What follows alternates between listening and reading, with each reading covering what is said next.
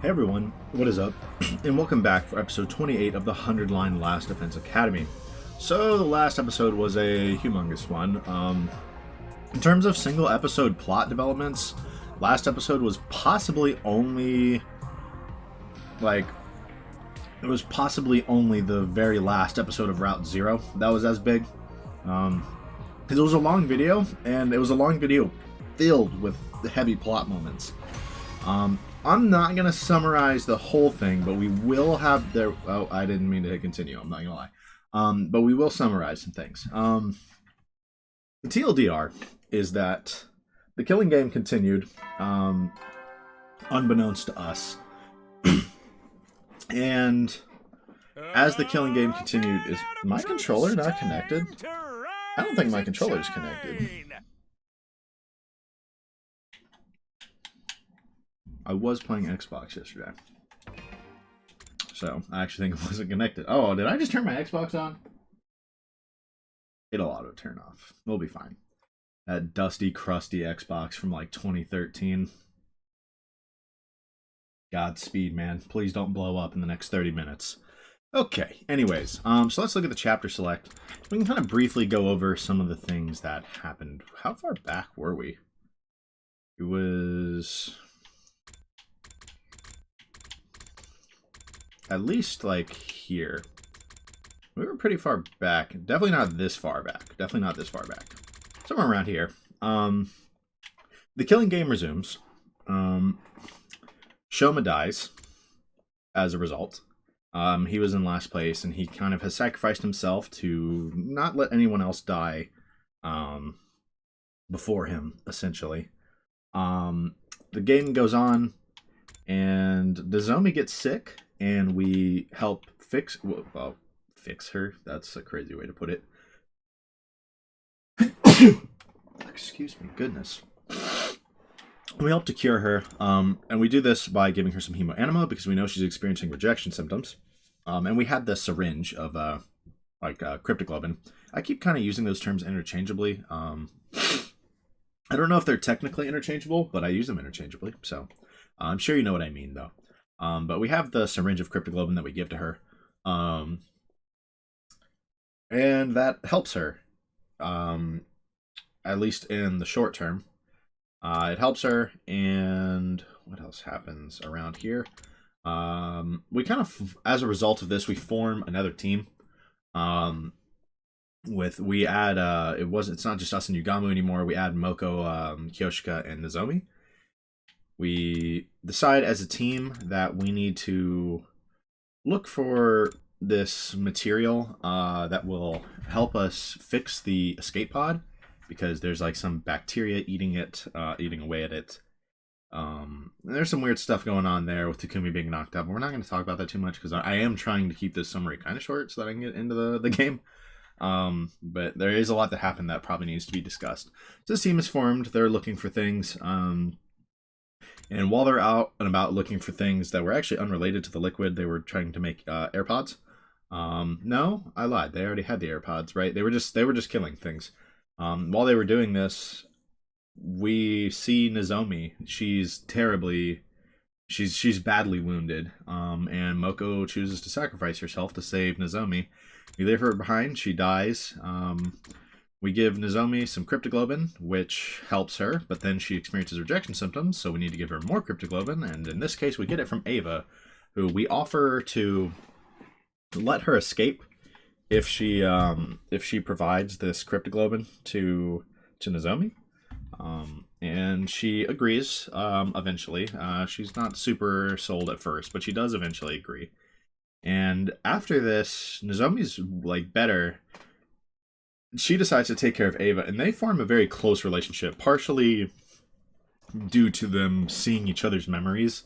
Nozomi seeing Ava's daughter commune, all of her her memories with commune, and then Ava seeing all of Nozomi's memories with her own mother and her own trauma and how it affected her and how she was making sacrifices for her mother and how she firmly believed that should not be something a daughter does, right? A daughter should not have to make such big sacrifices for a mother, right?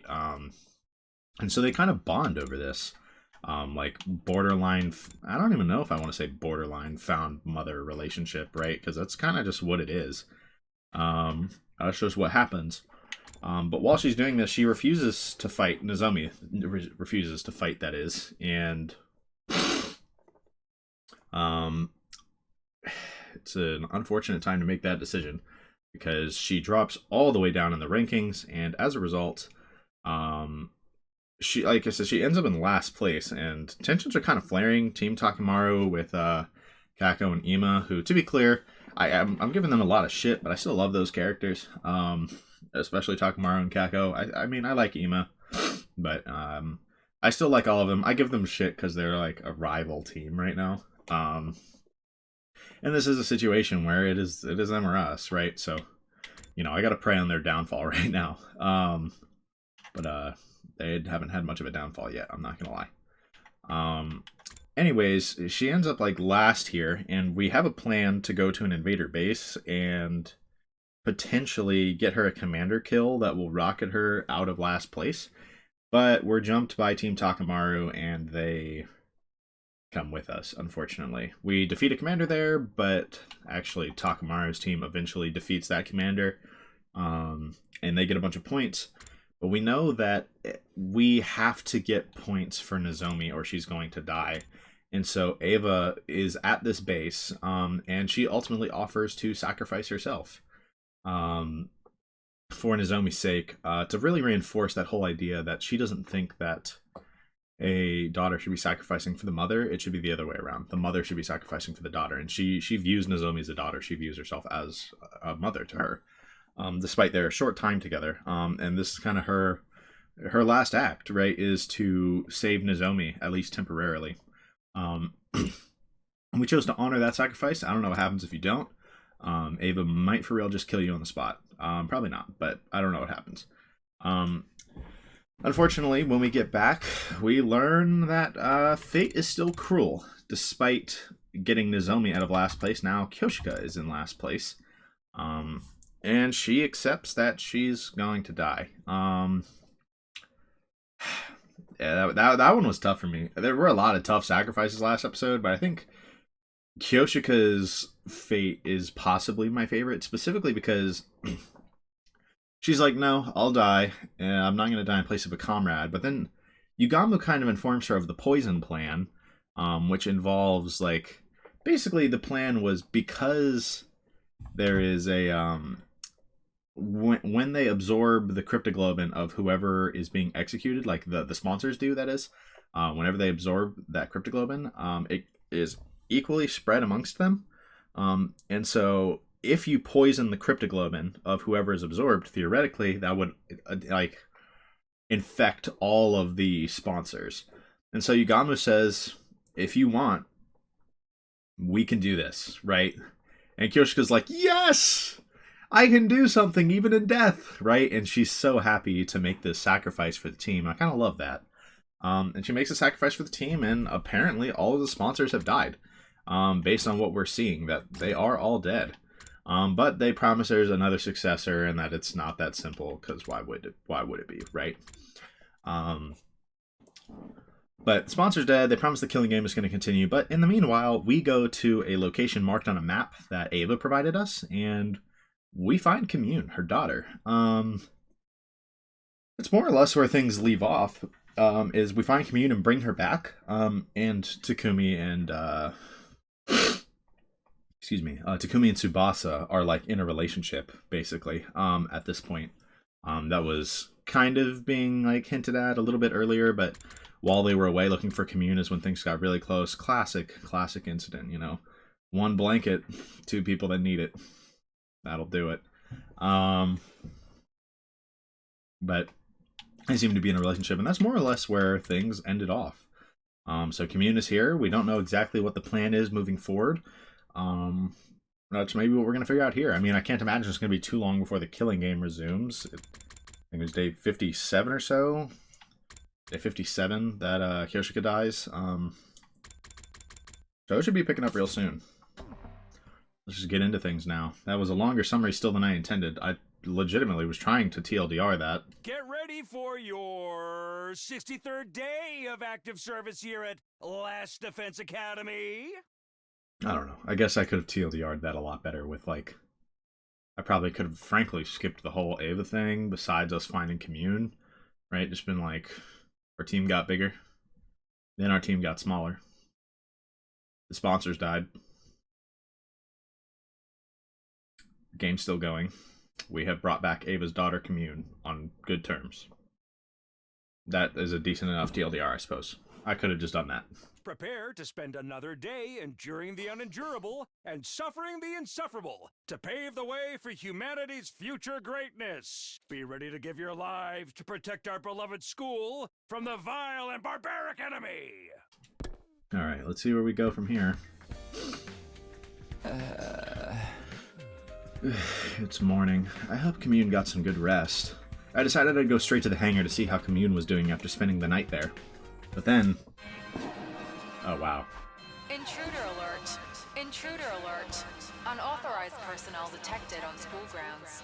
Defense mode initiated. All available troops prepare for battle immediately. Well, that didn't take long.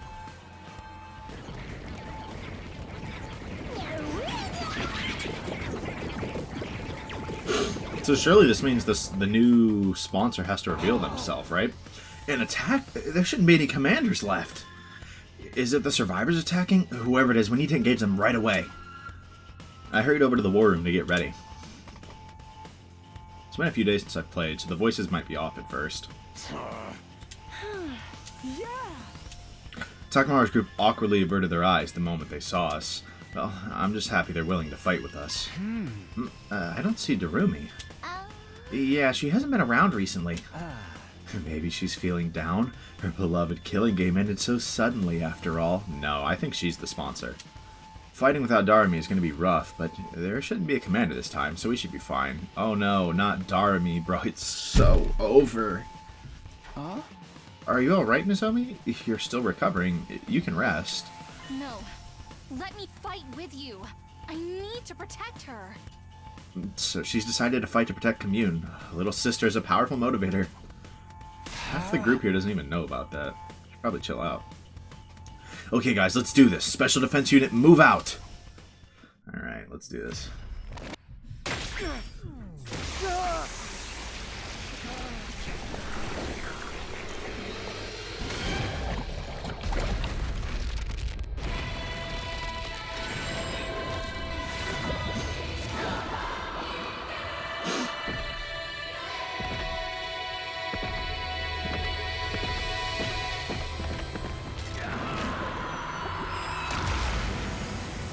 Pretty small group this time around, but something is telling me we're just going to be allowed to skip this fight anyways, so shouldn't matter. It'd be funny if I say that and I can't skip the fight. But even if I couldn't, I would not be too worried about it.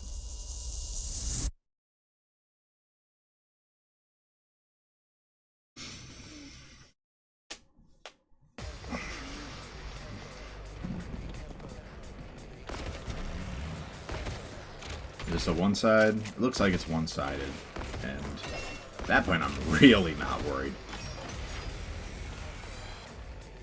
I don't want to fight. Yeah, it's the exact fight that I would have expected. Help me! The Voices fight is always on like day 63, isn't it, actually? Sounds like it's the enemy. Are they looking for their families? They're crying for their mother. Yeah. Don't let them distract you. It's obviously some sort of trick. Yeah, ignore the voices and let's make this quick.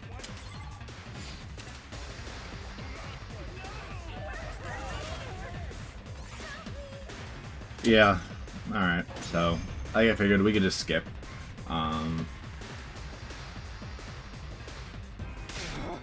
This shit sickens me. What are these voices? That's a different response than normal, I feel like. Do invaders have emotions? Don't think about it, sister dearest. That's right. Empty your minds and take down the enemy. Yeah, that's a different response than normal. Normally they're like not even, maybe like, I don't know, maybe like Shoma's willing to entertain it, but most people are like, no, there's nothing to that. I am still intrigued to see what exactly is up with that, because we see the whole Invader voices thing like in every route. I wonder, like, We managed to get rid of them. I don't know. It's obviously not a stretch at all to say that invaders do have some kind of emotions, and specifically those like combat ones, not the commanders. I'm really curious about. It seems like, I know Dal Shah thinks it's kind of like doesn't like that those are used as like combat fodder, and that's what they are, fodder ultimately. Even in story purposes, they are fodder. And so it makes me wonder if they're like they were naturally occurring creatures, or if they're like manufactured somehow. They're manufactured somehow, though. You'd be kind of shocked about them having the kinds of emotions they do. You know. So maybe there's some kind of naturally occurring thing on Earth. I don't know. There's a lot that there's what exactly is going on with invaders is actually one of the things that I most want to learn. Like, they have their own culture, and I mean commanders and the fodder, both of them. They seem to both have like, I mean, they're living beings and that seem to have emotions and culture potentially. I'm intrigued to see all of that. I assume we will see that eventually. Thank goodness there weren't any commanders. It looks like they're really gone. Just wait for Dal Shah to roll up. Which means our future fights with the invaders will be a walk in the park. Yeah, but we can't let our guard down. The enemy will do whatever they can to take out the school. Take your own advice, Takumi. I don't know what the fuck you're scheming, but I know it's worse than anything those freaks can manage. Okay, bro. Takamaru, come on! You're still doing this? It's fine, Tsubasa. Let him say whatever he wants to. I don't know. There's nothing we could really do to convince him, so. Ima, Kako, let's get the hell out of here.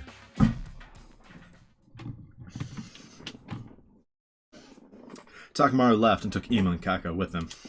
Even though we defeated the invaders, the unpleasant exchange of words afterward ended the battle on a low note.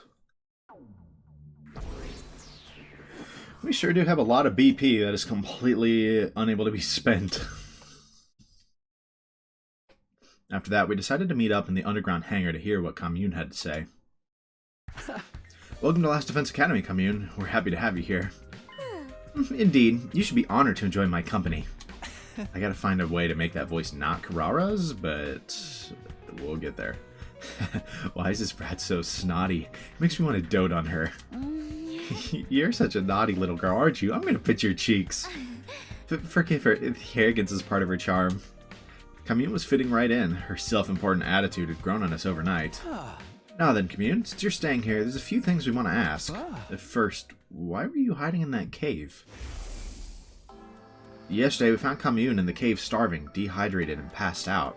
What was a kid doing all by herself in a place like that, waiting for Ava to return? And then she got captured, and she had to spend way longer there than I'm guessing she was anticipating. Do you need me to spell it out? I was exiled from my village.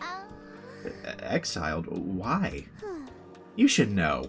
Because my mother Ava ended up your prisoner, of course. She was the people's hero. A hero must never be taken prisoner by the enemy. So Ava was branded a traitor, and so were you, her daughter.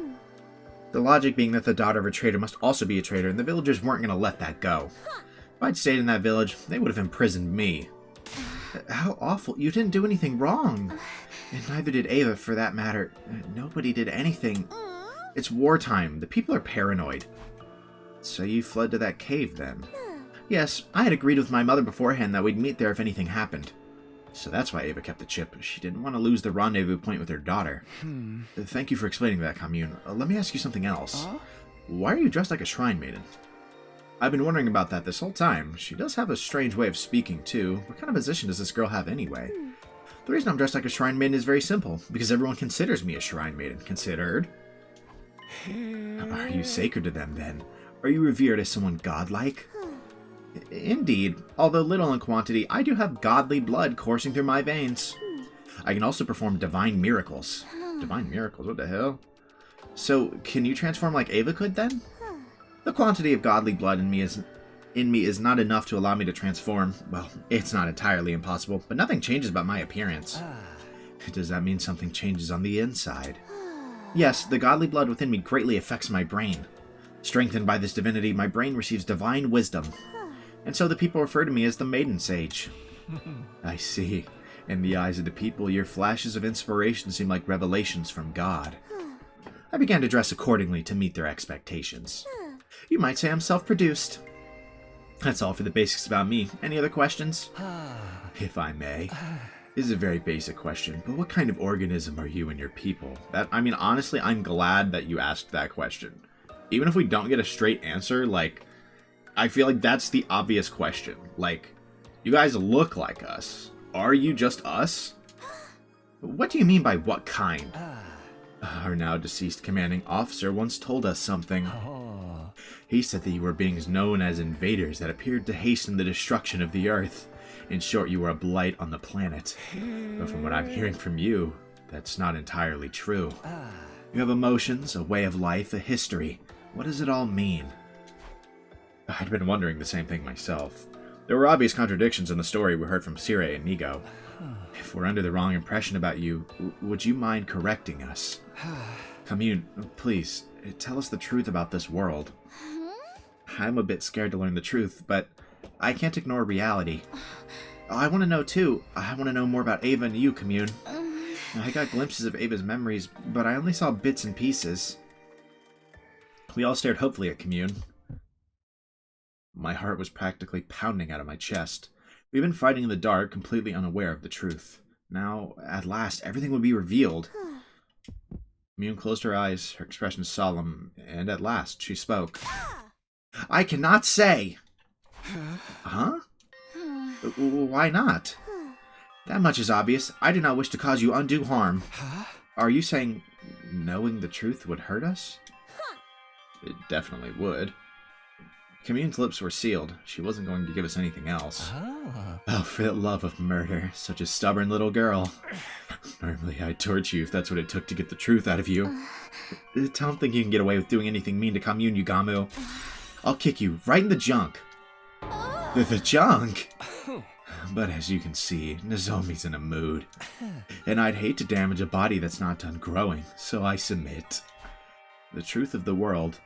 Honestly, I was still curious. There was nothing to do but wait until Commune felt like talking. That's it for our questions, but do you have anything you want to ask us? No questions, but I do have a request. A request? Yes. Commune sat up straight and spoke with a serious expression on her face. I, Commune, am seeking asylum in Last Defense Academy. I ask that you accept this request promptly. Didn't we, already accept that request? Asylum? I've heard about it in the movies, but what exactly does that mean? We'll guarantee your safety, and in exchange, she'll provide us with some form of benefit. That's what it means. It's a kind of deal. Indeed, I desire a life of peace. In exchange, I'll provide you with knowledge and technology. A fine deal, wouldn't you say? Certainly not bad, but are you sure? Being part of Last Defense Academy means betraying your former allies. It would be a lie to say I don't have any lingering attachment to my homeland, but I have already been exiled. If betrayal will keep me alive, then so be it. I mustn't die. Mother wanted me to live. No matter how deplorably, you must live. She once said those words to me. I see. Makes sense to me. Yugamu nodded in approval, then turned to me. Well then, team leader, make your decision. Do we accept her request? There's nothing to decide. Kamine's already one of us. That's why I brought her here in the first place. Takumi. I was about to say, if that's a real choice, that's the most obvious choice ever. No, wait, you're deciding just like that? Even I'm shocked. This is how I can pay Ava back. I can't just throw away our last connection to the woman who gave her life to save Nozomi. Glad to have you on board, Commune. So delightful to have yet another adorable member in our team. I hope you might someday share the secrets of the world with us. Right. Pleasure doing business. You should be honored to live alongside Commune, the main Is she about to, pass out? No. No, we hug it again. Nozomi squeezed Commune with a terrifying enthusiasm. Unhand me, it hurts.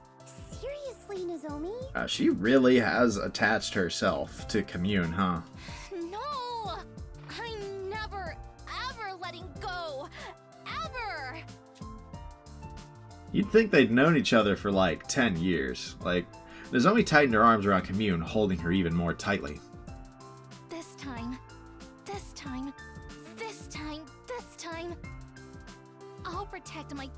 I mean, it was pretty obvious she saw her as like a little sister. You see, Ava? I'm protecting her. With a big hug. And I will protect her, no matter what. Even if it costs me my life. Oh, Lord. But then...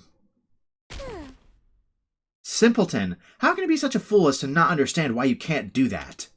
Commune suddenly shoved Nozomi away. Commune? Mother wanted you to live. A child mustn't die, not for anyone. That should have been clear to you the moment Mother gave up her life for you. Do you understand, Nozomi? Commune spoke with a stern tone, as if reprimanding her. Who's really the older sister here? Abandon any future thoughts of throwing your life away. You mustn't die, not for anyone. But Moko and Kyoshika died because of me too. I can't keep prioritizing my own life over everyone else's. If you vow that you won't die under any circumstances, then I will accept you as my older sister. Don't you dare leave me alone in this world. Sis? So they both feel that way, though, ultimately. But... Did you just call me... Hey, can you say that one more time, sis? Maybe if I feel like it. Come on, just do it. Here, after me. Sis, there, your turn. Silence, fool. Don't you dare treat me like a child. Please, just say it. You'll make your big sis angry. Angry at me? You're the one acting crazy. There they were, Nozomi, who would do anything to hear Commune call her sis again, and Commune, who was avoiding doing that at all costs. We watched fondly as the sisters from two entirely different species bickered. I hoped these peaceful times might never end. Yeah, let's be for real right now. Yeah, I was about to say, jump cut to, and then everything immediately went wrong. Because that's what's happened literally every single time Takumi has had that exact thought this route, right? Like, right before Hirko, he's like, we're finally going to end this. And then everything went horribly wrong. And then Moko, he's like, we've got a team, it's looking good. And then everything went horribly wrong. Now he's like, I hope this peaceful moment never ends. But of course, that was nothing more than a pipe dream. Like, dude, you just gotta stop jinxing things. We were about to find ourselves in a new hell the very next day. Yeah, I'm guessing we're gonna find out who exactly is in charge of this killing game now. I mean, legitimately, my final guess is Darami. Up and Atom troops, time to rise and shine! Get ready for your 64th day of active service here at Last Defense Academy! Prepare to spend another day enduring the unendurable and suffering the insufferable to pave the way for humanity's future greatness. Be ready to give your life to protect our beloved school from the vile and barbaric enemy! Hey, bro. This won't open. There we go. I wanted a piece of chocolate. Goodness.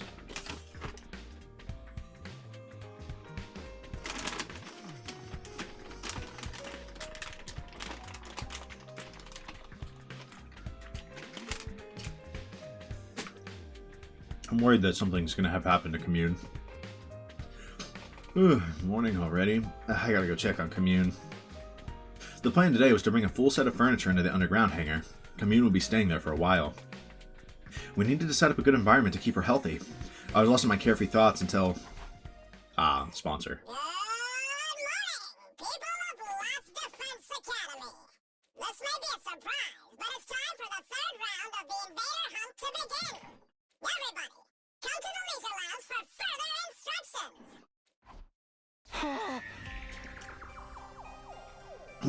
What the hell? Is there some kind of unfunny prank? But they sound just like the sponsor. Don't tell me they're back. I sprinted to the leisure lounge.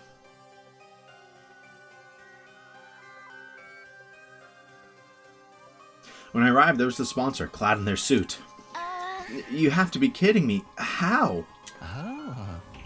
Oh, for the love of murder. I had my suspicions, but...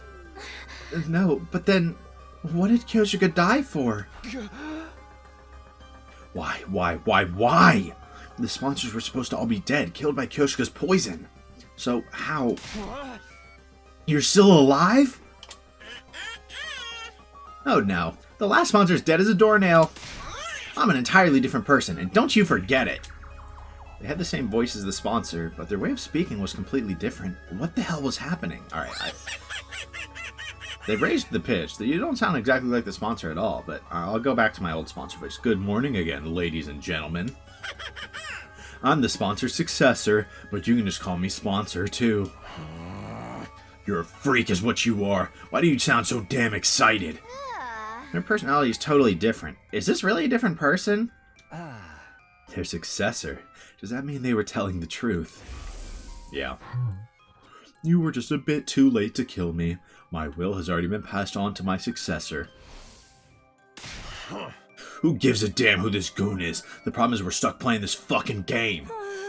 Back in hell again. I really wish this was over already. What does it take to kill this guy? Let me guess, you're immortal too? And you have multiple bodies? No, there's only one of me. I'm not talented enough to control more than one body. Huh? Really? If that's true, you're a lot weaker than the last one. How about we test that theory? Square up and we'll fight one-on-one. One-on-one? I like the sound of that. Don't mind if I do. Yugamu pulled a knife out of his sleeve and made for the sponsor. Stop, Yugamu, don't do anything crazy! What if you get killed? It'd be worth it if it gets us some intel. Just pick up where I leave off. Now, where were we? And with that, Yugamu began to move at lightning speed. He was running straight at the sponsor. The very next instant... Oh. An explosion suddenly echoed across the room. There were flames jetting out from Yugamu's body. Yugamu? Fantastic. Yugamu! We ran over to him, panicked, but it was already too late. His body had been torn apart in an instant. What? Why did Yugamu just blow up? Did the bomb inside of him go off? Oh, right. I almost forgot about that. We have bombs that detonate if we disobey Sirei. But Sirei's gone. How could this happen? Did you do this? Did you set off Yugamu's bomb? Of course it was me. I just clicked this little remote. Oh, bruh. By the way, curious that Darmy is nowhere to be found. Nice, isn't it? I made it out of the parts from Sirei's head. You took his head apart? You monster. Well, I don't have the kind of fighting power the last one did. I have to use tricks like this to compensate. Yugamu, thank you for allowing me to demonstrate. Now everybody knows how strong I am. Oh wait, your ears blew clean off your head, so you can't hear me. The sponsor cackled as they stared at Yugamu's dead body. It was so cruel that it made me nauseous. You killed him and you're calling it a demonstration? You'll pay for this, I swear. Oh, relax. It's what the Revive-O-Matic is for, you drama queens. When you bring him back, tell him not to defy me again. Otherwise... Next time, these bees will suck every last drop of cryptoglobin out of him, so he can never pull a stunt like that again.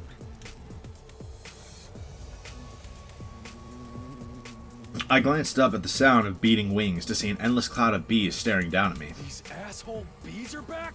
Great. So, the new sponsor inherited control over them too? We're not going to be able to do anything to them so long as these bees are around. Well, this doesn't make any sense. Is it crazy to me to say that at times it somehow kind of sounds like this is Eito's voice to me? Again, I think Darmy makes so much more sense, and the way they're having so much fun with this and kind of their general vibe screams Darmy to me. But I don't know, for some reason that was just a thought. I'm like, it kind of sounds like Eito's intonation at times. You see,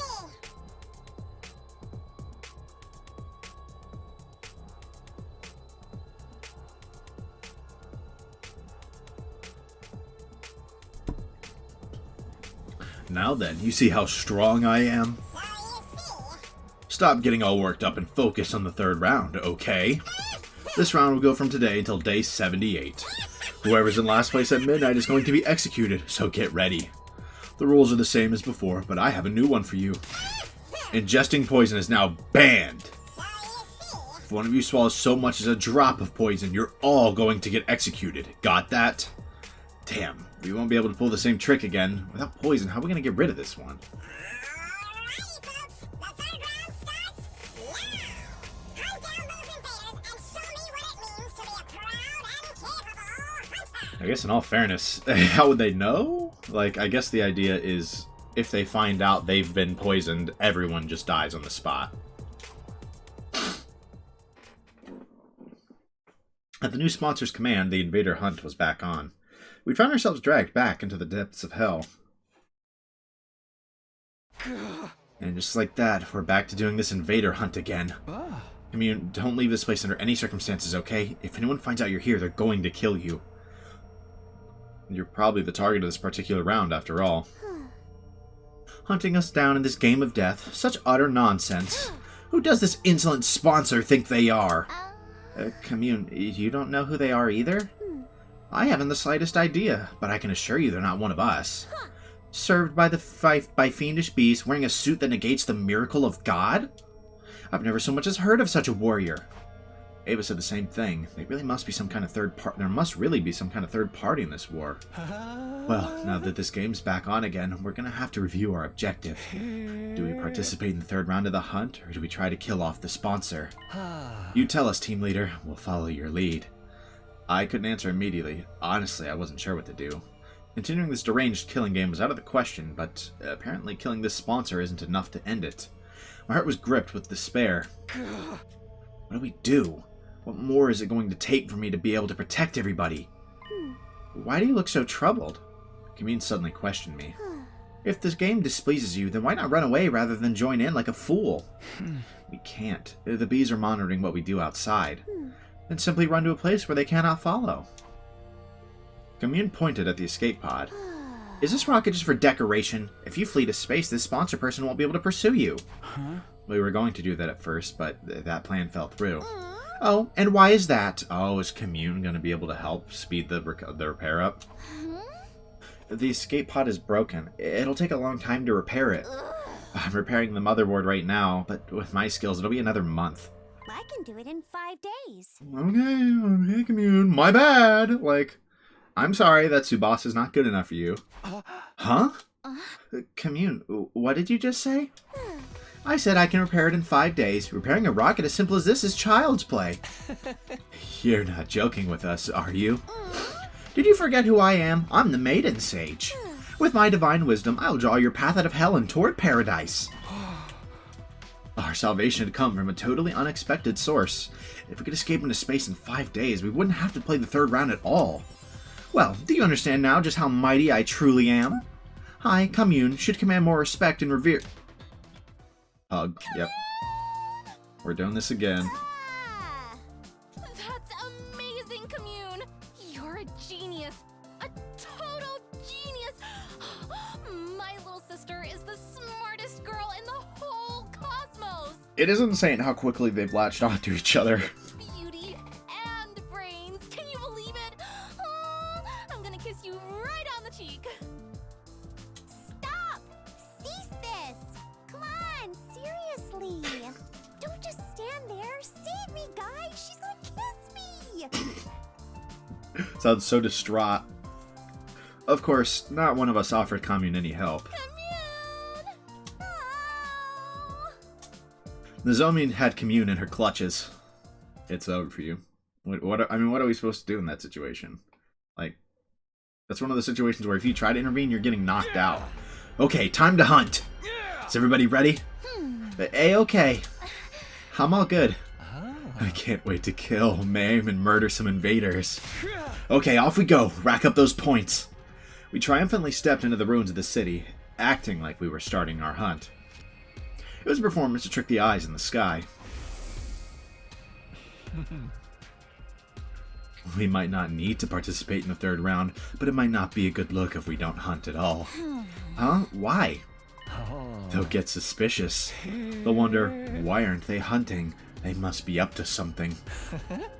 Don't want them to have any reason to scrutinize us, right? So we're gonna have to pretend we're playing the game.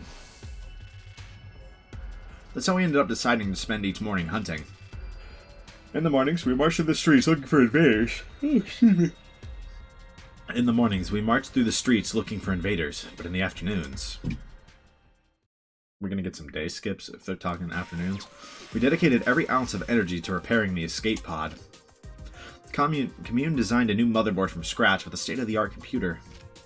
While Tsubasa made and assembled the parts using electric tools. I don't know why I said electronic. Yugamo and I ran errands. We transported tools and machinery in and out of the hangars directed by Tsubasa. Someone's eventually gonna discover this, like, for sure. And Nozomi... Everybody, I brought some onigiri for snacks. Okay, Commune, say ah! Ah! Oh lord, we're feeding I her. can eat by myself. Leave him there. I said ah! I just so forceful with this. So forceful. Nozomi, give me one too. I've been using my brain so much, I need some calories. Okay, you too, Tsubasa. Oh, she's feeding her too. Oh lord. You really don't have to do the whole big sister thing to me. Nozomi's acting in a support role, or more accurately, pretending to be our big sister. All hands were on deck as our team worked on repairs day and night. This went on for several days. Yeah, we're getting a skip now.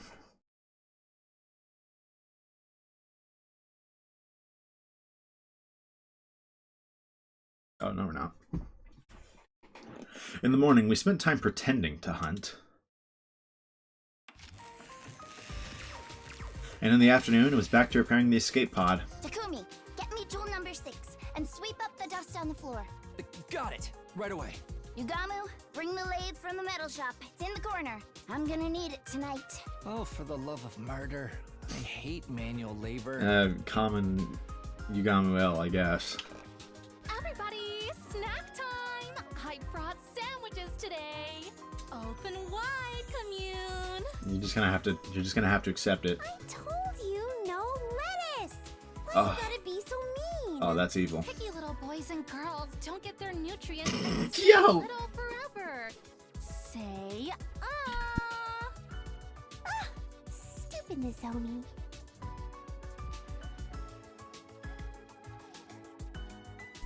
That's insane.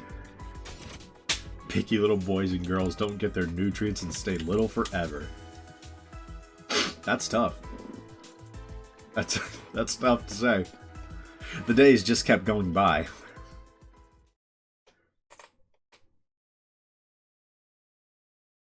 Our task was the same that day too. We dedicated the morning to hunting, and in the afternoon, like I said, eventually they're gonna get back and Commune's gonna be like dead down there, and or all of their work like destroyed by the sponsor, who is like, it's gotta be Darumi, right? Unless it's like a kind of gonna be like a bait and switch here, because we haven't even seen Darumi, right? Like once, right? Since then, she didn't show up for the fight, right? She wasn't there when the sponsor was there, right? So unless they're intentionally not putting her in the same room to make you think it's Darumi, it's obviously Darumi, right? Those are the two possibilities. We all pitched in to repair the escape pod. Takumi, come here and massage my shoulders. Oh, they're so stiff. Oh, okay, but are you sure? What are you worried about? Just hurry up. Oh, Yugamu, take the lathe back to the metal shop. It's in my way. I need it gone ASAP. Oh, for the love of murder! You're not even trying to hide your favoritism. No, she's not. Energy drink. I need an energy drink. One just loaded with caffeine. We'll get this girl a monster. You're too young to be drinking that. Drink the soup your sister made for you instead. The days just kept going by.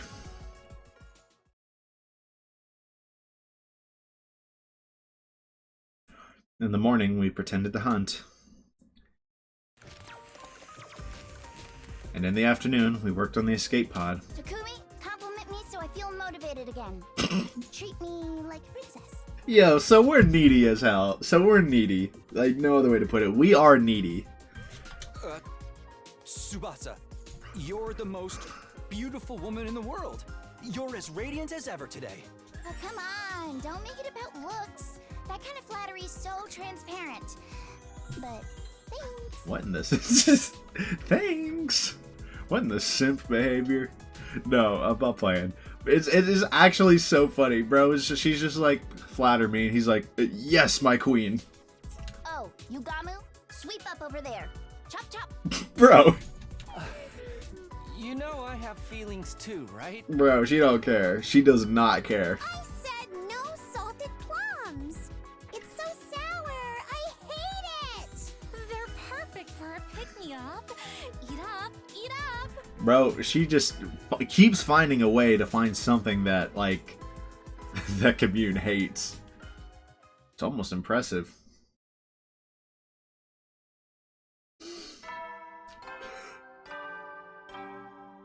Oh, we got the morning announcement. We haven't had one in a few days. Something big's happening today, probably. Up and out of troops, Or they just time randomly to threw one in, I rise guess. and shine.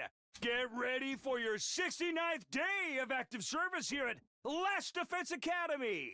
In celebration of a badass day, I wonder if they are we'll be doing playing this just music for the with a rock music. flavor all day. Yeah! With our adrenaline pumped to the max, in the name of the fucking badassery of humanity. And that's just so true. Let's kill the shit out of these nasty pigs and protect the hell out of our beloved academy. Let's protect the hell out of it, man. I wonder if that is actually why they,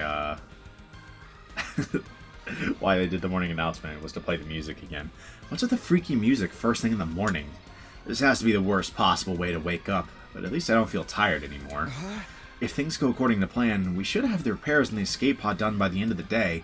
I should ask Commune how things are moving along. I got ready and headed for the underground hangar. I feel like things... Oh, Takumi, your timing is perfect. The person who greeted me when I entered the underground hangar was not Commune, but Tsubasa. Tsubasa, were you here all night? I just couldn't stop myself. I was in the zone. But as a result, and you might want to hold on to something before I tell you, we're finally done repairing the escape pod. Really? We worked ourselves to the bone to finish that circuit board in 5 days. Whew, I'm completely burnt out. That's amazing, Tsubasa. You did it. I can't believe it really only took 5 days. We gotta tell everybody. I'll get Yugamu and... Wait, Takumi. I was about to rush out of the room when Tsubasa grabbed me by the hand and stopped me. Before you get everyone, I was hoping you might reward me for my hard work. Oh. Reward? Huh? Takumi, you said before that you were going to do things right. I'm gonna do this right. I guess I did, didn't I? If you want to do things right, then do this right. Right? You said you would... With a vulnerable expression on her face, Tsubasa closed her eyes and tilted her head up. I might be slow, but even I know what she wants. But is this really okay? We're in the middle of a war. Staring at Tsubasa, she waited nervously. I couldn't help but feel a swell of affection. I quietly made a decision. I'm going to do it. I'm going to do things right with Tsubasa, here and now. I leaned in close to Tsubasa's lips and... Blast! I've really done it this I time. knew Commune was going to, like, interrupt this. We heard Commune grumbling and quickly backed away from each other. Confound it! How can I make such a careless mistake? Dang it! Commune came out of the escape pod holding her head in her hands, complaining about something. What is it, Commune? Did something go wrong with the repairs? Fools! The repair work is impeccable! Who do you think you're speaking to? What's with all the yelling then? What did you do? No matter how perfect the pod itself is, the machine can't do anything without fuel. You have to be kidding. Not at all, I'm afraid. There's a hole at the bottom of the tank. It's completely drained. We're out of rocket fuel, and that's just banger. I hurriedly called Yugamu and Nozomi over and explained the situation to them, and so we got blocked. Come on, Commune. You couldn't have held that for like 10 more seconds. You couldn't have held that thought. How much you want to bet? I'm real worried now. They're gonna do that, and they're gonna, like, one of them is gonna die soon, and it's gonna be right before, like, and they're gonna, like, basically, I think Tsubasa is gonna die, and Takumi's gonna call back to that moment and be like, I should have done things properly. I said I was gonna do things right. I could totally see that.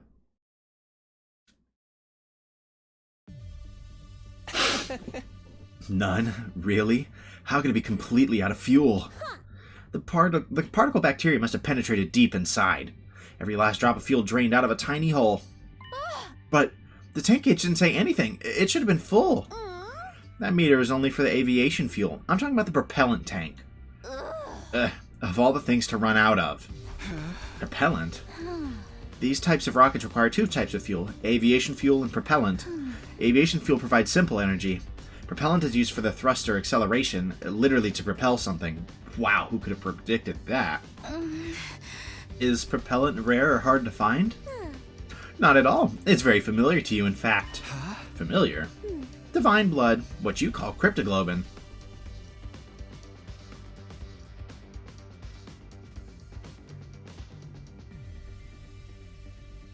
Really? That's not a coincidence. That we just conveniently lost all of our cryptoglobin reserves. Be so for real. Be so for real. They were storing preserved blood in the... They were storing preserved blood in the tanks. Cryptoglobin? As fuel? This stuff really is magic, huh? How did you think a rocket of this shape, designed with no concern at all for aerodynamics, could safely make it to space? Because it's being protected by the miraculous power of cryptoglobin. Without it would immediately fall apart midair. If it just needs cryptoglobin, we can just fill the tank with ours. Bro, you're gonna need way too much for that. You fool, you don't have enough. You would need every last drop of cryptoglobin from the body of the strongest class of our heroes to launch this rocket.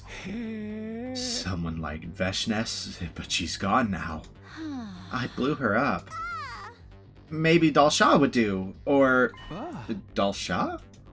A former hero, commander as you call them. He has as much cryptoglobin as Veshness did. A former? That's interesting, I didn't know that bit. As much as her. I had no idea an enemy that strong was still around, but I've never seen or even heard about him.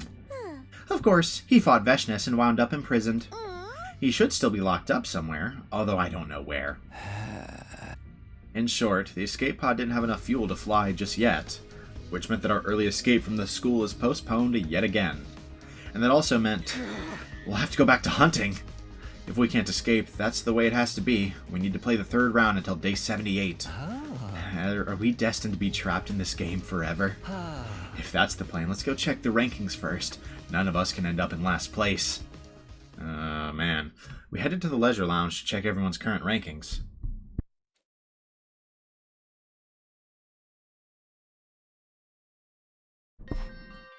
I have a feeling this is not going to look good. Son of... that's That's literally exactly what I was expecting. Oh no. Are we really gonna do this? Are we really gonna do this?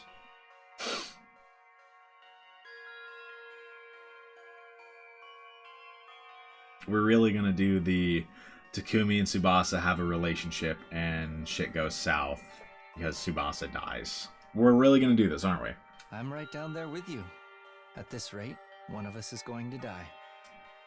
Yama and Tsubasa had fallen to the bottom of the ranks. Meanwhile, Nozomi and I were still high. We had her to thank for that. Well, if it isn't the Eva Killer himself! Shut up. I heard a voice and whirled around to find the sponsor standing there. What did you just say? I was just complimenting you on a job well done killing Ava in round 2. Not just anybody can exploit someone's emotions and get them to choose self-deletion. You're a real lady killer, aren't you? The kind of smooth operator that can get a woman to do anything. How did it feel when you killed Ava and got her points? Come on, tell me. This is 100% Darumi. The way she's talking, bro, no, this is Darumi. I'm not going to stand here and allow you to mock her. Oh, and what are you going to do about it? If you use violence against me, you'll be in violation of the rules. They were outright trying to goad me. They were nothing like the last sponsor. I shielded Nozomi as I glared at the sponsor. What do you want from us? I just wanted to chat with you. I love human beings like you. Like me. My only hobby is observing arrogant humans who will kill anyone for the sake of their own ego and journey. Takumi, you're the tops, kid. Bro, this is 100% Darumi. I can smell the stench of blood on your hands. You're a natural-born killer. I'm sure you'll dirty your hands in the blood of even more victims later. Right, Takumi? The boy with the blood-stained hands? I do have to point out that every single decision in this route that has led us to the point we are at has required that we kind of accept someone's death. I say that. Actually, if that were the case, Darami's sacrifice would have been the right option, I suppose. Darami's the only person we actually did save. We let Moko die, we let Ava die. And kind of starting, like, having them start the killing game in general, arguably, like, led to a lot of deaths. The question still remains if it would have started either way, but we know for sure that Takumi encouraged people with Darami to start it. And so, you know, you can arguably blame him a bit. It was a low blow, but it still made me mad. I almost punched them right on the spot. But I managed to stop myself in the nick of time. I didn't want to break the rules. Just then, Tsubasa came to my side and squeezed my hand. Your hands are clean, Takumi. And they always keep me warm when I need it most. Tsubasa clasped my hand tightly and sent a withering glare the sponsor's way. Oh, showing off your girl. You were head over heels for Nozomi not that long ago. When did you trade her in for Tsubasa? You have no morals at all. Shut up. Let's go, Takumi. We don't have to stand here and take this. True. Get out of here, bro. I took Tsubasa by the hand and led her to the leisure lounge exit. However, as I was walking out the door, Takumi, you're going to kill a lot more people after this. Once your hands are bloodstained, they can never be clean again. They'll keep searching for their next prey. I'm expecting even more spectacular death from you in the third round. The sponsor made a sinister prophecy. Me? Kill people? That's ridiculous. I'm only going to kill invaders. I'll kill again and again and again, as many invaders as it takes to save my friends. Feeling determined, I set off to hunt in the city. But what I saw there was completely unexpected. Someone's about to die, aren't they? There's no invaders! The area around the school, once teeming with invaders, now only housed a pitiful number. Maybe they moved? Let's search somewhere else, Takumi. Right. We wandered around the city in search of invaders. Oh, this is not what I expected. I can't lie. We searched every nook and cranny. We checked everywhere, even inside the buildings, but we hardly managed to hunt down any invaders that day. We, like, actually wiped them out. Okay, let's go. We're bound to find more invaders here. We'd been desperately searching for invaders since early this morning, but they're gone. All gone. Where did they go? It's gotten a bit colder recently. Maybe they're hibernating? Is that something they do? I'm getting more and more anxious. This is bad. We're not going to gain any points at this rate. Tsubasa's in last place right now. If something doesn't change, he'll be killed on the last day. The fuck? Where the hell are they? Is that Takamaru? We quickly hit ourselves and peeked in the direction of the voice. We have hardly seen any invaders since the third round started. Hey, where did you freak shamble off to? I almost missed them. Is this love? Stop dicking around and start looking. We're gonna lose to Takumi's team if we don't do something. I mean, not really, because we can't find anything either. Takamaru and the twins ran through the abandoned residential area, panicked. But it seems they have the same problem as us. Looks like they're not catching any invaders either. If we can find where the invaders are before they do, we might have a chance to turn the tables. Let's get our heads in the game and look for the invaders. We continued to search for invaders, but nada. We had almost nothing to show for our effort. This is not good. Once again, we looked around in search of invaders, but nothing. There weren't any invaders in sight. Oh no, we're going through the days now. That's a bad sign. Okay, we got a morning announcement, so something's gonna happen, I assume. Up and Atom troops, time to rise and shine! Get ready for your 72nd day of active service here at Last Defense Academy! Prepare to spend another day enduring the unendurable and suffering the insufferable to pave the way for humanity's future greatness. Be ready to give your lives to protect our beloved school from the vile and barbaric enemy. Hey! Gotta go looking for invaders again. My body was exhausted, but I don't have time to take it easy and sleep in. Gotta find the invaders before Takamaru and the twins do so I can boost Tsubasa's rank. Intruder alert. Is this gonna be Intruder Dalsha? alert. Unauthorized personnel Is detected it? on I feel like it might be a little school too early for Dalsha, but... Defense mode initiated. No, Takumi usually dies, and so it skips like 10 days, and then it waits a little longer before he shows up, so this might be around the right time. But there's a bunch of minions. That's not usually Dalsha's thing, so maybe not.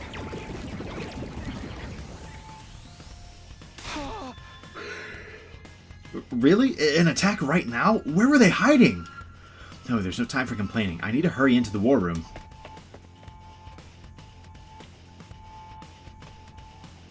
No Darumi still. Yeah. Takamaru and his team wouldn't even look at us. Well, as long as they're willing to fight with us, that was good enough. There aren't any commanders left, so we'll probably just be fighting mooks. Dalsha's still left. There's so many of them! I wish we could have hunted them down outside. Real. Tsubasa sighed out of frustration after looking at the monitor in the war room. These invaders, where have they been hiding? If there is that many of them, they should just come on out during the day. We really need the points. Seriously, my game is a total bust because they keep hiding. What are you doing here? Relax, I just came to commend you for bravely marching off to fight this completely pointless battle. What do you mean, pointless? Isn't it obvious? Sure seems like a lot of hard work, even though you won't get any points for killing invaders on school grounds. Don't make things worse for us, we're already on the ropes. That's right where you belong. The more desperate someone gets, the more they're willing to dirty their hands to change their situation. How exciting. Ignore them, guys. Special Defense Unit, move out! Yeah, bro, get ignored. Leave us alone, Darumi.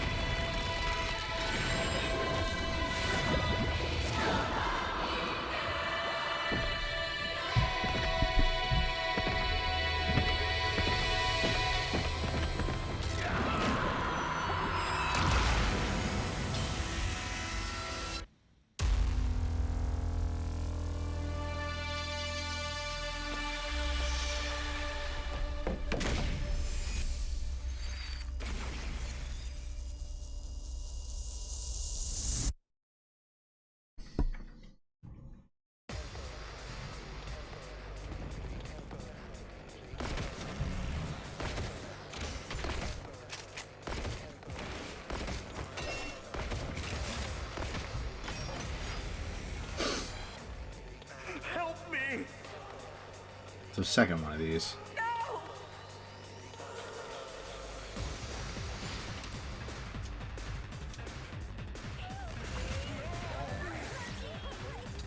I'm gonna skip this battle.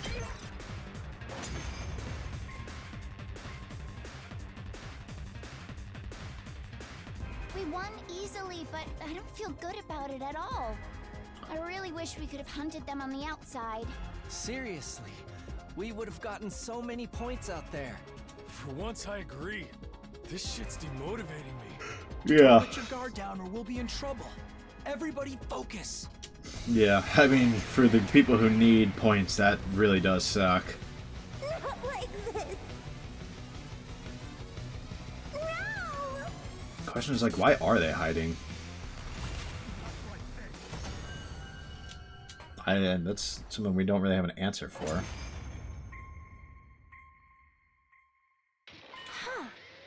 It's over? Not surprising. We're a little too strong now. We have fewer numbers now, but the hunt is making everyone strong enough to compensate for it. Believe me, y'all were already strong enough, but Now we just need to figure I out. haven't even been how able to survive. upgrade. You're gonna win this shit. Watch your ass, Takumi. You want to do all this right after the defensive battle? Well, whatever. I'm used to it. Yeah, bro, they're always stirring shit up. Right after defensive battle. Another 9100 BP. We're over 6K. Or 6 figures is what I meant. We've been well over 6K. Okay, brief break. I'm back though. After a defensive battle, we went to the hangar to discuss our future plans. I don't think we're gonna get any points if we keep blindly looking for invaders.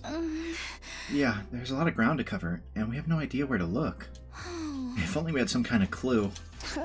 Hey, Commune, do you have any idea where we might find an invader base? I don't want to make you sell your friends, but if we don't do something, Subas is gonna die. Alas, because I was secluded in the cave for so long, I'm not well informed about the war. Sorry, I can't be of any help. Dude, I feel like these voices are all wrong. I came back from my break and lost my whole mojo. Oh no. Ah, right. The whole reason you're in this dilemma is because I failed to repair the escape pod.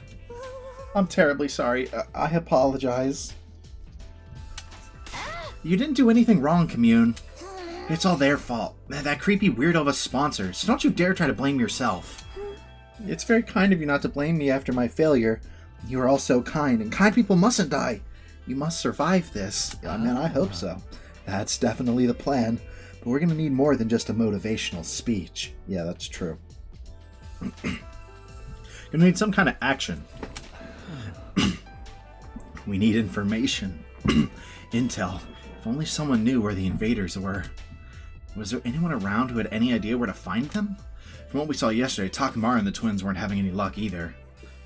If none of us are catching any invaders, there's no way for either of us to get ahead. That's when it hit me. Darmy. I suddenly thought of one of our comrades. Right, if anyone might know. Darmy might know where the invaders are. Darmy? Ever since she took first in the middle of the first round, she hasn't slipped even one position in the rankings. She's a brilliant hunter. She might still be able to figure it out. She might know where we can find the invaders. Takumi, surely you're not planning to add her to our alliance. You haven't forgotten what a horrible mistake that was before, right? Don't do it. Oh no. Oh no. Because she's totally the sponsor, man. It was true that we lost Hiriko because Darumi couldn't control herself. Normally we'd be better off keeping our distance from her, but... Can't make an omelet without breaking a few eggs. Let's accept the risk and invite Darumi to join us. Oh, that's a terrible plan. No! No one is suspicious of the fact that she's conveniently gone missing? I get she wasn't always around all the time before, but holy smokes, we haven't seen her once since the new sponsor showed up. She really loved Hiriko. She might not even need much convincing. Oh, for the love of murder. Well, who am I to object to our dear leader's decision? But I haven't seen her around lately. She hasn't been joining the defensive battles either. She wasn't at the closing ceremony for the second round, nor the opening ceremony for the third. I wonder where she is and what she's doing. I saw her not that long ago. I went to the cafeteria for a late night snack and ran into Darumi just after she'd returned from outside. I was so freaked out. She was totally covered in blood. In blood? I was worried she was really hurt or something, so I called out to her, but it was all invader blood. Which means she was fighting a large enough group of invaders to end up covered up in their blood. Our team needs Darumi's strength. We need to make sure we get her to join us, no matter what. She's probably a night owl. I'll stop by her room at night. I hope I'm wrong. I just gotta say, I really hope I'm wrong about Darumi being, like, the new sponsor. If I am, like, my bad, Darumi, but it seems like it makes a lot of sense to me. And it could actually spell disaster here. After that, I went to rest in my room, and then once night fell...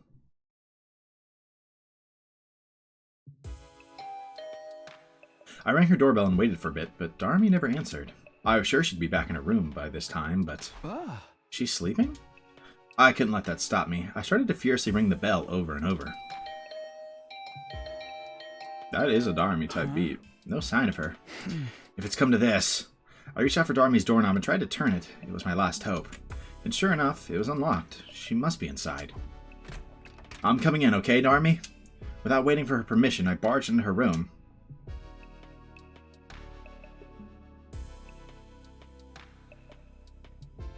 Darumi was sitting beside her bed, staring up at the ceiling in a daze. Hey, long time no see, Darumi. Your door was unlocked, so I just let myself in.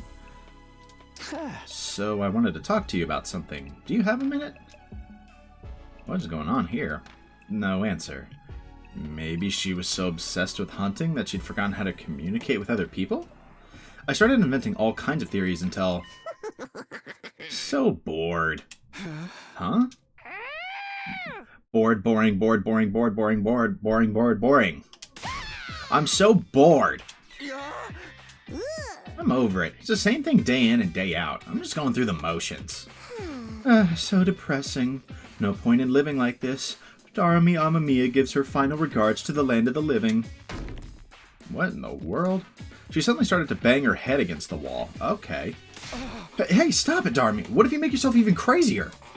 I pinned her arms back in a full Nelson to get her to stop hitting herself. Takumi, why are you touching my boob? Yeah, bro, chill out.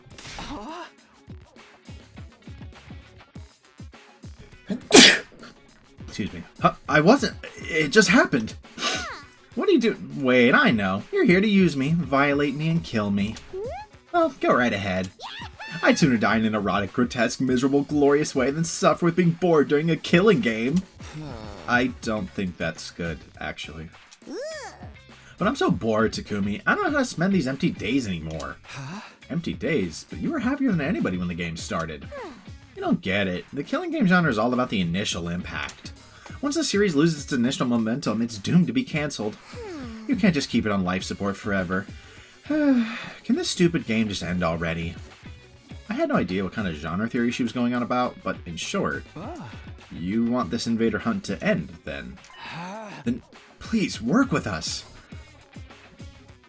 This is my chance to recruit her. I summarized everything that had happened for her. I told her that we found an escape pod in a certain location, that it had been damaged, but we'd fully repaired it. All we needed to do was find Cryptoglobin to fuel it, and we could escape to the artificial satellite. But at this rate, Tsubasa might die before we can escape. Tsubasa was in last place. We needed to get her some points ASAP, but we couldn't find the invaders we so desperately needed to make that happen. Please, Darumi, if you know where the invaders are, can you take us there? If you help us, we'll let you take the escape pod with us. The location of the escape pod was our most powerful bargaining chip. If she's sick of this killing game, then this is an offer she can't refuse. Hey! I'm sick of this game. Let's work together and bring it to an end once and for... She yelled at me so loudly I thought my heart was going to leap out of my mouth. End the game? Don't play with me. You want to take everything away from me? Hey, Darumi? Don't play with me. Don't fucking play with me. Don't fucking play with me. This is all I have. I won't let you destroy it. Isn't that exactly the opposite of what you were just... Get out! Asshole! Damn. You want to take away the only thing that matters to me? Then die!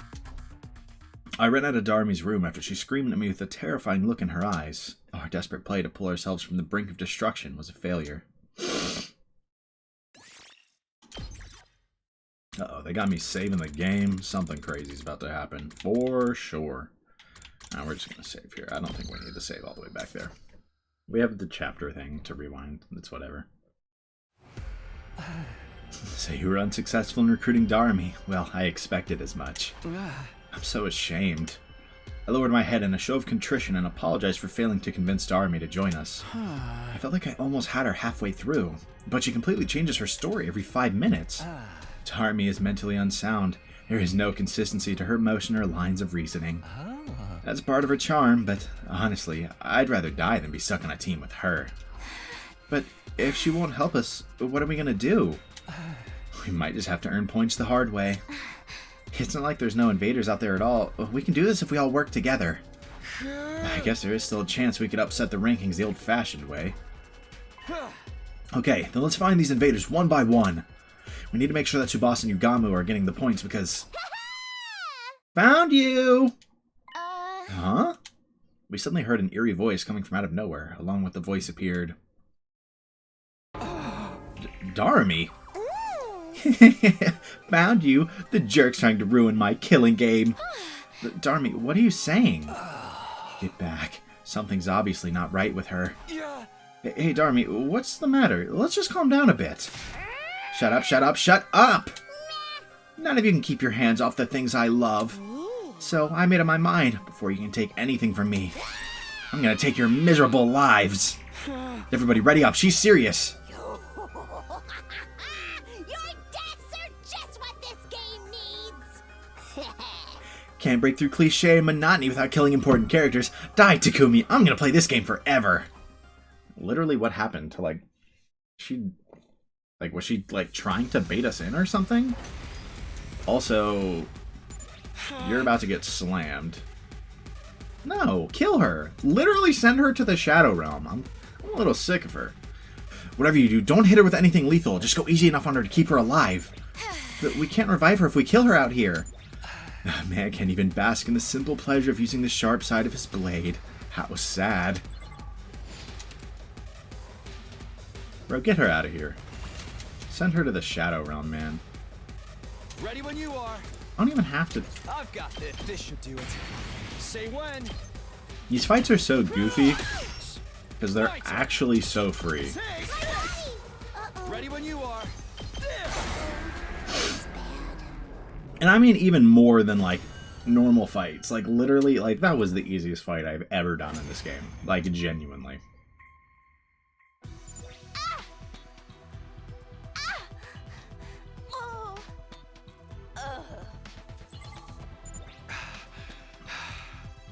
She's finally settling down. What was she even trying to do? It's not worth trying to think about. She's basically an animal right now. Hey, Takumi, what should we do with her? We can't just leave her here like this. Unless... We're just gonna have to bring her back to the school. Yugamu, do you have any rope?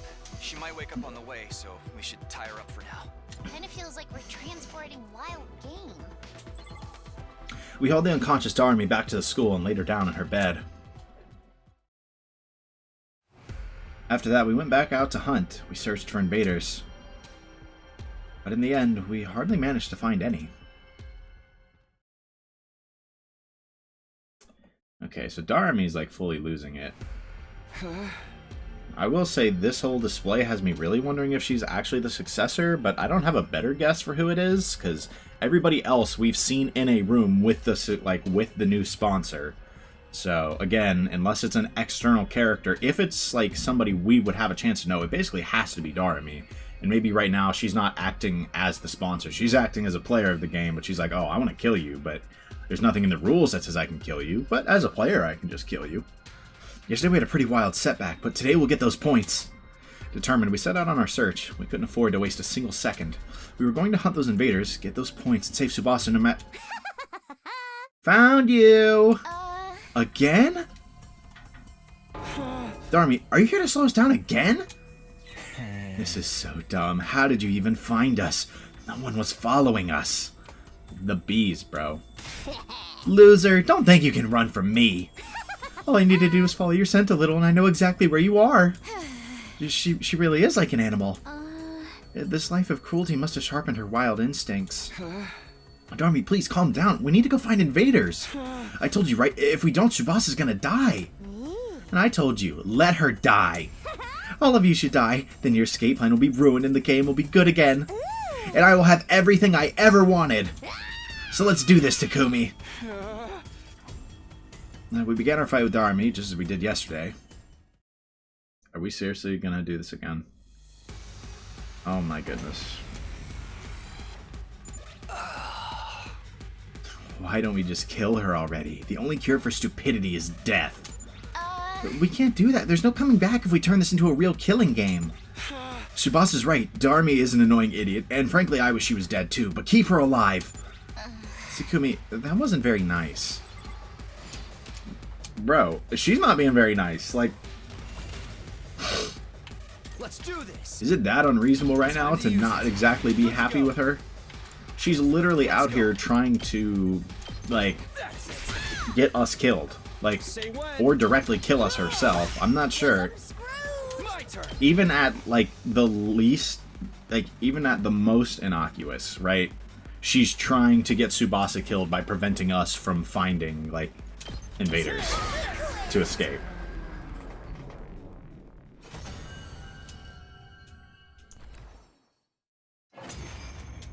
Like, I'm not gonna lie. If they gave me the choice to just leave her here dead, I might take it.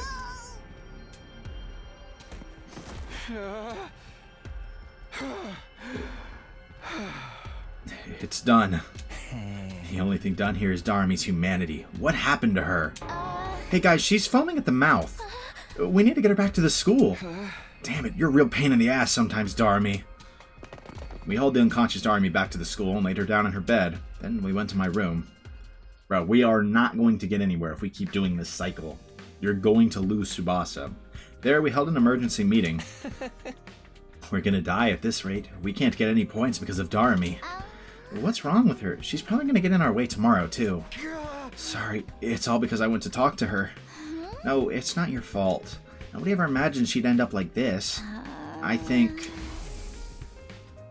she lost her mind a little after she killed Hiriko. Even if Hiriko asked for it, Darmy had to kill someone who'd been like a sister to her. It would be hard to stay sane after going through that. We might not have any choice but to lock her up. Lock her up? We should put her in one of the courtyard cages. That'll neutralize her hemoanima and she won't be able to get out without help. I mean, that's pretty... It's for her own good. She needs to calm down and come back to her senses. Well, Takumi, are you okay with that? It would be a lie to say I was completely on board with the idea of locking up a comrade, but... I guess we have no other choice. Let's lock her up. Are you sure, Takumi? I mean, what else can we do? If she keeps interrupting our hunt, someone from our alliance is absolutely going to end up dead. If that's settled, then we know what we have to do. Let's restrain her right away. Now's our chance. She's knocked out. Should we really do this? We went back to Darmy's room, rope in hands, but when we got there, she's gone. Darmy's gone? The place was completely empty. Her animal senses must have detected danger. She would basically have to be a mind reader. This isn't time for jokes. We can't have someone like her on the loose. Let's go search for her. She can't be far. After that, we searched around the school, but in the end, we never found Darmy. Oh, that's not good. I thought the plan to lock her up was a pretty good one, actually. Surely she's gonna jump us again. Well, no sign of Darmy. Back to the hunt, guys. Let's get those points today. Early in the morning, we used the school bus to go to hunting grounds farther out. There's no way Darmy would attack us out here, so we could concentrate on hunting. There, invaders! Tsubasa, Yugamu, take them out one at a time. Right. My pleasure. We're working for Chick-fil-A. The dying cries of the invaders echoed across the desert ruins. Thank you for letting us have them, Takumi. I'll pay you back for your kindness. No worries, Nozomi and I are fine. Nozomi and I didn't need to worry about falling into last place. It was Yugamu and Tsubasa we needed to worry about. If something didn't change, it would be one of them who... likely Tsubasa. On to the next one. We need more. I'm not gonna let Tsubasa die. She's the most important girl in the world to me. More. Everybody, we need to get our heads in the game and look for these Found you. I couldn't so much as squeak in surprise or panic. No way. All the way out here? How did Darmy get here? How did you follow us? We used the bus. Sucks for you that I'm so fast on my feet. These gams could carry me halfway across the world. Not even a roided up cheetah could outrace me. Knock this off already, Darmy. We're in a really tight spot right now. You keep getting in our way. We might have to stop going easy on you. Oh, please. All I've ever wanted is for us to kill each other. Let's just do it, plain and simple. Forget everything that's not death and killing. If you don't kill me now, your precious little friend will end up dead. The blood rushed to my head. I couldn't take this anymore. If it would save Tsubasa, then... Let's do this, Darmy. Wait, Takumi, calm down. We can't start killing each other. It might be the only option left. If we don't get rid of Darmy, we're doomed to die. No. There was no time to hesitate after I'd made up my mind. I readied my weapon and stood opposite Darmy. Here we go! I stepped forward, ready to cross blades. And then it happened, as if on cue. I didn't expect to see you out here, invader children. What's up, Dalsha? As soon as I heard the voice, a chill jolted down my spine. I stopped in my tracks. I turned to face Stoner and saw... Who are you? It doesn't matter who I am. Prepare to fight. You fancy yourselves warriors, do you not? When two warriors meet, they are obligated to cross blades. That mask. Are you a commander? I thought they were all gone. A commander? It has been many moons since I last led an army. Now I am no more than a wretched criminal. Criminal? Long ago, I was stripped of my title as hero after challenging Veshnas and imprisoned for quite some time. But all the other heroes were killed by you, so the military, in utter panic, quickly released me. A hero who didn't get along with Veshnas. I feel like Commune mentioned something similar earlier. Something about a hero with the same level of cryptoglobin as Veshnas. If I recall, his name was... Are you Dal Shah? Indeed, that is my name. I suppose I have not yet been completely cast aside if youths like yourself know it. I remember, Commune told us. Dal Shah is nigh invincible, like Veshnas. This is the worst possible timing. Having to fight a commander out here is bad enough, but Darmi's decided she wants to turn on us too. Are we going to be able to face off with both of them at the same time? I mean, Darmi's really not the concern. Takumi, let's kill him. Huh?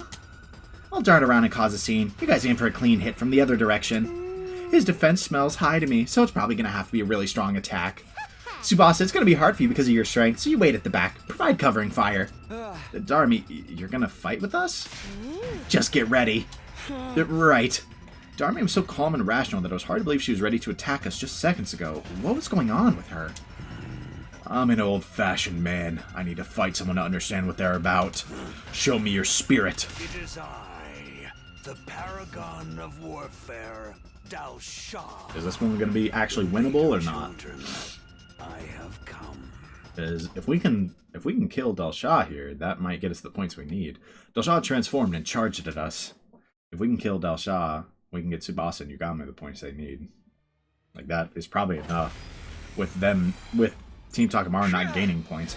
We have a temporary truce with Darmi. Let's work together and take this commander down. Is Darmi gonna fight with us? Honestly, I feel quite uneasy fighting with her. I worry she might stab me in the back. Then I'll fight from the front and you can come from behind. Keep that support coming. What should I do? Stay back. If you make a wrong move here, you'll die. Bro. I would have appreciated the extra ally, I just gotta say. Is he taking 1 damage at a time? Yeah. He's got Ironclad. There's nothing I can do here. I'm like 99% sure this guy's unkillable. Let's go. Yeah, he's unkillable. Okay.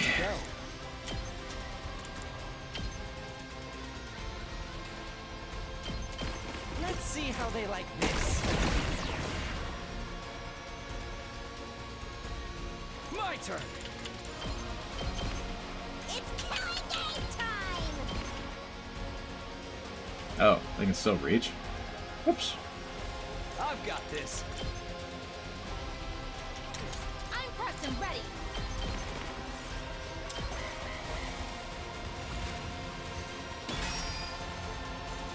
Let's get to the killing.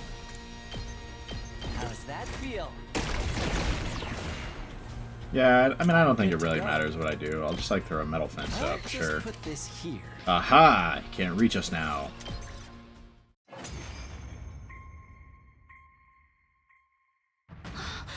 His defense is too strong. Our attacks aren't doing anything. Oh, tough guy. He's not taking any damage at all. We can't lay a finger on him. He's toying with us. Don't give up, guys. We'll find a way to defeat him. Exiled or not, he was a powerful commander. Bringing him down would probably net us a colossal number of points. This is a golden opportunity. I need his points to save Tsubasa. But then... I understand. Dal Shah suddenly de-transformed and returned to human form. Yeah. Why'd you de-transform? Your blades have told me everything. You are true warriors. I dare not kill you here with a surprise attack. We will start anew. Next time it will be at your school. You're letting us go? I will let the warriors live, but I cannot say the same for anyone else. Oh, he's about to just kill Tsubasa. Girl, you there! Me? Dal Shah suddenly bellowed at Tsubasa. Why the cowardice? Why don't you join the battle? Are you making a mockery of this war? No, I can explain. No need for your excuses. I will purge all those who bring cowardice onto the sacred battlefield. The seeds of fear must be excised from the soil, lest they prevent other warriors from blossoming. Dalsha pulled out a single short sword from inside his clothes. That's a throwing dagger. Stop, Dalsha! I desperately tried to stop the commander, but he paid me no attention at all. What? Huh? The blade moved towards Tsubasa at a ferocious speed. Someone's about to jump in front of it. Is Yugamu about to kill himself? Tsubasa, get out of the way! It's either that... What? What? Are you serious? That's the last person I expected to do that. The very next moment, I saw something utterly unbelievable. Darumi took the blade for Tsubasa. Darumi, why did you? We need to stop the bleeding. Finish me. Darumi gurgled blood as she screamed out her inconceivable request. If you don't kill me, I won't be worth any points. Target, kill me and live. Kill me quickly. Stop talking or you really will die. Stay with us, Darumi. Darumi. What? What is happening? Something is up with her. Like, really up with her. Because now she's like... It's not even just like... I don't know how do I explain this. It is starting to seem like she has two sides to her. Like the hunt us down, kill us side, and the side that does want the game to end. We laid Darumi down, face down on the ground, carefully following Yugamu's instructions to stop the bleeding. Eventually I noticed... There was no sign of Dalsha anywhere. Now, quick, get Darumi on the bus! I'm gonna floor it. Hold on tight, guys. Darumi, just hold on a little bit longer. Kill me. Kill me. Save everybody. Darumi, target. Even after we had her on the bus, Darumi was still demanding we kill her in her delirious rambling. I wonder if maybe she knows about the other side of her and she actually doesn't like this? What is going on with her? I clearly am missing something regarding her. I was utterly confused. What was she trying to do? I thought she was there to kill us out of pure spite. But she worked with us to fight Dalsha and even risked her life to protect Tsubasa. What if she was basically trying to commit suicide through them? Do you want to kill us or help us? Despite Yugamu's best efforts, Darumi passed away on the bus. Oh, wow. I did not expect that. The question is, are we going to see the sponsor again? Because if so, my theory is wrong. Right, but did we get any points for that? We just barely made it to the school in time to revive her, saving her from true death. Oh, never mind.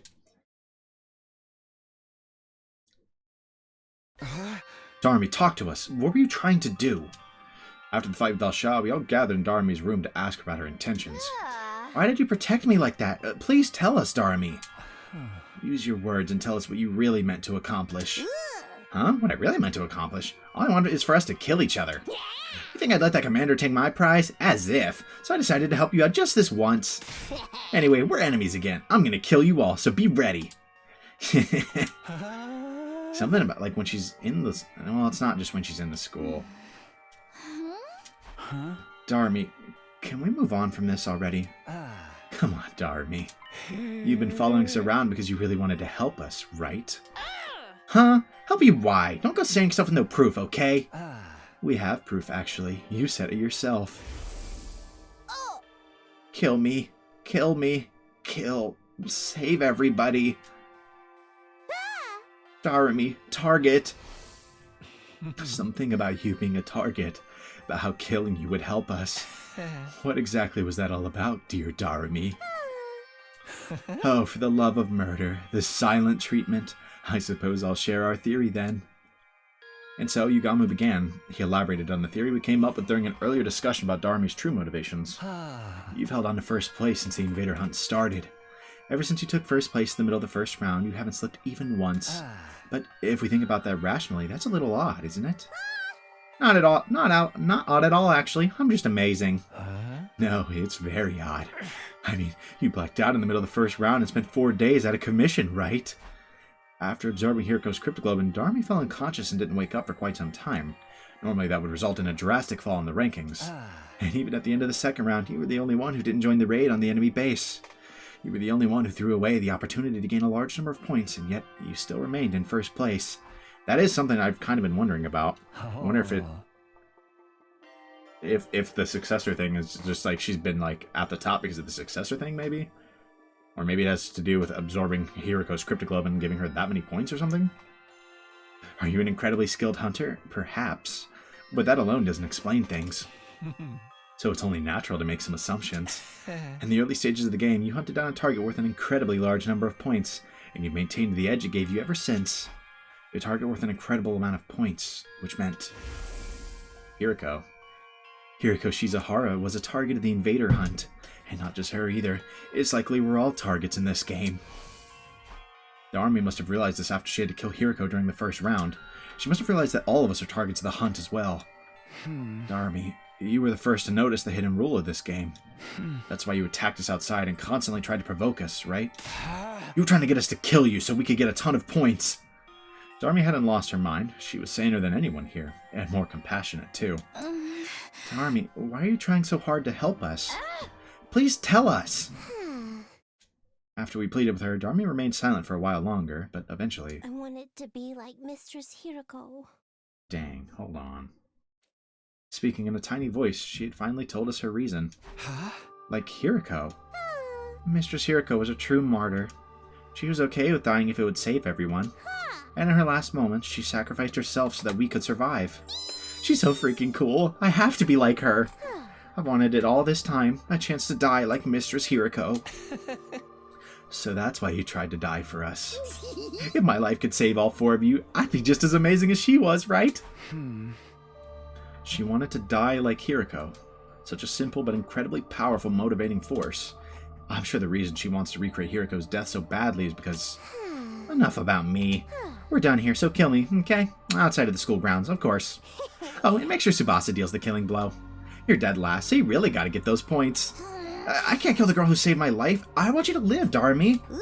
I'm totally over this whole living thing. It's never gonna do me any good. How can you be so sure? Nobody knows what the future holds. It's just logic. Nothing good's ever happened to me yet, so what are the odds of a miracle happening tomorrow? I can't tell you what the exact odds are, but who knows? Tomorrow something incredible could happen that could make you happy. Happy? How? I killed Mistress Hiriko! Okay, so she really... Wow, yeah, that does... I mean, I'm not shocked that affected her, and it's not that I didn't think it affected her, but I've wondered if it affected her as much as they were wondering, and it seems like it might have. Mistress Hiriko was the first friend I ever made in my whole life. It didn't even feel real. How could someone so beautiful and refined end up with me? We had fun all day together. She didn't look down on me. She didn't abandon me. She was kind and warm. No one else was like Mistress Hiriko. But she's gone now. I drank her blood and ate her. I don't deserve to live after killing her. So this is the part where actually Takumi needs to come in and say that Mistress Hiriko, I don't know why I threw Mistress at the front there, I guess for her sake, but Hiriko explicitly told us that no matter what, we had to keep Darmy alive, right? She wanted Darmy to live. I have to die just like she did. Darmy. She must have been looking for a way to atone all this time. That's how deeply she regretted killing Hiriko. Anyway, I'd really like to just die. I can't keep on living without Mistress Hiriko. There's just no way. I would have never made friends with her if I knew things would end up like this. Well, Tsubasa enthusiastically grabbed Darmy by the hand. I'll be your friend. I might not be as dependable as Hiriko was, but I can stand by your side. Huh? You want to be my friend? Don't start making promises you can't keep. Nothing in this world is worse than that.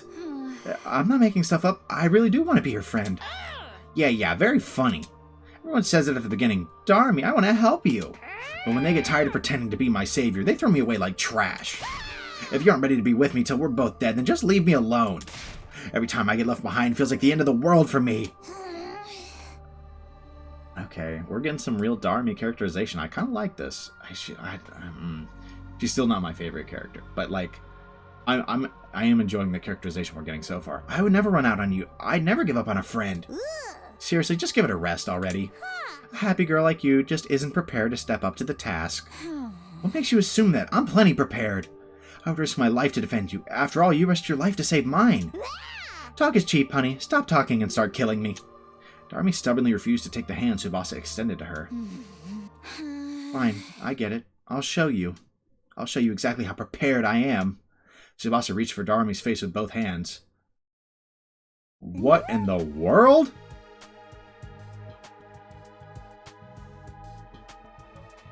Huh?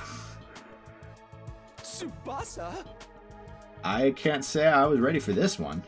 Tsubasa half-forced Darumi's lips against her own. That's one way to show that, I suppose. Oh my god. Very good. Full marks for artistry. Yugama would be enjoying this. It was a long, deep kiss. Darumi resisted a little at first, but halfway through she completely accepted Tsubasa's lips against hers. The kiss lasted for over a full minute. Dang! And ended when they'd reached the ends of their lung capacities. Well, how did you like me my first kiss? Did it taste like innocence? Do you believe me now? I'm ready to get hurt for you, Darumi. What in the world? Well, Darumi? Come on, say something. I'm getting embarrassed. Mistress Tsubasa. Huh? Mistress Tsubasa! What's going on? Mistress Tsubasa, I'll follow you for the rest of my life. What? I'd cross the ocean for you. That worked? So please, please, That worked. kiss me again. Come on, no wait, that's enough kissing for today. No. Again. Be quiet, I'm leaving, and don't follow me. I'll follow you to the ends of the earth. Darumi sprinted after Tsubasa. Bro, Takumi just lost his girl. Ain't no way. I watched their game of chase in a speechless daze. I just couldn't keep up with all the twists. Tsubasa kissed her? Hey, Takumi. Yugama placed a hand on my shoulder. You took so long that Darumi beat you to getting Tsubasa's first kiss. Shut the hell up. How about you and I show the girls a real kiss? I said shut up. Bro, Yugama's like, hold on, I'm right here, homie. In all honesty, I was utterly shocked by Tsubasa kissing Darumi. That was weird, I'm not gonna lie. Well, it looks like it was good for both of them, so I guess it's fine? The real issue is...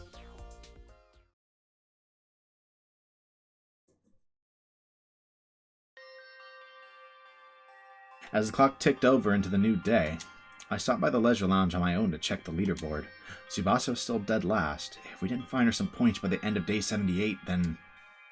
But how? Trying to earn points has led to nothing but a wild goose chase. There are no invaders anywhere. We're not going to be able to beat Dalsha. Darumi's knowledge was our last hope, but she said she had no idea where they'd gone, and that hunting hadn't been going well for her either. Apparently she'd been holding first place purely from the point she got from Hiriko. In the end, nobody had any idea where the invaders were now.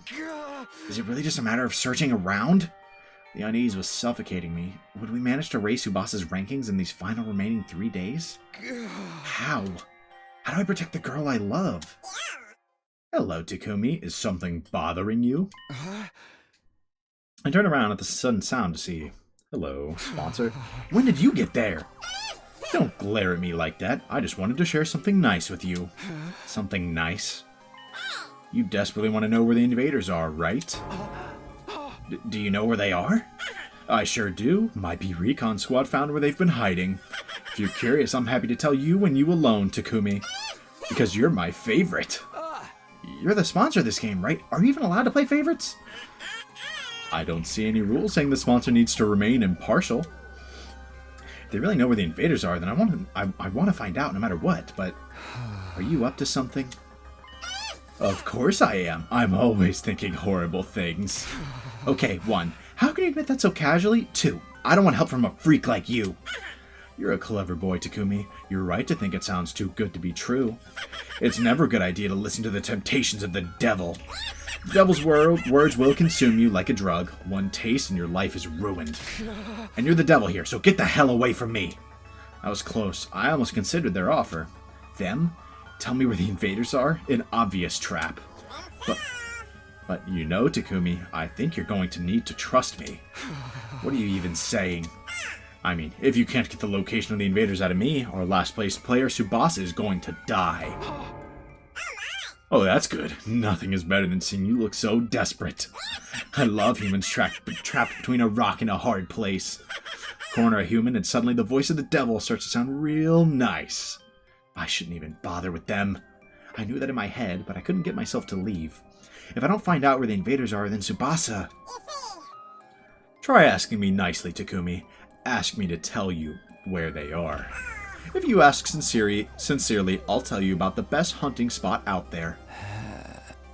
What do I do? Should I trust them just this once? It's obviously shady, but what choice do I have? No, it all sounds too easy to me. There's still a slim chance I could find them on my own. Decision time. Okay, so... I don't see any out that does not involve listening to them, to be honest. I do not see a reasonable out. Right? Look, the outs here are to either kill Darmy, which we're explicitly trying to avoid, and if we're trying to avoid that, then obviously we can't get points that way. We're not going to get enough points on our own. We could try to find and kill Dal Shah, but we A, don't know where Dal Shah is, B, we would get punked by him most likely, right? Like, what? At that point, what? We killing Commune? Like, would she even give enough points? And we're not considering that seriously, right? But like, I don't know. What else do we have? We sacrifice somebody else in our team? Do we kill somebody else? Like, do we kill one of Kako or Ima? Right? Like, I don't think they want to stoop to that, right? I think we're better off taking the deal, right? And I've been operating under the assumption that the sponsor is Darmy. This could be Darmy's way to save Tsubasa, right? In some weird roundabout way, if this is Darmy. If this isn't Darmy, by the way, that's the sponsor, I have no clue who this is, right? It cannot be somebody we know, or like one of the players, right? It has to be somebody who's supposed to be dead, like, and maybe isn't, or from somewhere else, I don't know. But this could be Darmy's way to help us. I don't see another way. Again, I don't like listening to what they have to say. Right, the sponsor. Like, they could easily be misleading us, leading us straight into a trap. This could be, like, a ploy to let Dal Shah in and kill everyone. Like something crazy. There could be plenty of things that this is meant to be. Right? But at the end of the day, what choice do we have? It's either basically let Tsubasa die, or maybe Tsubasa doesn't die? I don't know. So I think we're going to have to try it. We're going to go for it first. I don't know if that was the right call. Like you said, this is a situation you don't want to trust them. Tell me where the invaders are. I decided to trust the devil just this once. Things aren't getting better anyway. As shady as this offer is, I have to hang on to this glimmer of hope. You're such a romantic. Choosing emotion over logic, I could weep. Takumi, my warrior of love, let me reward you with this map. The map the sponsor handed me had something that looked like an invader face drawn in one specific spot. If you go there, you're sure to find invaders. But you'd be wise to bring only Yugamu and Tsubasa with you. Don't tell anyone you got this map from me. Sound good? You swear the invaders are really there? I guess you'll just have to go and see for yourself. Every word out of the sponsor's mouth made me more and more suspicious, but I had to go there. After that, I waited until morning and woke up Yugamu and Tsubasa. I worry that Dal Shah isn't going to be there. We took the school bus to the place indicated on the map. Really? We'll find invaders if we go here. Yeah, that's what the person who gave me the map said. And just who was that exactly? I can't tell you. It was part of our deal. A deal, you say? Yugamu seemed to sense what was going on, but didn't press the matter further. His back is against the wall, too. Hoping against all hope, we headed for the spot marked on the map. Almost there. Strap in. The ride's gonna get bumpy. And we are here. And so the bus arrived at the place marked on the map. When we got there, is there anything here? What is this place? We have never seen this place before. I feel like this... Haven't we seen this area, like, in some of the other zones, though? That's interesting. Kinda looks like a mansion. Pretty swanky, isn't it? Maybe a commander lived here. We had arrived at a lavishly decorated estate. There was no sign of any enemies near the entrance, but... Well, let's go inside. Come with me, guys. We cautiously made our way through the mansion with bated breath. Were there really invaders here? The anxiety and anticipation made my heart beat so loudly that I could barely focus. Please, let there be invaders. If we don't get some points here, Tsubasa is... I gulped. Deep inside the estate. We found what we've been looking for. There were so many invaders. Am I dreaming? I wanted to pinch my cheeks to be sure, but I didn't have a minute to waste. We had to seize this golden opportunity. Let's go, guys. Hunt with everything you've got. Yeah. Right. We attacked the invaders with all our might. Yugamo was capable of hunting alone and didn't need my help, but Tsubasa wasn't so good at fighting outside the school. I had to help her get those points. Is there going to be like an actual fight, or... I hunted down the invaders just like always. Doesn't seem like it. Detach yourself. It's just work. Detach yourself. It's just work. Detach yourself. It's just work. Pre-fired that. I feel like we've really racked up points. Yeah, but we can't stop yet. Takamaru and the twins is getting a huge amount of points for finishing off the Squad 4 commander at the outpost. We have to keep getting points here if we want to close the gap. I decided to keep hunting without taking any time to rest. Detach yourself. It's just work. Detach yourself. It's just work. Detach yourself. It's just work. Is that all of them? Are there any more invaders? I looked around, but it had gone quiet inside the estate. Looks like we got them all. What? It's not enough. We need more points if we want to save Tsubasa. Just then, Yugamo suddenly whirled around, facing the innermost part of the estate. Careful, guys. A strange presence is approaching from over there. Invaders? Similar, but something's off. Off how? The sound of their footsteps doesn't jive with what I'm sensing. These steps, they seem... Just as Yugamo tilted his head in confusion, they showed themselves as either Dalsha or possibly Veshnes. Huh? I couldn't believe my eyes. What I was seeing shouldn't have been possible. No way. How? How are there humans here? What the hell? They got cats. I thought they all escaped to the artificial satellite. What is going on? Does this mean some of them were left here on Earth? We should ask what happened. We dropped our weapons at our feet and tried to talk to the people, but... You invaders will stoop to any low, won't you? How did you even find this place? It's your fault we changed. I'm gonna kill you right here and now. Why are they so mad? I don't think they're in the mood to talk. The air was tense. We weren't going to be able to avoid a fight. Let's run, before they can attack. We turned for the exit so we could leave the estate. Someone's definitely about to die. But at the very next moment... Are you sure about that? Live now and Tsubasa will die, you know? Oh, you... Oh, you scum. We skidded to a halt after hearing a voice that shouldn't have been there. When we turned around, we saw... a single bee hovering in the air. It was one of the sponsors, and it somehow seemed larger than the others. Did I startle you? This bee comes equipped with a transceiver. I can speak to you remotely. Anytime, anywhere. The sponsor was speaking to us through the bee. I'm starting to think we might have hit a bad end, I'm not gonna lie. Unfortunately, we don't have time to chat. We need to get going. Going? Why? There's so many invaders here. Don't you want to score some points? We hunted down all the invaders. All that's left are... humans. Takumi, what in the world are you talking about? Those things are clearly invaders. What? These people... invaders? Stop staring and come at me. Stop staring, or we'll come whether you're ready or not. Either way, bad end or... I don't know if this is a bad end or not, but this is fascinating information. I'm gonna kill you. Gonna kill you. More precisely, they're the armature for invaders. They haven't been processed yet, so they appear more human. Armature. So, are those invaders like processed humans then? That doesn't completely shock me if so. It would explain the talking, right? And the fights, like. What the hell are you talking about? The basement of that building is one of the invader production facilities. It was gathering dust for ages, but now it's back in commission.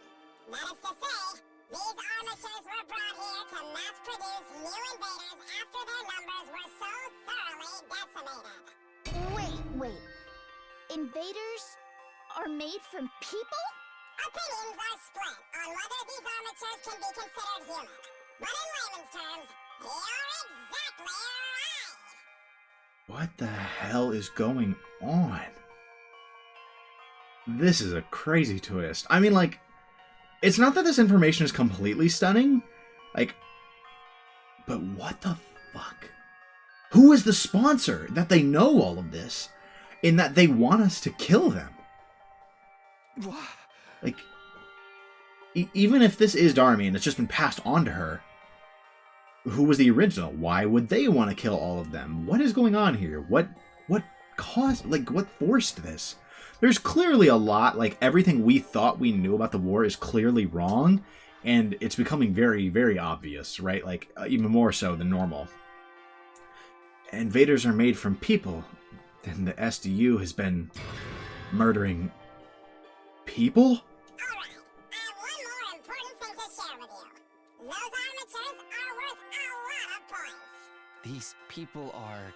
Armatures are highly valuable, much more than full-fledged invaders. So whoever bravely hunts them down will be rewarded extra special bonus points. Don't be ridiculous. I don't care how many points they're worth. I'm not going to kill human beings. Neither am I. The idea of killing people? Yugamu's like, you know me.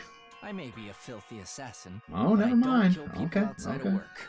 My bad, I underestimated his morals, guys. Wow, you still have such righteous moral compasses. But are you sure? If you don't hunt them, Tsubasa's going to die. Tsubasa's going to die.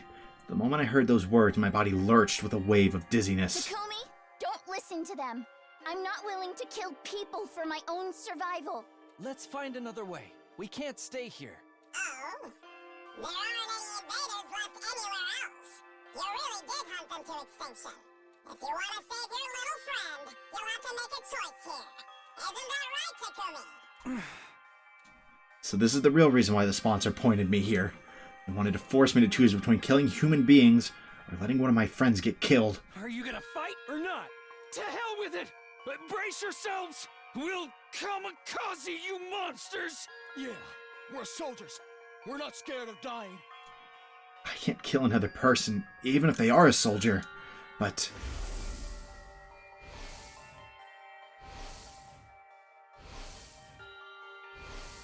flashbacks to all the people he's lost and might lose. I don't want to lose another friend. Tsubasa, Yugamu, close your eyes. Takumi, what are you gonna do? Don't, please, you can't!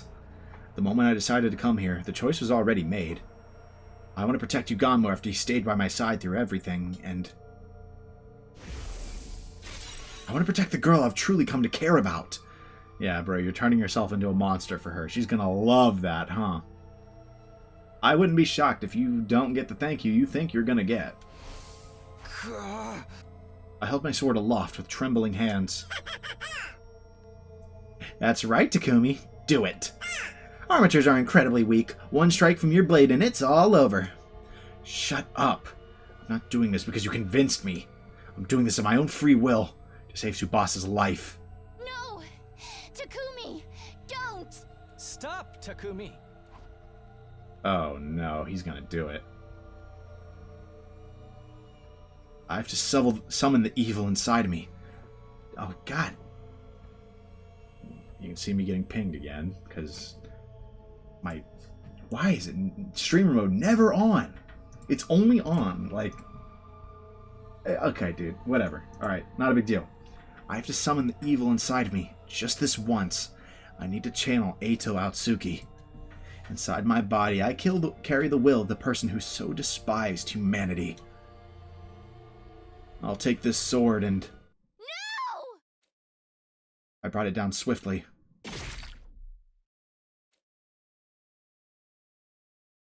Bro, she's not gonna rock with you after that one. I don't know if I just hit a bad end or what, but... Ooh. I can't. No matter how hard I try, I can't forget. I killed human beings. I've committed an unforgivable crime. Unable to confront what I'd done, I was hiding from reality under the covers in my bed. How could I... Who were those people? What were they doing there? Why were they so hostile towards us even though they were human, just like us? Why are there still people on Earth? I thought they all evacuated to the satellite. Nothing makes any sense. Nobody who knows the truth even tried to tell us what's going on here. One thing's for certain. Those people, I killed them. I can still feel the weight of my sins in my palms. That was all that mattered. Enough of this. I don't want to think anymore. This is looking like a bad end. I am not gonna lie. I could see this being the intended progression, but like this might be a bad end. Or like just an ending, right?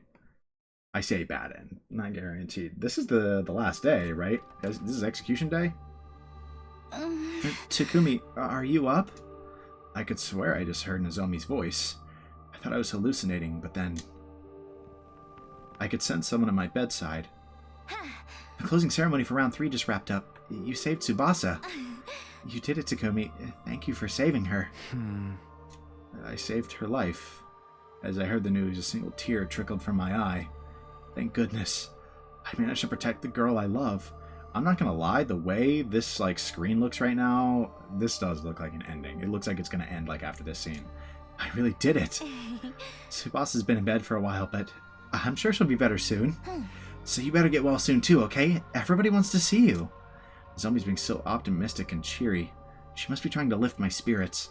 I need to face what I've done. Who was executed in round 3?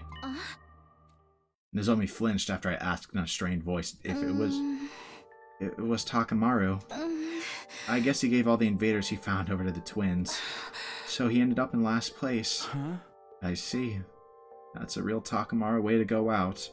He was always putting his friends first. He must be cursing me from the other side. He hated me so much. And I ended up forcing him into last place. No, just before he was executed, he suddenly got so calm. He said he wanted to tell you he was sorry. Sorry? To me? He gave me a letter. I'll read it to you. Takumi, I'm sorry for all the horrible shit I did to you. I just hated you so damn much. When I thought about it with a cool head, I couldn't even remember why I felt that way about you. Maybe I was using my hatred for you to avoid confronting reality. Sorry I made you my scapegoat. I'm the only one to blame for everything. You don't gotta forgive me, but you gotta forgive Ima and Kako. Adios. That's the end of his message.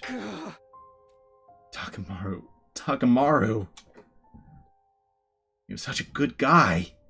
I always knew that, since we'd already survived 100 days together once, but why do things have to end up this way this time? Takamaru. Oh, he's screaming. Sorry guys, I can't do screams. Like, I don't have it in me. And he's just screaming his heart out. Nozomi ran her hand reassuringly over my back as I screamed my throat hoarse. This has got to be an ending, right? Like, I feel like... Is it just going to keep going? Dude. Hold on. Was that the right choice? I might have made the right choice.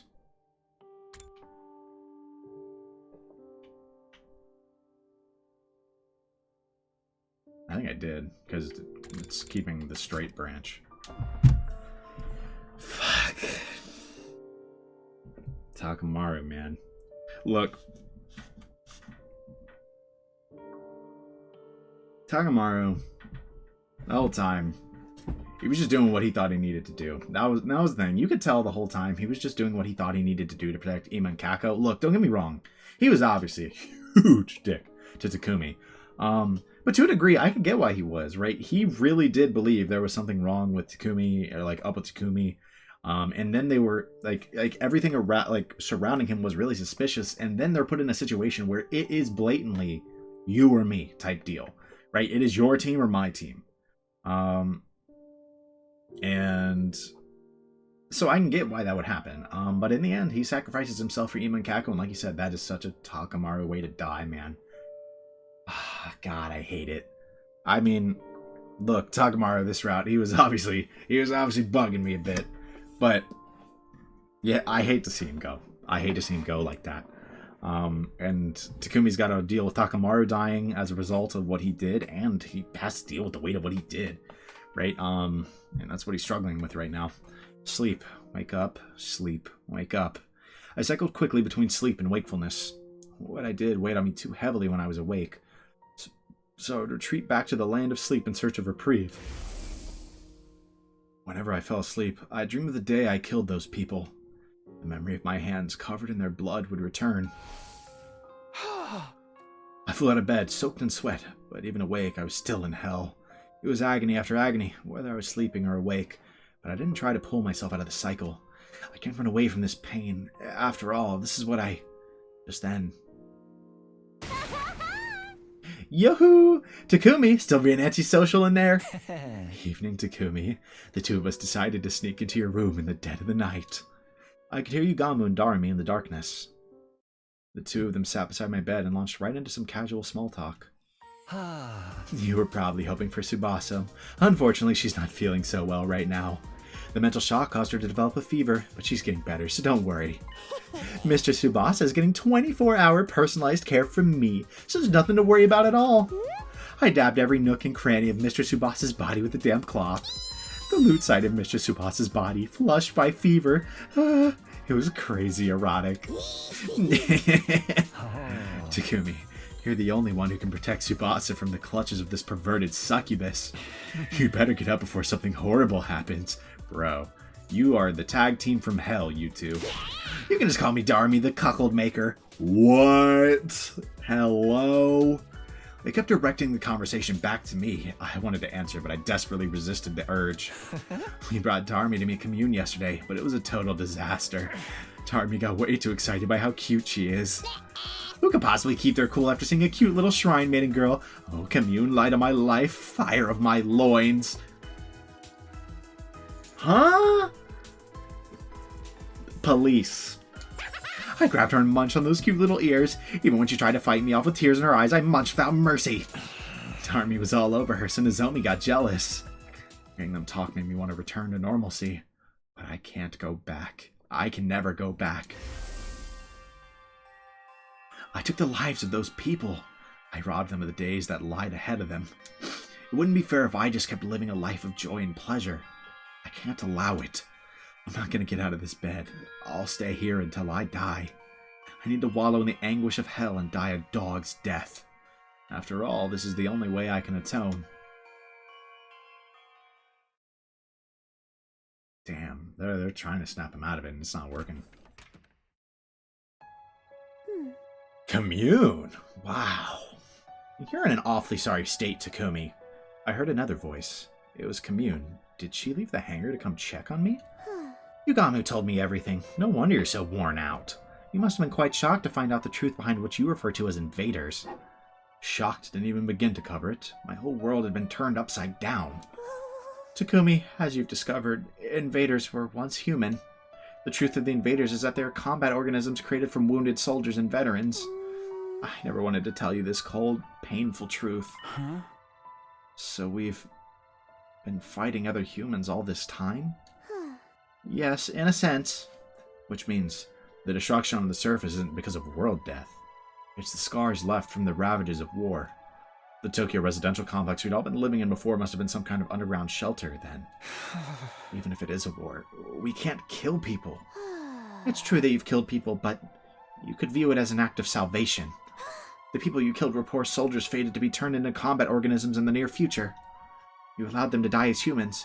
You freed them from their fate of being turned into monsters. That's compassion, not evil. All things are ordained by God.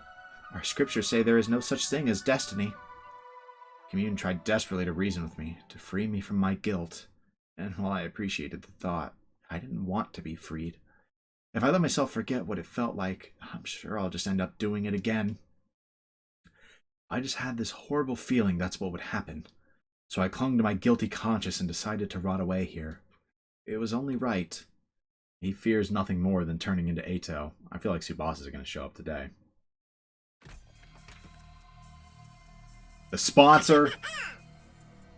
You're completely depressed, aren't you, Takumi? I heard another voice. This time it was the sponsor. Fair enough. I mean, you've been tainted by the act of murder. But it was splendid the way you killed them so mercilessly. The noble knight, dirtying his hands to protect the one he loves. You really are quite the romantic. It gives my life so much meaning to push romantics like you to commit mortal sins. You should see the look on your face. You look like a prisoner locked up in a dungeon. A prisoner? Well, I am a criminal, so... I deserve to die a miserable death in a filthy cell. The knight awakes from his delusions of romance and confronts his crimes to discover that he's no more than a mere murderer. He must find himself hideous. He must be repulsed with himself. It must make him wish he was dead. So coming in here to taunt him is kind of evil. Not even kind of. A murderer pretending to be a knight in shining armor. That describes me perfectly. I don't regret my choice, but I wish I was dead. They're right. Oh, I only wish I could torture you now that you're so weak and fragile. But I can't. It's against the rules for the sponsor to touch you unprovoked. Damn it, who made this ridiculous rule anyway? I want to play with you, Takumi. I guess it leaves me no choice. I'll just have to toy with your mental state.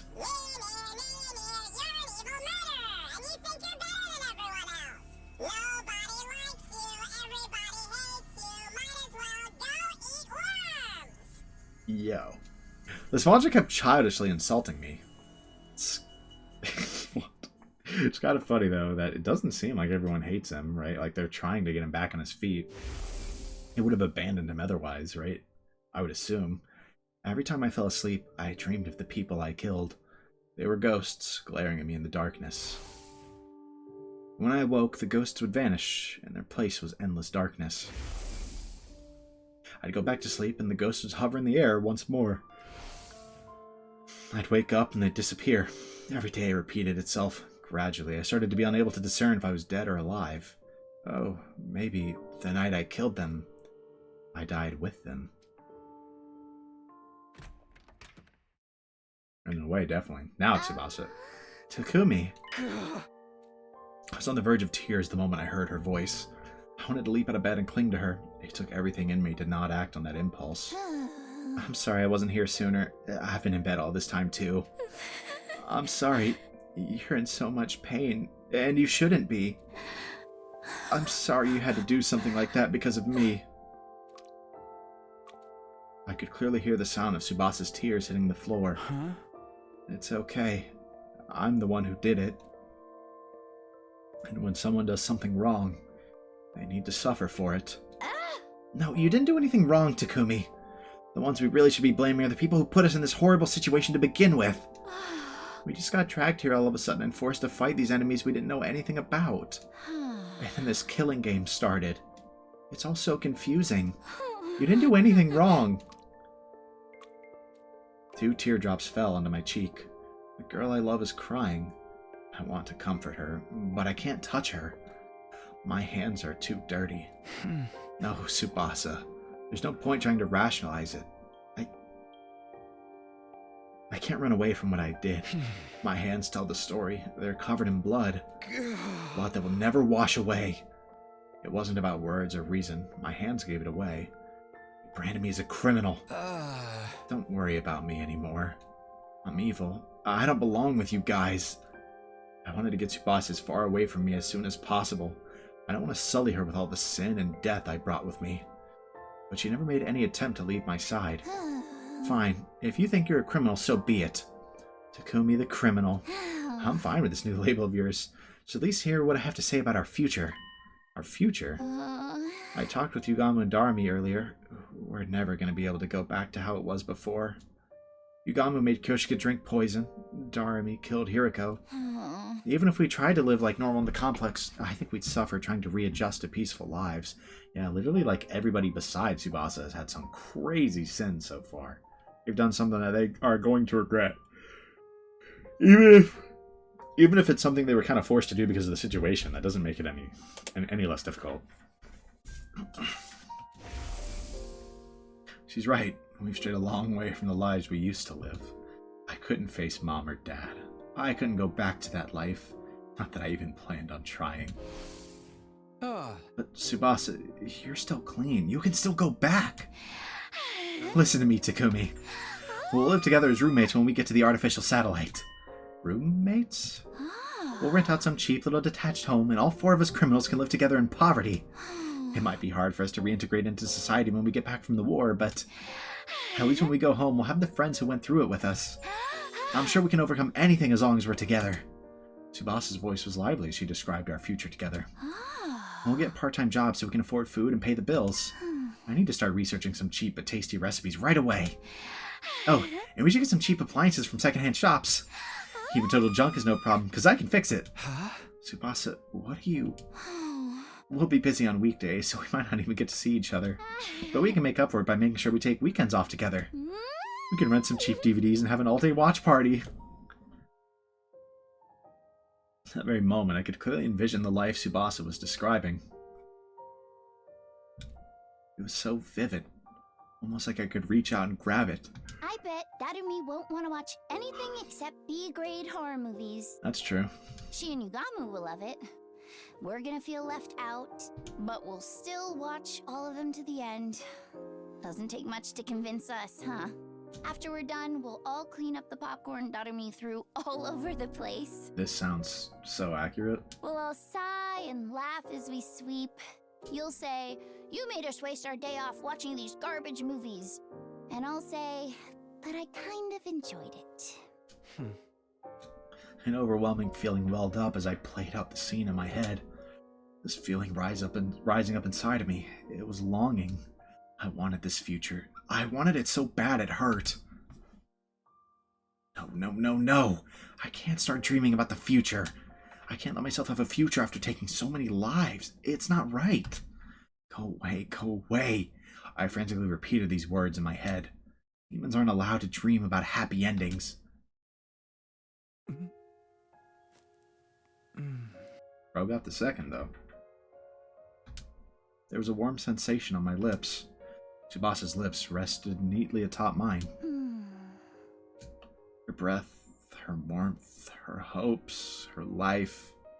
I felt all of it in my soul. I just took half of your sins, Takumi. Guess that makes me a criminal too. I don't think it works that way, but I do love the idea that she's trying to bear the burden too. And in exchange, I gave you half of my life. The moment I heard those words, I truly felt like I'd been reborn. There was a faint warmth in my chest. It's okay. You can make things right. I know you're a kind person, Takumi. So please, make my dream come true. Let's all be roommates. After giving me another kiss on the cheek, she suddenly jolted back. No, I did it again. I kissed 2 people practically back to back. Am I just easy? Anyway, Takumi, get well soon. I'm out of here. Bro, she said, am I easy? That's crazy. Am I easy is insane, actually. Tsubasa rushed out the door. Oh man, that means we didn't even get the second, bro. Ain't no way. We got like the third. Tsubasa rushed out the door. The sound of her briskly shutting it behind her echoed in the room. The moment I heard that sound, did he finally get up? He does. I had unconsciously risen to my feet, but my body was moving. My heart was telling me it still wanted to live. It was as if I never lost the will to keep going in the first place. I felt almost as if I wasn't myself. Right. I guess I'm half Tsubasa now. Tsubasa had breathed half of her life into me, and she'd taken on half of my sin, which meant... Okay, Tsubasa. Let's do this. Man, let's do this! I love that supportiveness. I'm the most horrible person to ever exist. A complete villain who kills people. Scum that doesn't deserve to live. Trash. The Grim Reaper. A demon. But that's exactly why I have to fight for my friends. I'll use these filthy hands to cradle Tsubasa's beautiful dream and keep it safe. In order to do that, I'm gonna finish this invader hunt once and for all. Alright, let's do it. We gotta do it. Yeah. Alright. We did not hit a bad end. Dude, I really thought for a second there we hit a bad end. It was looking pretty bad. I'm not gonna lie. Day 83. Sorry for worrying you guys. I'm fine now. The next morning, back on my feet, I called everyone to the hangar and apologized for being in bed for so long. Takumi, thank goodness you're okay. You were so sad. There. I'll make you some porridge with the egg later, okay? No thanks on the porridge. I get the feeling Nozomi's been turning more and more sisterly ever since she started looking after Commune. Darumi, Higamu, you two came to visit me a lot. Thanks for cheering me up. Too bad you didn't die so I could have Mr. Tsubasa all to myself. You look so adorable in your catatonic state. I wanted to immortalize you in wax and use you to decorate my room. What? Hey, stop saying scary things or no dessert. Bro, that ain't even sisterly at that point. She's trying to be a mother. Seriously, stop with the big sister act. Maybe everyone looks like Commune to her now. I wanted to thank Commune too, but there was no sign of her. Maybe she was working on the escape pod. And last, but far from least, Tsubasa. She awkwardly averted her eyes. I guess she must be feeling embarrassed about what happened. I decided I would talk to her about it later, then looked to Yugamu. He urged me to keep talking with his eyes. Bro said, "Give me all the details." Takumi, sorry to do this when you're just getting back, but we need to discuss what happens next right away. If we take too long, round 4 will start. Round 4 will last from day 86 until day 100. Right now is our break. There's no way we're going to do this a 4th time. Absolutely not. We're all in agreement then. We're not participating in this invader hunt again. But if we want to leave the game, we're going to need to procure fuel for the escape pod somehow. Fuel, as in a large amount of cryptoglobin. Commune said before we need the cryptoglobin from the strongest class of commanders. Strongest class of commanders. That Dal Shah surely fits the bill. If we can beat him and take his cryptoglobin, we'll definitely be able to launch the escape pod. But he was insanely strong. Our attacks didn't do anything to him. I have PTSD from almost getting killed by him. Are you alright, Mr. Tsubasa? If you need somewhere to puke, aim for my face. What? I can relate to your nausea. Dal Shah is beyond powerful. How is it fair that his defense is enough to nullify every attack? He's the only one we just can't beat. Alone, that is. Alone? I wonder what he was implying, and just then. Please, allow me to handle Dal Shah. Whoa, when did you get here? Oh my god, the Jailbait Shrine Maiden! It's so cute when you just show up like that. My sister's the cutest girl in the cosmos! True enough, but more importantly. I mean, do you know anything about Dal Shah? Dal Shah is one of the most renowned warriors in all of history. Naturally, word of his abilities spread throughout the land. Then, do you know how we can get through those impossible defenses of his? Dal Shah, he's permanently cloaked in a mist of divine blood, cryptoglobin. The blood he expels is the true form of his impenetrable defense. In order to damage him, you must first destroy his cloak of cryptoglobin. Destroy it? How do we do that? It's quite simple. Use poison. Pure divine blood is weak only to poison, even more so when it's exposed like that. So we need poison that works on cryptoglobin. We'd better figure that. Wait, hold on. I could swear we already. The cryptoglobin, they absorb courses through their bodies, so I simply need to develop a poison that acts on cryptoglobin. Hey, Yugamu, you made a poison that works on cryptoglobin when you killed the previous sponsor, right? Could we use that to beat Dal Shah? Yes, I was thinking the same thing. I've already given Commune the poison I made. Yugamu's poison is quite well made. After I made a few improvements to it, it'll be able to break through Dal Shah's impenetrable defenses. Things were moving smoothly and quickly. If we keep this momentum going, we'll be able to take down Dal Shah and get his cryptoglobin. But don't celebrate just yet. We have another foe who's a far bigger nuisance. Let me guess. The sponsor. I can't get a read on them at all. It's highly likely that they'll insert themselves in our battle with Dal Shah. They might even have a more evil trick in store for us. Knowing them, they definitely do. Maybe we should take out the sponsor first? I want to kill Dal Shah first. If we keep letting Grandpa wander around the old folks' home, it's not going to be pretty. In short, we have two options right now. Target Dal Shah or target the sponsor. And making that decision falls to me as team leader, I suppose. It so pains me to force you to make a decision while you're convalescing, but I would prefer it if our leader chose our course of action. Whatever you choose, we'll see it through to the end.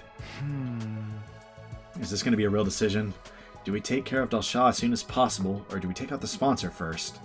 If we get Dal Shah's cryptoglobin, we can escape, but it's entirely possible the sponsor will throw something at us to stop us. Maybe we should start with the sponsor then? But I really rather would avoid a direct confrontation with them.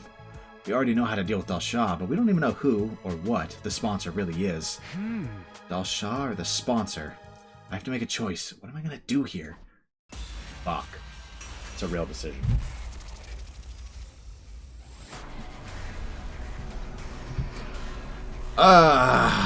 Okay.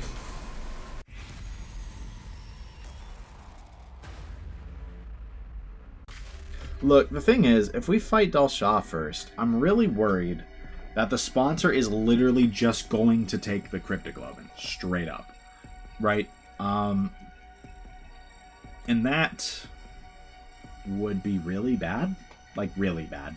Like, actual worst case scenario, you know?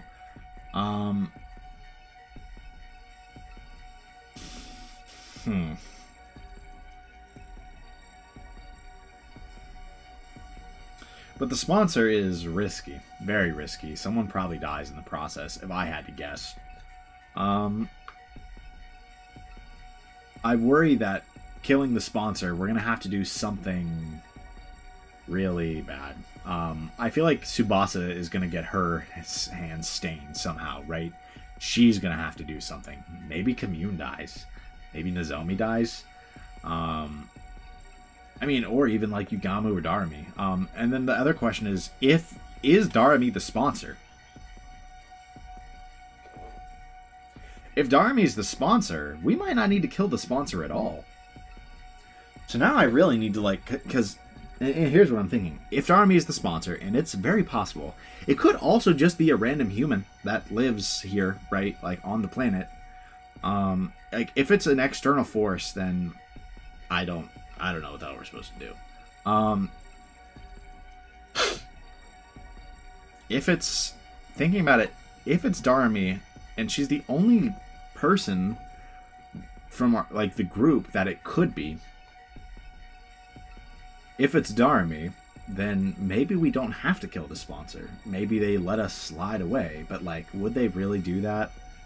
I don't know. I don't know. I'm kind of thinking we go with Dal Shah on the assumption that Darumi is the sponsor. And if Darumi's not the sponsor, yeah, I look like a bozo. I know, right? Like, or that logic is, like, weird, right? Because if Darumi's not the sponsor, then, and the sponsor rolls up and is like, hey, everyone, you're not getting that cryptoglobin. I'm gonna be like, oops, don't I look dumb? Right?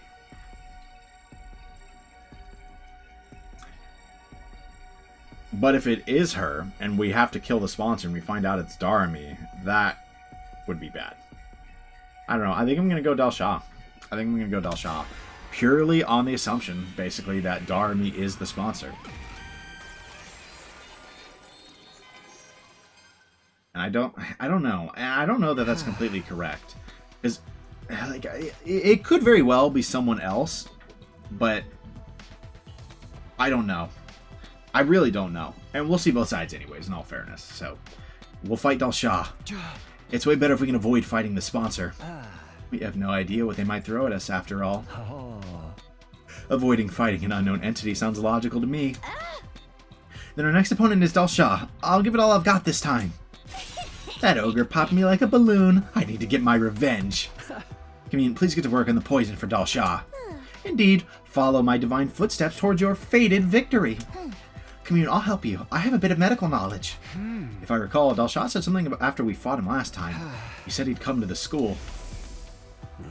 We will start anew. Next time, it will be at your school. If he says he's going to come to us, then we'll let him. We'll set up poison traps around the school grounds and be ready and waiting to engage.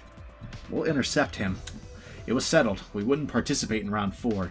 Instead, we made steady preparations for whenever Dal Shah eventually showed up.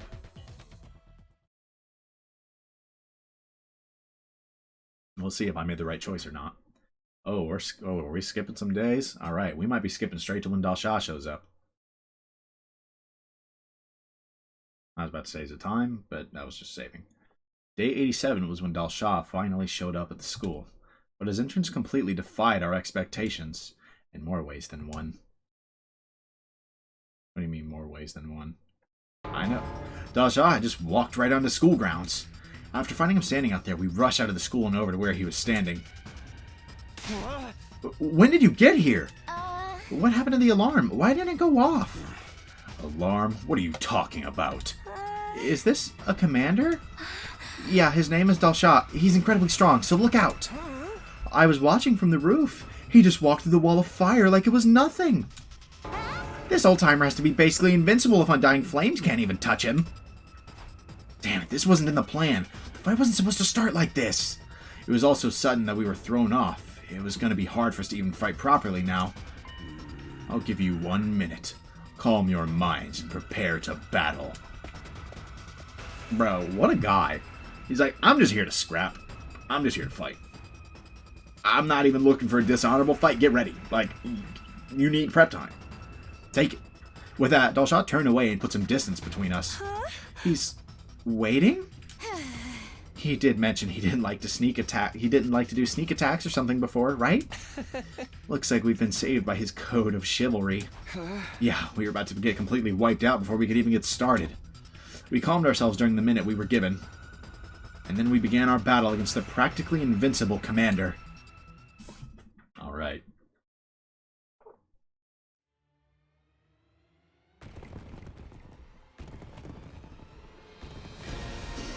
Is Dal Shah not here yet? Bruh, you whack. God of the planet, hear my plea and lend me thy strength. Blood of my bond release! Bro's releasing the blood of his bond.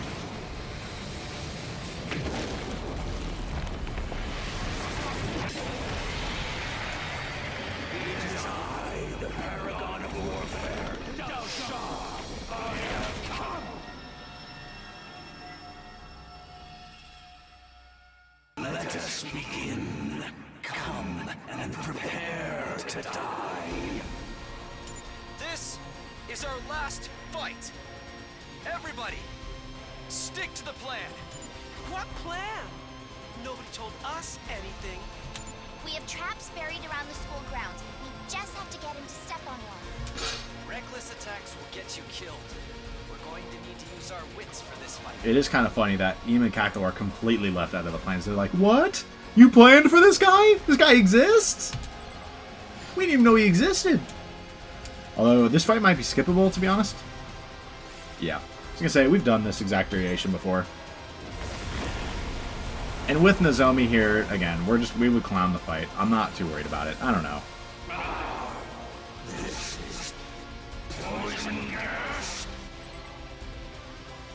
He's underestimated us.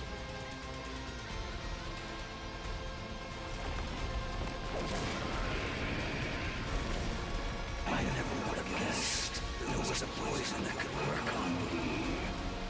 My vaunted defense has come crumbling down. Don't turn tail and run just because your invincibility's gone! We urgently need you to die for us! Yeah, let him know, Darby. Now why would I run?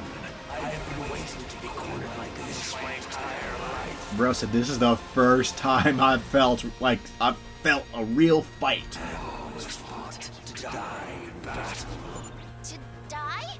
To die on the battlefield is the fate of all true warriors. Do you not also long for the pleasure of an honorable death? Absolutely not. Because all we want is to live. Life and death are two sides of the same coin. Yeah, we learned that. You must put your enemy to death. Yeah, no kidding. Literally, in this case. Now, the time has come. For us to slime you. Kill me to gain the life you so deeply desire. Dalsha low-key a Chad? Bro's literally like, yeah, we're fighting. Yeah, you gotta kill me. You gotta kill me if you want the life you want.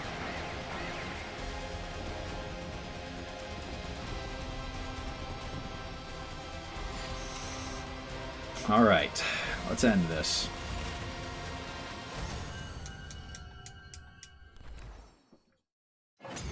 Now let's see what happens, because this is where stuff gets real, if I had to guess.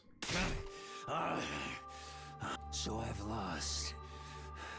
The time of my destruction is upon me, but I have no regrets.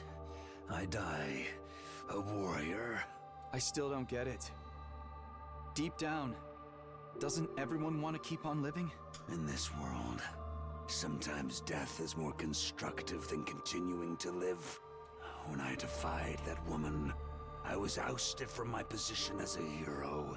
Imprisoned. I despaired of dying in that emptiness. I am truly grateful you all appeared. Because now I can die on the battlefield as a warrior. Thank you for fighting honorably. Bro died doing what he loved. You could have massacred us if you'd opted for a sneak attack instead. Yeah. I'm glad you were the last enemy we had to face. It was an honor to have you as my last opponents as well. You are all true warriors. Now, finish me off like the warriors you are, and enjoy your reward of life.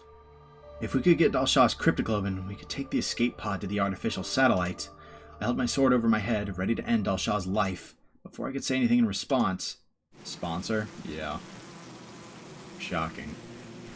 I was definitely worried about this. The sponsor's bees descended furiously from above. What are these insects? They lifted Dalsha's body high up in the air, and before I could so much as blink, they'd sucked all the blood out of him. Bravo! A truly incredible victory! It's not Darmy. Beating an unfair boss like that means you really are top-class hunters! Oops. Suddenly appearing out of nowhere, the sponsor took control of the scene. Oh, great. You're always just in time to ruin things. Get out of here! I don't even want to look at you!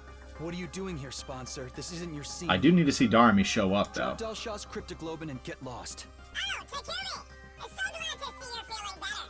But if you're not sick anymore, you should really be hunting.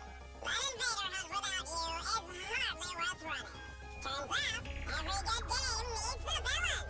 A savage murderer like you. Shut up and give us the cryptoglobin. Do you want me to kill you right here? Okay, settle down. I'll give you a prize back here. The sponsor cleared their throat and began to imitate the previous sponsor. I shall divide this mighty prize among only the most excellent of my hunters. I'll split Dalsha's cryptoglobin between the current 3 top players. In first, Darmy Amamiya. In second, Takumi Sumino. In third, Yugamu Omokage. These 3 will receive the reward. Now then, please accept my gift. The sponsor used the bees to distribute syringes filled with Dalsha's cryptoglobin to the top 3 hunters. All of Dalsha's cryptoglobin ended up in the hands of our team. In other words, we'd be able to launch the escape pod. I desperately fought to keep the smile off my face. I was so happy on the inside that I wanted to dance, but I couldn't show my emotions in front of the sponsor.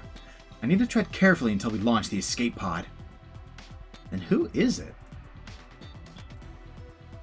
Okay, so any idea I had about it being Darmy seems wrong. So who the hell is it? At this point, it basically just has to be someone we don't know. I just was kind of trying to operate under the assumption it was someone we knew.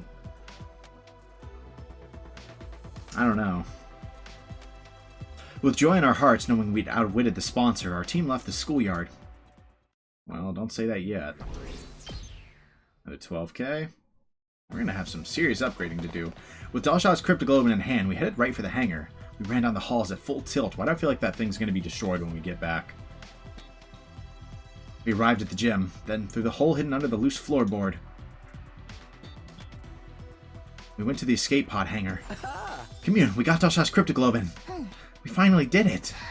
Commune, give me a high five. We held up our hard-won syringes of cryptoglobin and announced the good news to Commune, but does she know where to be found? Huh? Commune? Maybe she's taking a nap. Hey, little Shrine Maiden girl, come on out already.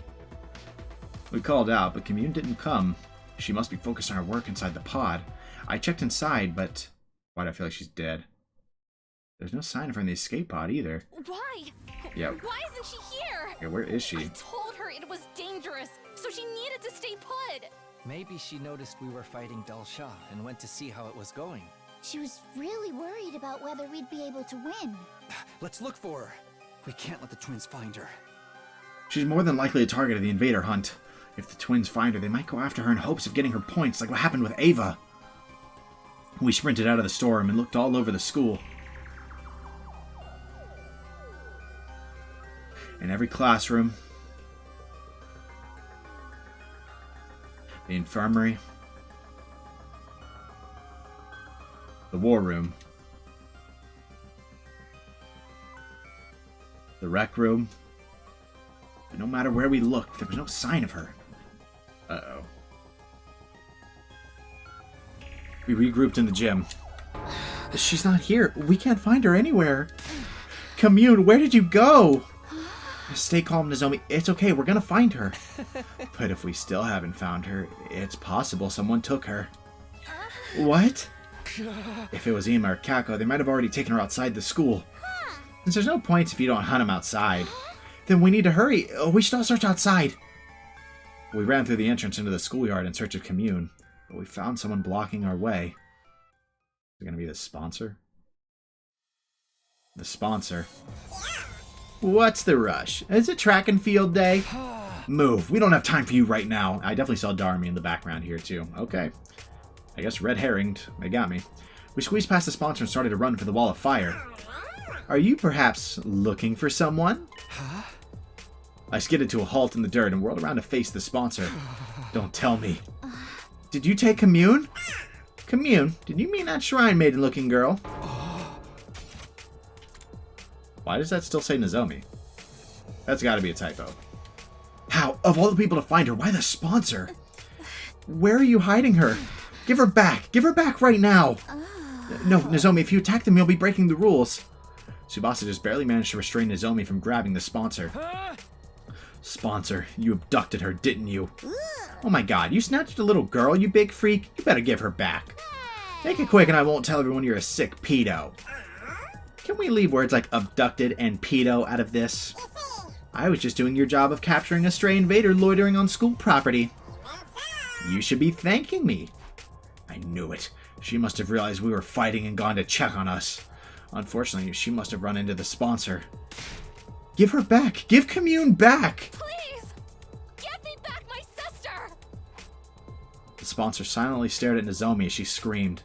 They must have found it amusing. They love toying with people's emotions. I bet Commune's already dead. What do you want, sponsor? What do we have to do to get you to give her back? Tell us what you want right now. Can you stop accusing me of kidnapping? I swear I didn't snatch that invader girl. Liar, then where is she? What a strange question. She's been with you this whole time. With us? What are you even saying?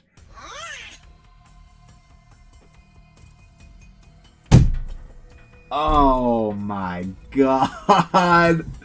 Oh no. I mean, I just handed her out to the top 3 players.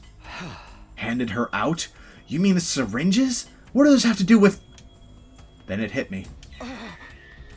A vicious chill ran down my spine. I immediately pulled the syringe out of my pocket. No. No way. That's Delsha's cryptoglobin in there. It has to be. It wasn't all that much, but that little girl had some cryptoglobin inside of her. I sucked it out of her and put it in that syringe along with Delsha's. A special blood donation service for my hardest workers.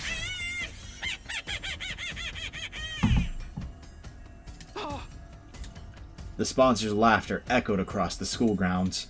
My head spun and I nearly collapsed on the spot. That means, while we were fighting Delsha, Commune was already... And this is why you needed to kill the sponsor first, I'm guessing. No, you're lying. You have to be lying. Yeah, I don't believe it. You're messing with us. If that's what you think, then take a look. Maybe you'll at least manage to find her body. Commune, where are you? Nozomi was walking on unsteady legs, her expression stunned. Commune, where are you? Answer me, please! After that, we walked every inch of the school in search of Commune. The sponsor was just lying. There was no way she could be dead. That's what we wanted to believe, but... After night fell, we found a body in a corner of the schoolyard. It was drained of cryptoglobin and completely desiccated. We were sure it was her.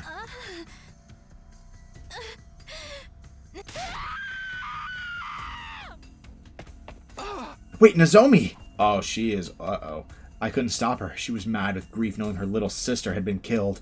Driven by pure loathing, she charged at the sponsor. We're just gonna...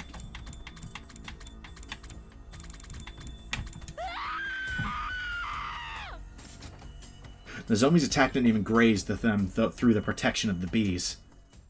Oh no. And as punishment for violating the rule, she was executed.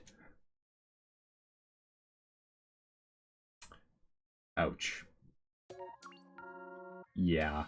I made the wrong choice, guys. I made the wrong choice, guys. Killing game route 85. A cruel end for Commune. Okay. Oops. It's very clear that my guess about who the sponsor was incorrect. Which isn't like terribly shocking, but it means it's not anybody that I could have guessed, it seems. And I'll be honest, I don't really like twists like that. When it's literally not possible to guess it, basically. We'll see. Maybe I'm wrong. Maybe it is somebody I could have guessed, and it's just not somebody I even have considered yet. But right now, I don't see how this is anybody we could have guessed. And I don't like twists like that normally, so I was kind of just assumed it was Darmy because that was the only other explanation I had. And so that was what I hoped it was, if that makes sense. But we'll go with the sponsor this time and see if that ends better for us. Without Commune dead, without Nozomi dying in early death.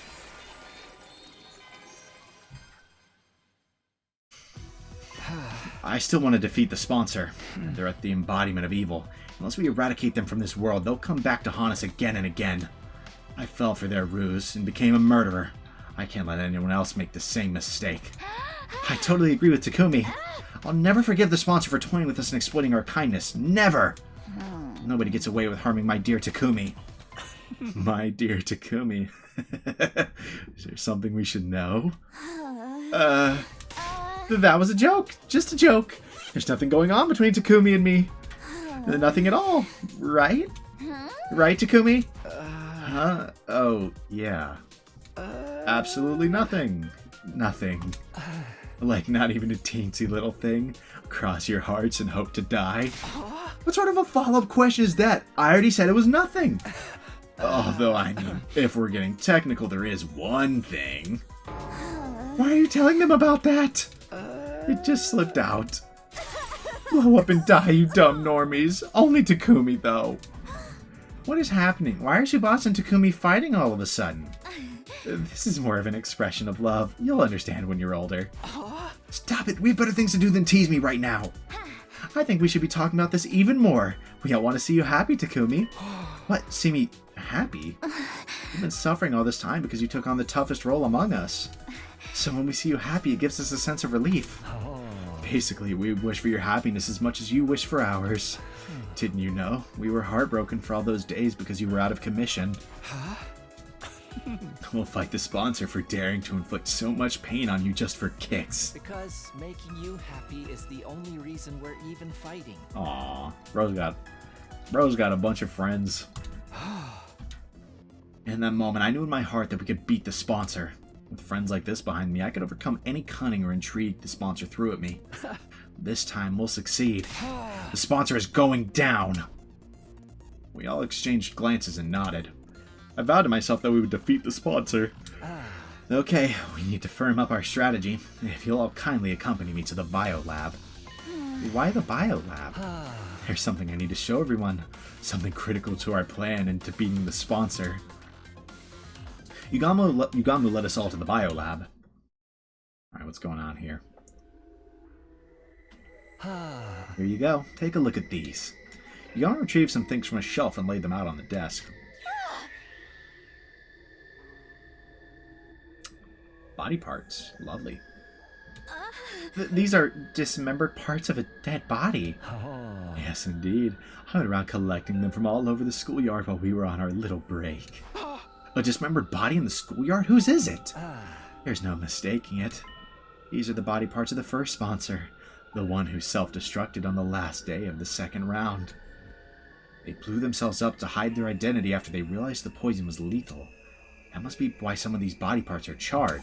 Alright, come on. Surely we get to find out who it actually is. Anyways, I analyzed these assorted remains the other day, and I discovered something very intriguing. The body had already been dead for several years. Years? But the sponsor only self-destructed 20 or so days ago. I was surprised too. I convinced myself I must have made a mistake. So I checked again and again. But the result was always the same. Every corpse had been dead for at least a few months, sometimes years.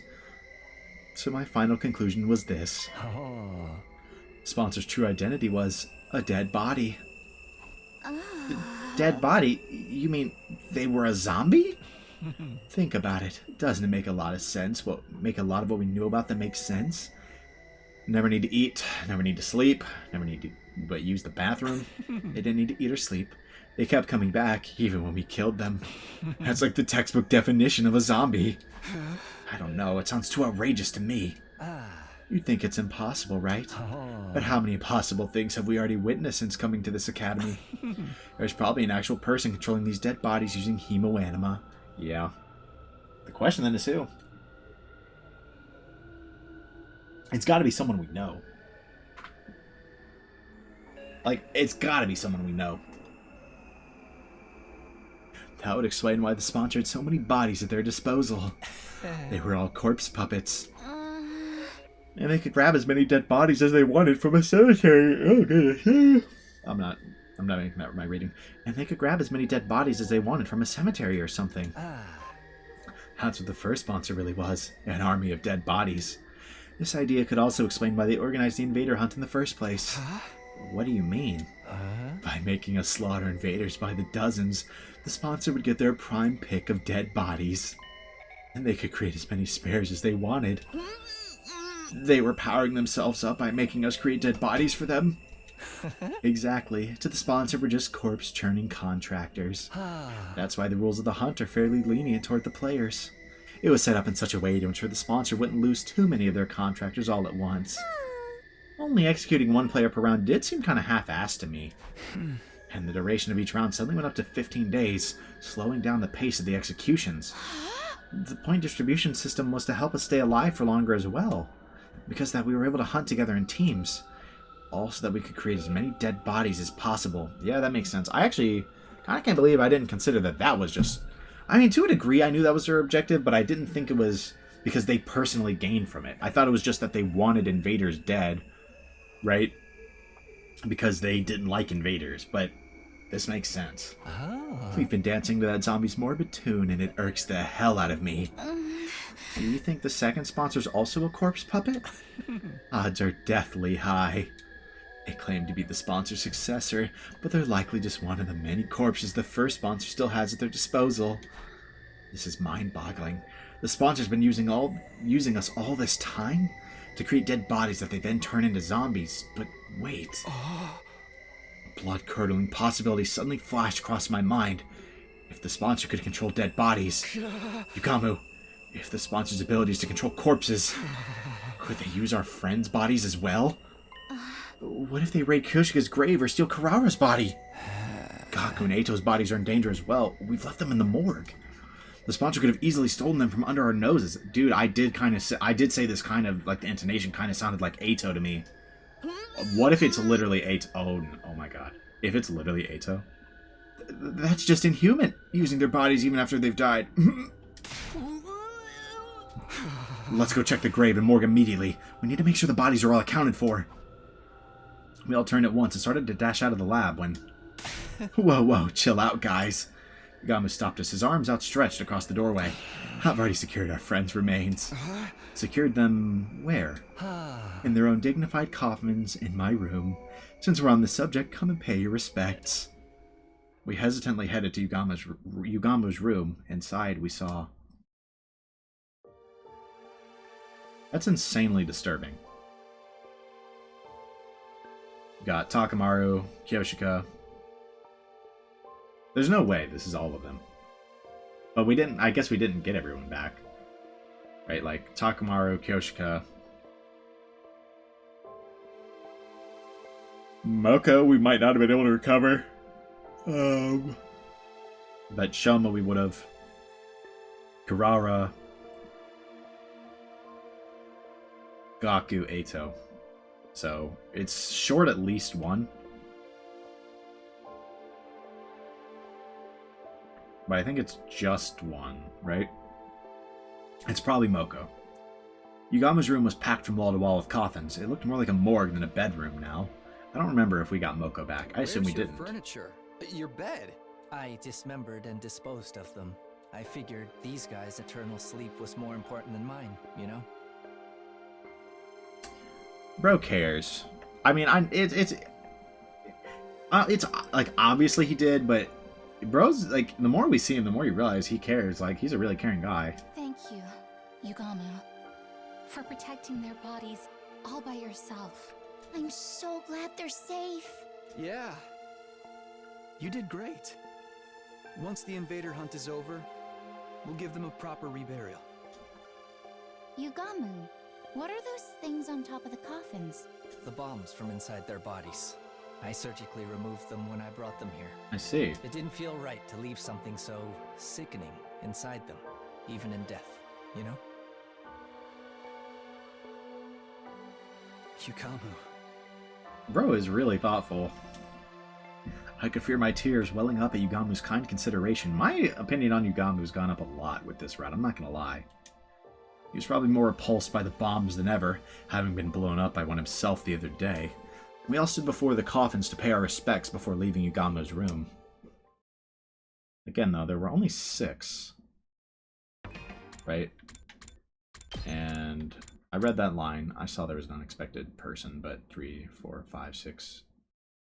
1, 2, 3, 4, 5, 6, 7, 8. There's 8. There's 2 unaccounted for. It's probably Moko and Hiriko, right? Did we get Hiriko? Did we bring Hiriko back?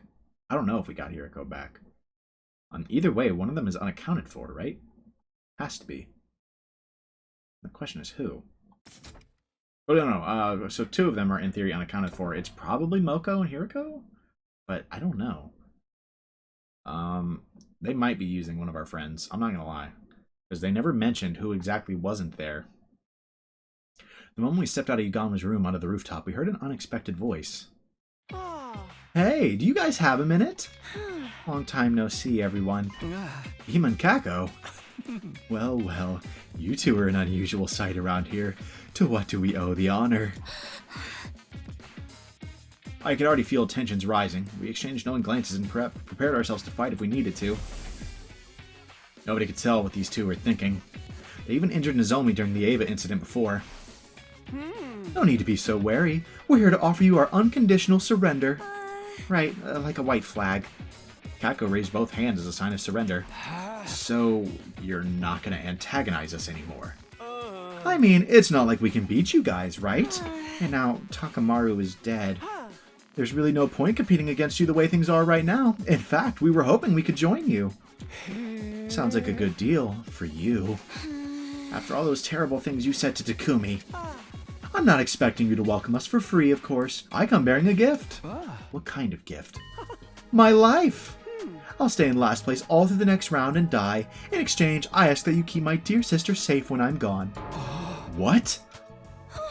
Brother dearest, what are you talking about? I'll even let you lock me in that cage in the courtyard if you doubt my sincerity. Then I'll die in the same cage Ava once occupied. Poetic justice for my attempted murder of her, don't you think? Ima, Brother dearest, no! How can I live without you? Haha. Come now, sister dearest. This is the way it should be. It's an unspoken rule that an older brother takes the place of his sister when she faces certain death. Ima's words made me remember what Ava said just before she died. To earn my title as mother, there's something I must do. I must teach Nozomi the meaning of true love. I really like this route thematically. I've got to say that. Like, I like this route a lot thematically. And the strength of a real parent who never sacrifices her children to benefit herself. A loving heart that moved someone to give their life to protect another. Completely contrary to what the Killing Game stood for. And that was why... It's fine. You can both join our team. Really? Yeah, Takamaru asked me to forgive you too anyway. I'm so grateful, Mr. Sumino. I will die as promised, so please take care of my dear... On one condition. Ima, you are prohibited from dying. You need to survive too. What? Hold on, Mr. Sumino. If I survive, someone else has to die. No, nobody has to die. We're gonna put an end to this game. Don't worry. As long as we remain united, the sponsor will be no match for us. Seems like somebody's developed a killer new attitude since we saw him last. But that's how our leader should be. I feel like we're letting these two off too easy, but I'm good if Takumi is. Ima, Kako, let's put our past behind us and work together for the future. Gross. I usually can't stand cringy stuff like this, but I'll let this one slide. It'll be a change from all that awkwardness, at least. To be fair to the others, we all fell for the sponsor's ploy to divide and conquer. Now we're finally united as one again. The pride of the Special Defense Unit is at stake. Let's take down that sponsor. Our newfound unity made us all the more determined to fight against our enemy. We'd carry on the will of those who had passed before us and do what needed to be done.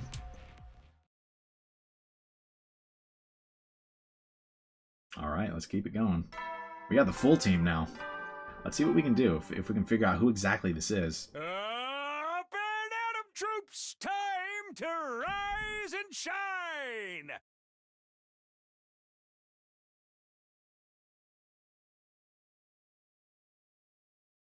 Surely not.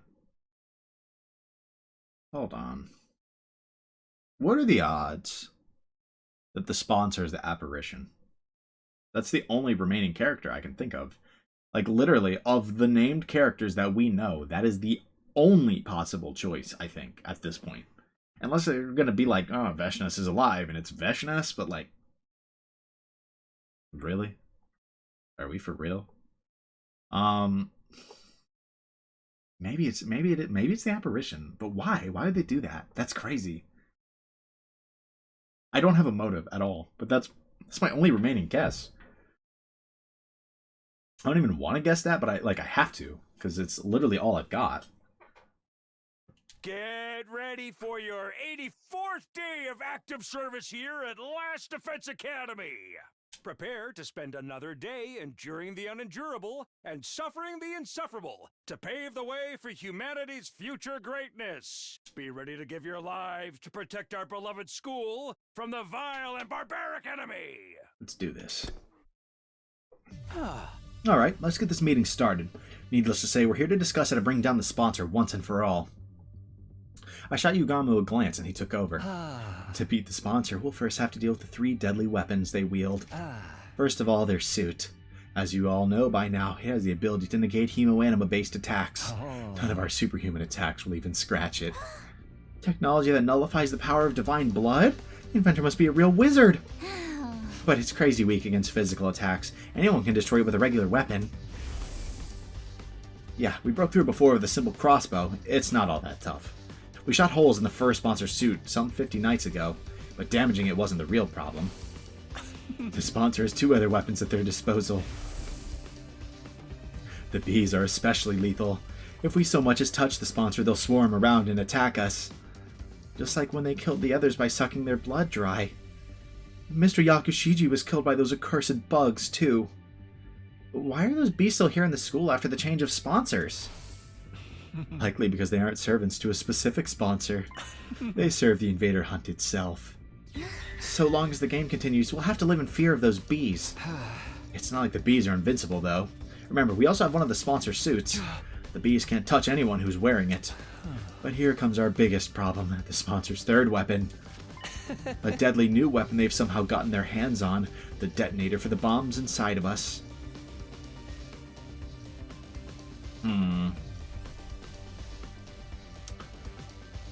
Yeah? What are we gonna, like, put Commune in the suit or something?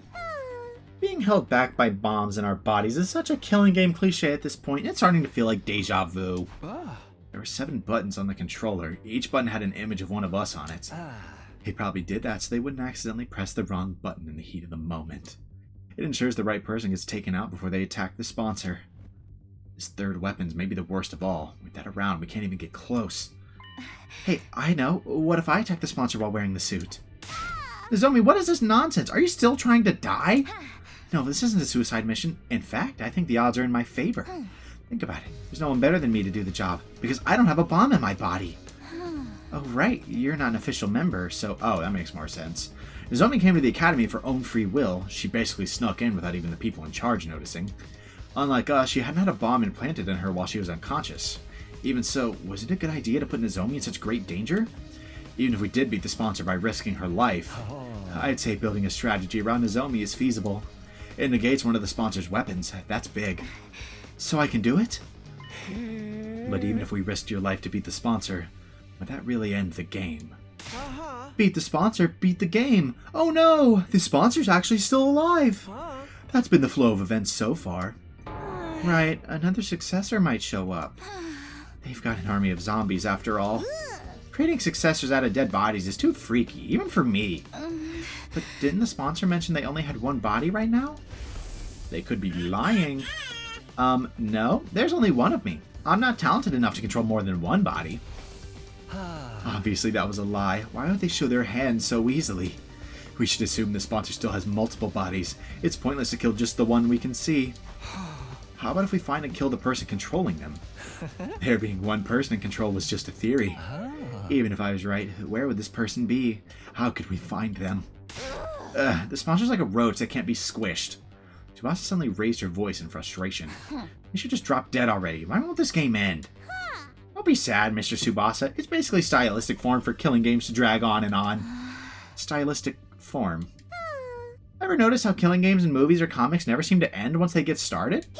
The players exploit a loophole and think they've won, only to find themselves at the start of another game.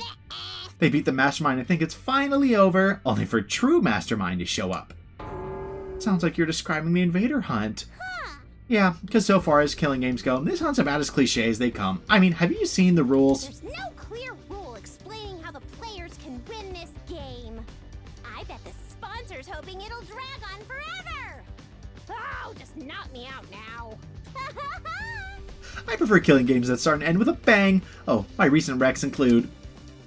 Darumi proceeded to go on a tangent about killing game reviews and theories, but I already tuned out by then. There was something she said earlier that I couldn't get out of my mind. There's no clear rule explaining how the players can win this game. She was right. There was nothing in the rules about us winning. For some odd reason, that statement stuck out in my mind, even though I couldn't figure out for the life of me why it seemed so important. Takumi, are you okay? Oh, yeah, I'm fine. Just thinking about something. I ignored the odd sensation and focused on continuing the discussion. Let's put our heads together to come up with a way to beat the sponsor and prevent another one from showing up. We talked over different ideas right until nighttime, but still couldn't come up with anything viable.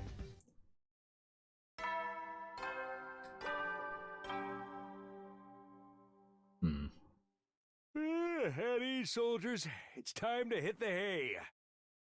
You never know when the invaders might attack, so rest up while you still can. What makes it so important that there isn't a rule that lets us win? Well then, good night.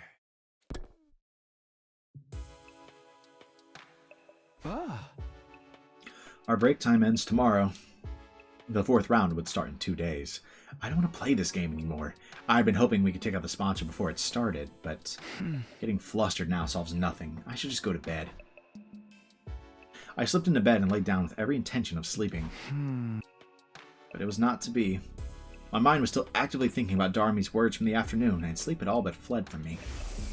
There's no clear rule explaining how the players can win this game. I bet the sponsor's hoping it'll drag on forever! Oh, just knock me out now. I almost think back to like what the apparition said, like somehow, like when it was talking about like someone's trying to sap their hemoanima, and we have to stop them. Like vaguely is what they said. They might have said more than that, and I don't remember the specifics. But maybe that's what he's calling back to. Maybe like in his eyes, that's the win condition. I don't know. I didn't know why I was so hung up on that one point. I still couldn't find an answer no matter how hard I thought about it. Eventually, I finally started drifting off. Because I fell asleep with the lights on, my sleep was shallow that night, but I did dream. In those dreams, I relived the events that had occurred ever since the sponsor showed up. Don't worry, I will not lay a finger on any of you. The game will immediately cease if the sponsor harms a participant without just cause. So is that what we have to do? Because that's the only win condition we've been given. The game will immediately cease if the sponsor harms a participant without just cause. The forceful ending of the game was the one thing that could be construed as a player victory.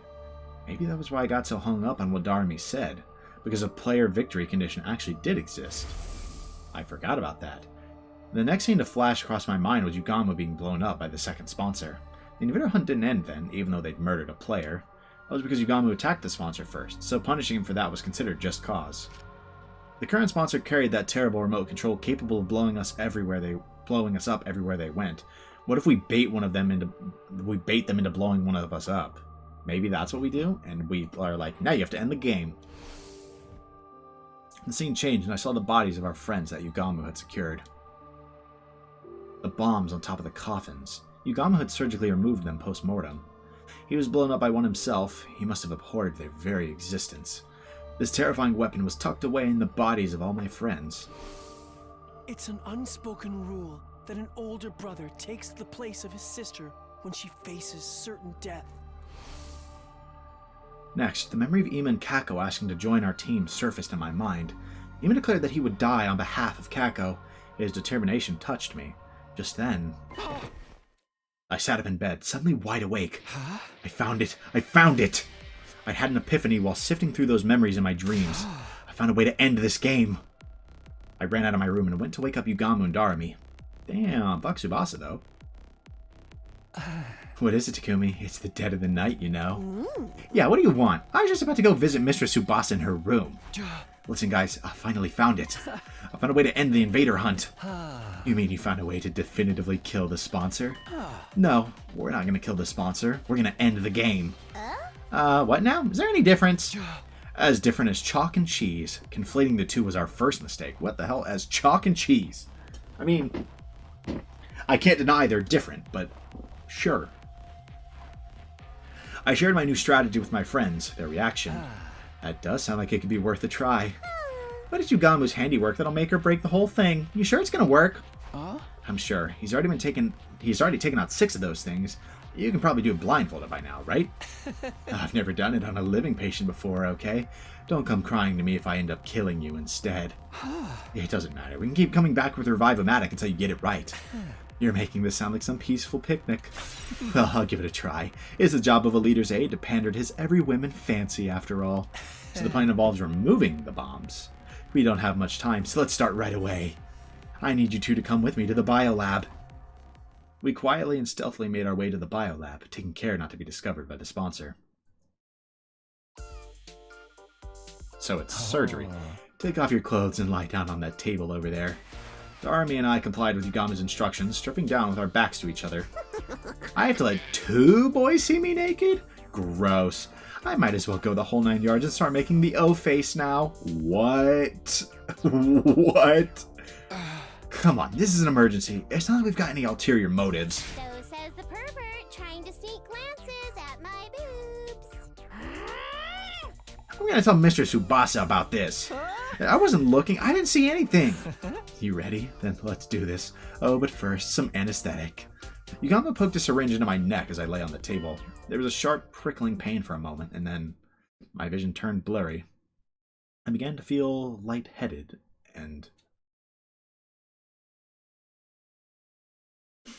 Alright. Are we waking up in the infirmary or in the biolab? Day 86. Oh, that's not a good sign. You did it, Yukamu. You did it. Great! Now I'm damaged goods. What? On the bright side, this scar makes it look like I was in an epic sword fight or something. A scar on the back would have been a swordsman's shame. I guess that's fair. Removing that thing from a living body was certainly different.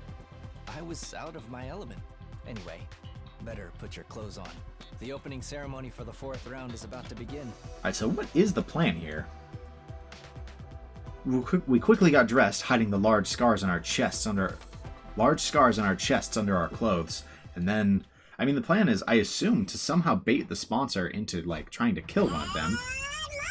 Like, unjustly. But then it's not gonna kill them, because they don't have the bomb? Is my guess? The 4th round of the Invader Hunt will now begin. Gather at the Leisure Lounge so I can explain the rules. This is it. It's do or die time. Yugamu and I will go on ahead and tell the others about the plan. Come join us when you're ready, Takumi. Yeah, I'll be right there. After parting ways with Darumi and Yugamu, I went back to my room and got changed. Once that was done,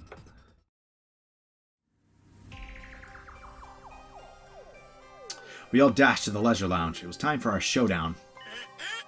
Finally! Although, what's with that getup of yours? The sponsor seemed a little confused by my appearance. It was only natural, since I was wearing the same thing they were. I stood before them in the suit that Hiriko had retrieved at the cost of her life. Takumi, why are you dressed like that? What's going on, Takumi?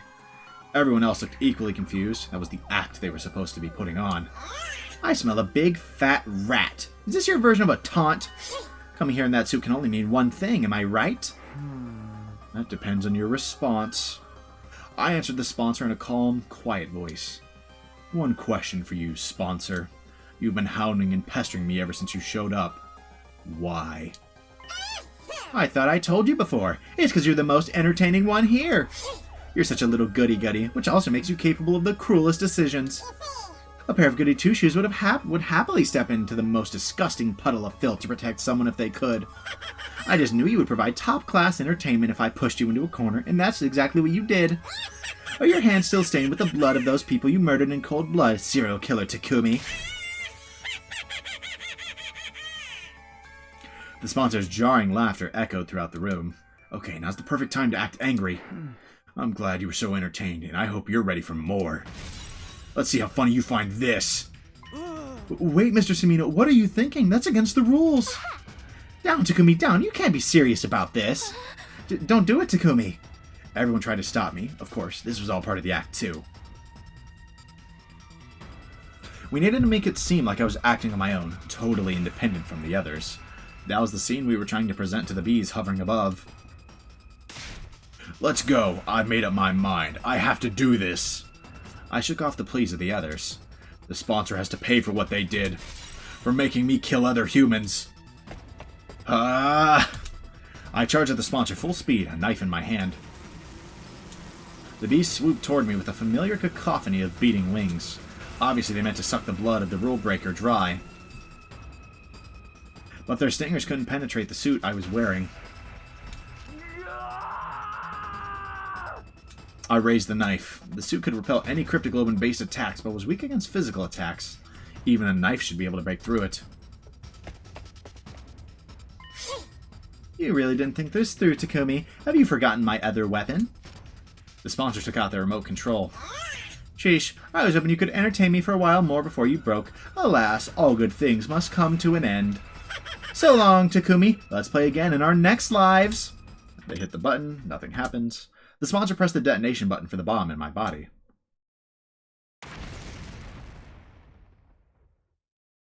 We switched them. That was the plan. But I wasn't the one who got blown up. Darumi! Instead, it was Darumi. Darumi and I will exchange the bombs in our bodies. When I violate the rules, the sponsor will press the button for my bomb. But when they do that, the one who actually explodes will be Darumi, who hasn't broken any rules at all. Right, that will fulfill the victory condition of this game. The game will immediately cease if the sponsor harms a participant without just cause. That's how we'll win. Okay. I didn't see that vision. I mean, I knew the plan was, like, basically to get them to attack, like, somebody who hadn't done anything. I didn't think about just switching the bombs. That makes sense. That makes a lot of sense, actually. That's pretty clever. That's pretty clever. Will the sponsor really honor that rule, though? They could just change it on the spot. Between the two of them, the sponsors have tampered with the rules of the hunt plenty already. That's true. The rules seem more like guidelines than anything else, but I have a feeling this one is set in stone. When I was laid up in bed before the sponsor came to my room, I wish I could torture you myself, but alas, that would be against the rules. They sounded genuinely sad when they said that. So this is a rule not even the sponsor, with all their authority, can change. I think so. The moment they blow up Darmy instead of me, something will happen. I didn't know how. The sponsor would be heavily punished. That would give us the opportunity we needed to beat them. Hold up. You're talking like it's a given I'll get blown up into your place. Why's it gotta be me? It doesn't matter who does it, right? Couldn't you use Ema or one of those other guys? No, you have to be the one. It absolutely has to be you. I've decided. And why's that? Because you got to kiss Tsubasa before me. Ain't no way! Are you for real? That's his reasoning? So it's just a personal grudge? You're the normie who needs to blow up and die. Why do you care? We'll bring you back with a Revive-O-Matic right away. Of course I care. This mouth that kissed Lady Tsubasa's delicate lips will be destroyed. Good, you homewrecker. Those lips are mine. You're killing me, Takumi, but in a good way. That's the sort of high-handedness I'd expect from a successful leader. No way that was the actual reason. Once I ascertained the bomb had gone off, I took off the suit and stormed toward the sponsor. That was against the rules. You broke the rules, sponsor. Blowing up Darmy when she didn't do anything at all? That's a grave violation. You killed Miss Amamiya. Yeah, give her back to us. What the? You're back already? For a while, the sponsor said nothing as we surrounded and hurled accusations at them. How is she back already? You really had me fooled. Eventually, they let out a subdued sigh. Darn it, I totally miscalculated. You switched the bombs in your bodies, huh? When I pressed the detonator, I ended up hurting Darmy without just cause. You're right, I've broken the rules of the game. Therefore... That's it? No mortified denials, sloppy excuses, death pleas, nothing at all. I thought you'd bring out at least one last desperate gambit. What am I supposed to do? Have you seen the state of my unbeatable weapons? We followed the sponsor's glance to the ceiling.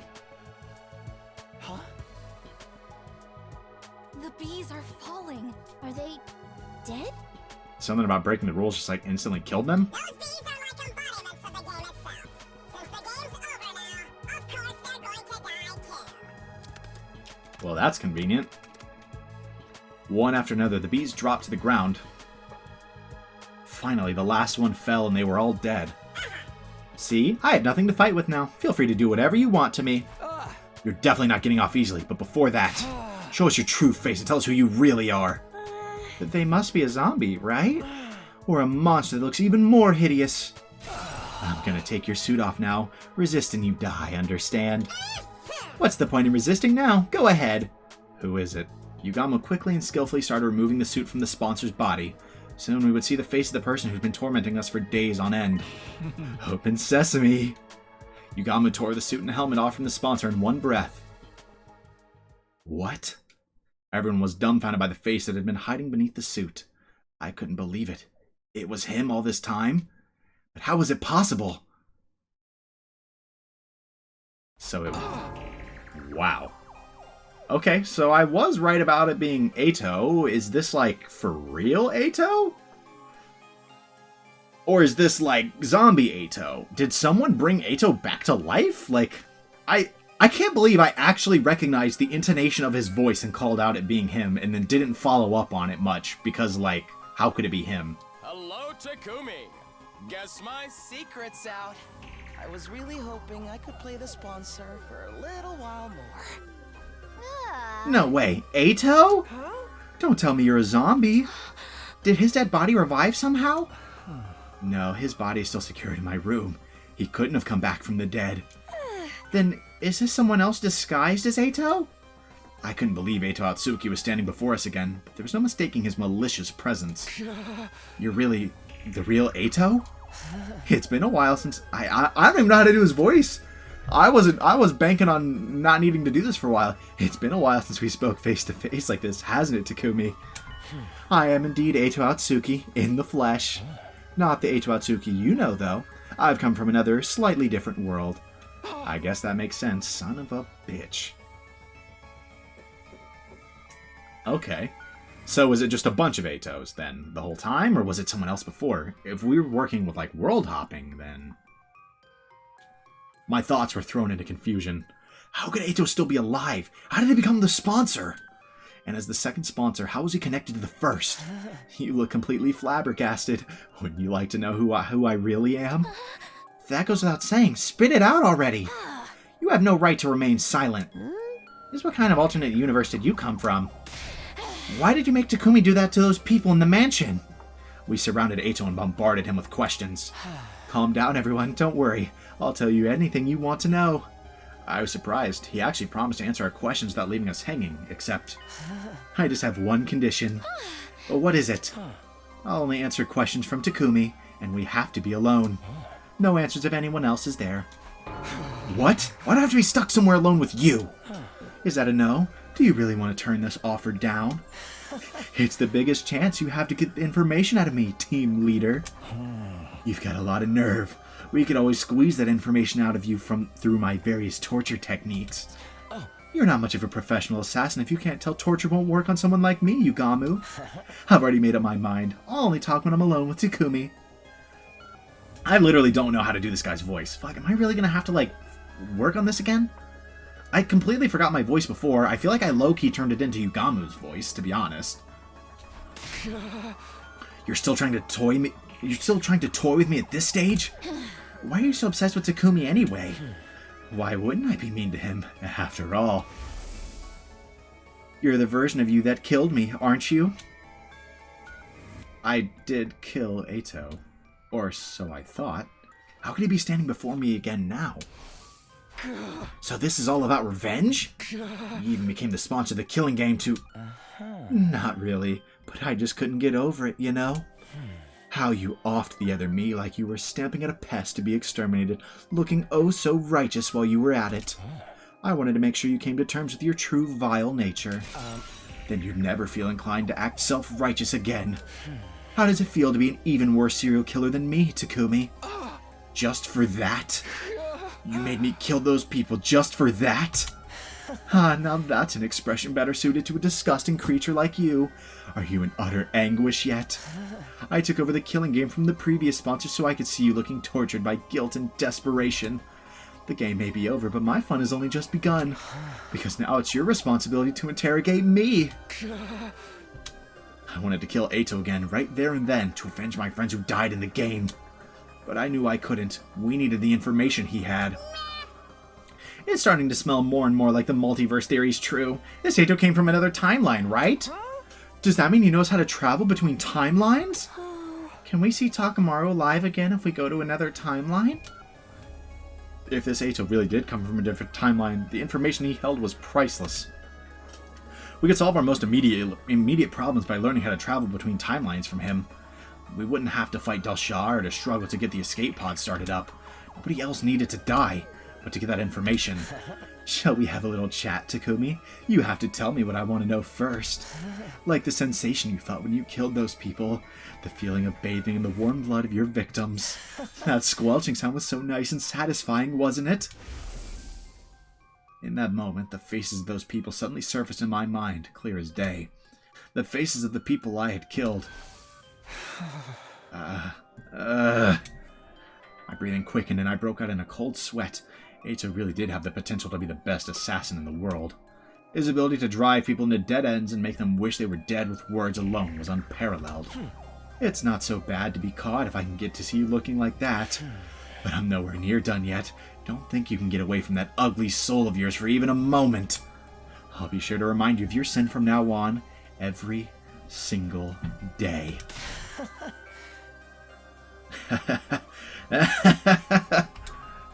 I could feel the strength leaving my body as Eito laughed at the top of his voice. And to think I thought I'd finally be able to relax after defeating the sponsor and ending the game. I was wrong. My real suffering was only just beginning. After killing Eito, he came back with a firm hand on my ankle, ready to drag me down into hell with him. My killing game wasn't over yet.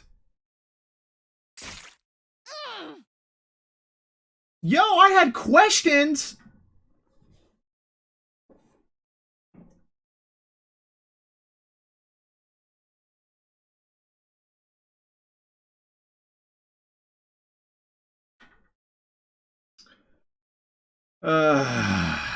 On one hand, Tsubasa, I appreciate you for sticking up for us. But holy shit, we had so many questions we needed answered. And you just killed the single person that could answer said questions. It happened so quickly I barely knew what was going on. Tsubasa picked up the knife I had dropped, lunged forward, and slit Eito's throat with it. Tsubasa!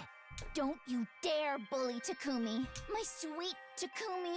Tsubasa. Anyone who dares to hurt him is going to have to answer to me. Bro, I knew she was going to do something crazy at some point. I knew she was going to have some sin that she might have to worry about. Although I don't know how much she's going to stress, like, killing him. But I didn't expect it to be this.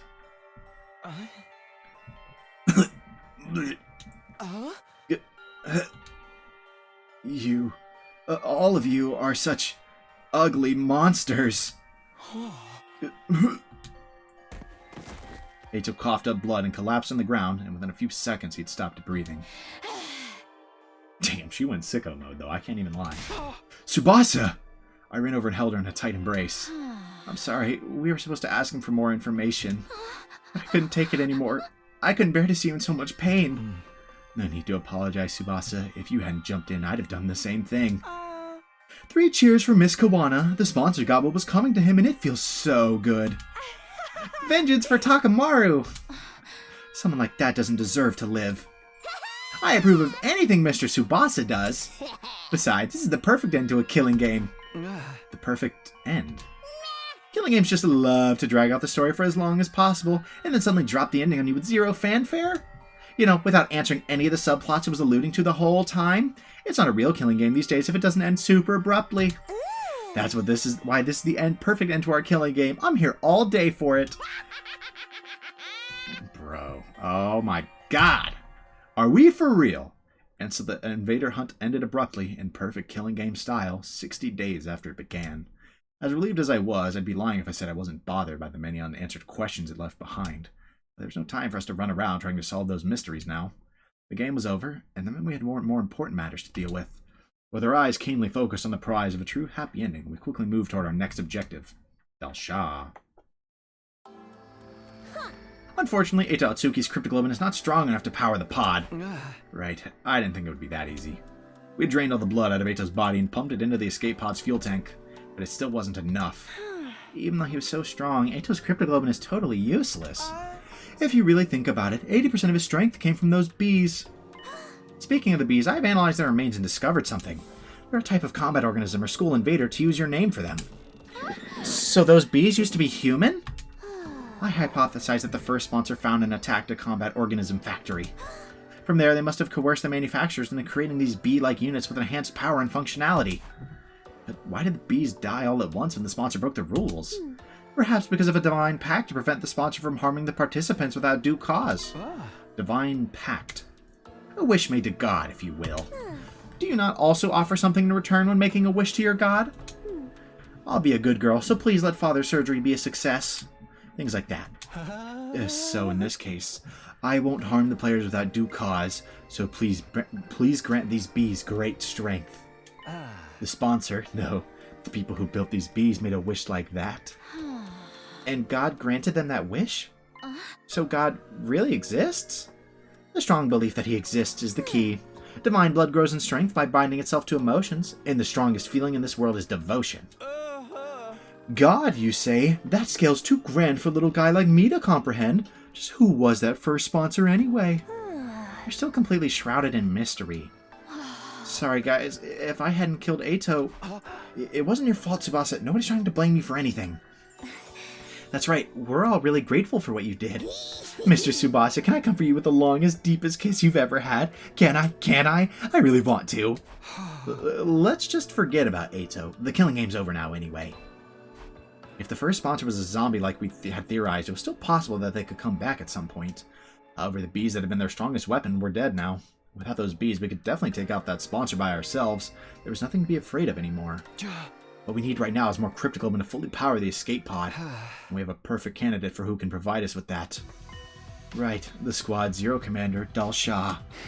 We have to find a way to beat him and take his Cryptoglobin. Commune, have you finished developing the poison that can help with that? Who do you think I am? It was already done and dusted a while ago. So, we can beat Dal Shah now? Indeed, so long as you proceed with caution. My poison will break down his invincible defense, but Dal Shah will still be a formidable foe. We have to come up with a foolproof strategy to beat him when he shows up at the academy, whenever that may be. After our meeting, we started preparing for our battle against Dal Shah. And then, when night fell... And there! I finally got the fire started, everyone. I cast fire! We lit a bonfire in the schoolyard as a memorial for all our friends who had lost their lives in the invader hunt. Closing our eyes, we observed a moment of silence and mourning. Kyoshika, Moko, Kurara, Ava, our fight against the sponsor is finally over. Mother, may you rest in peace. Have no fear. My sister and I will be fine by ourselves. Sorry for making you ingest that poison, Kyoshika. I hope this fire can ease some of your pain. Thank you for protecting us, Mr. Yakushiji. We're only alive because of you. Thank you for sacrificing yourself to save us too, Shoma. Mistress Hiriko, thanks for deigning to hang out with someone like me. Thanks for being my friend. Hiriko, we did it. You protected us all. If Hiriko hadn't set up the anti-sponsor alliance, we'd all have perished in the invader hunt. Not just her. Everyone else who died after her became lights of hope that guided the 8 of us to where we were now. Damn. Seeing everyone come together to mourn all of this, mourn everyone, it's powerful, I'm not gonna lie.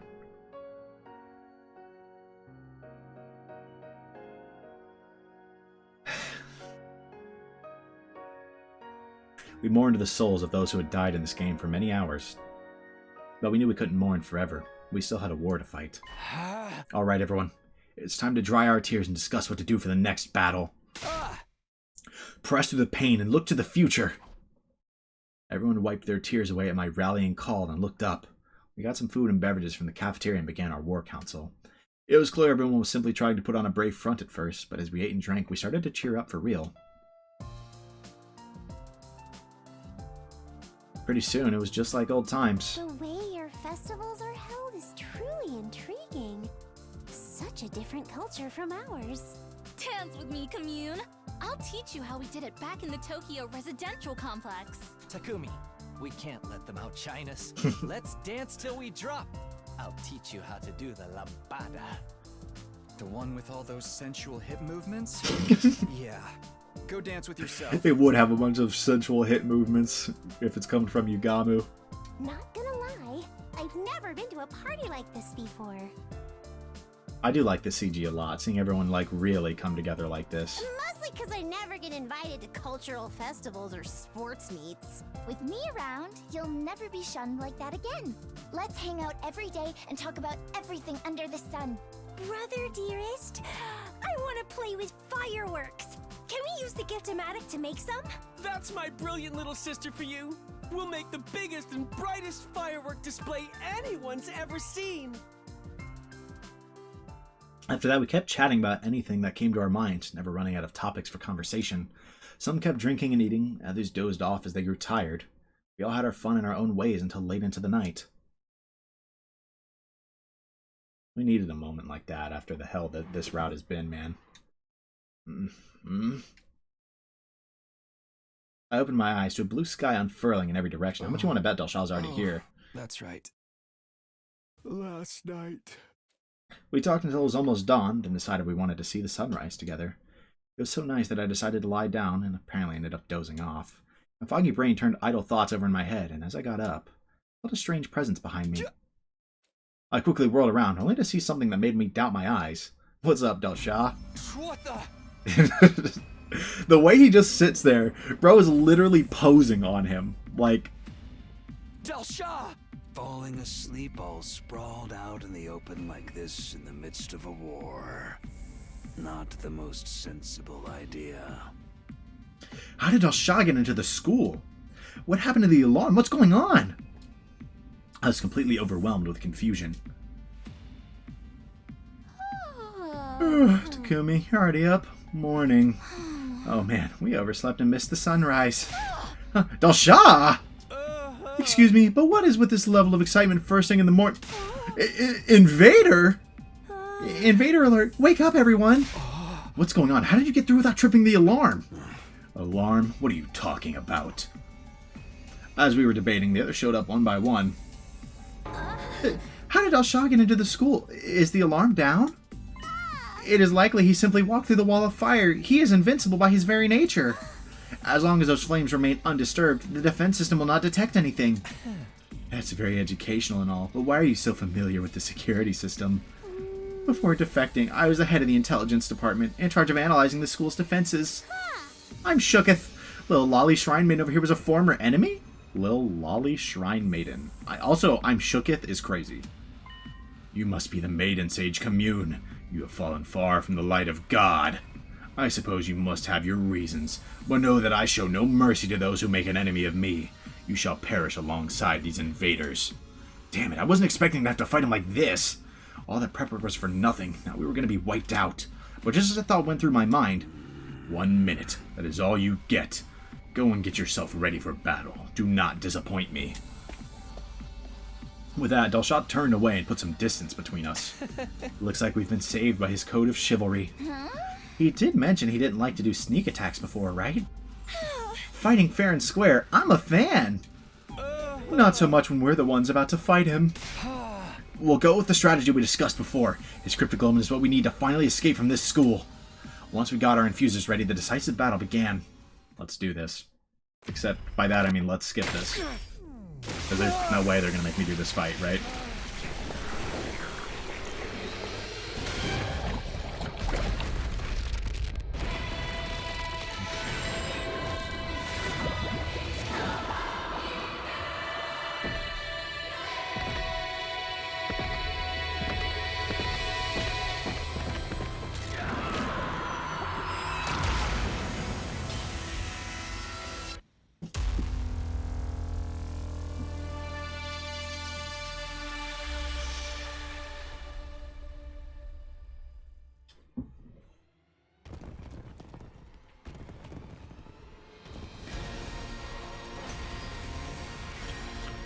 Alright. Yeah, a lot of my bond release. I know. Hear my plea and lend me thy strength. Blood of my bond release!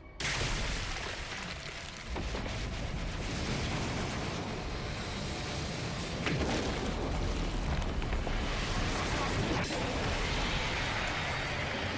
is I, the paragon of warfare, Delsha. I have come. Let us begin. Come and prepare to die. I will take care of his invincible defense. The rest of you stick to the plan. Consider it done. I'll protect my little sister. Our strategy is to make him step on that thing we rigged up yesterday, right? Right. This is a battle of wits, so kill your impulses and stay calm, everyone. Yeah, we've definitely done this. Alright. Surely they'd let me skip. Yeah, alright, cool. The exact same battle as it would have been earlier. It's time. Take this, old man. This is poison gas. The effect of the poison will take some time to set in. Fall back and regroup for now. So this is the three-way version, I think, but same idea. Maybe it's not 3 waves. Looks like that's it. I never would have guessed there was a poison that could work on me. My vaunted defense has come crumbling down. Don't turn tail and run just because you're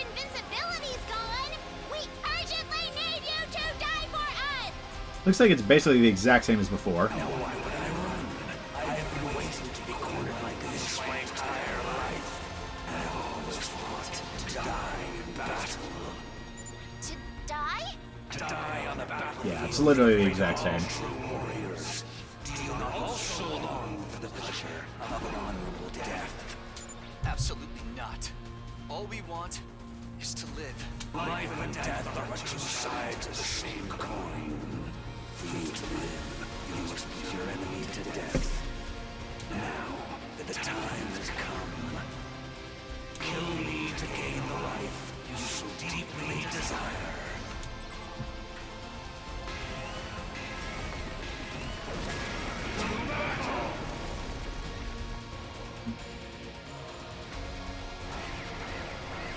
Winnable.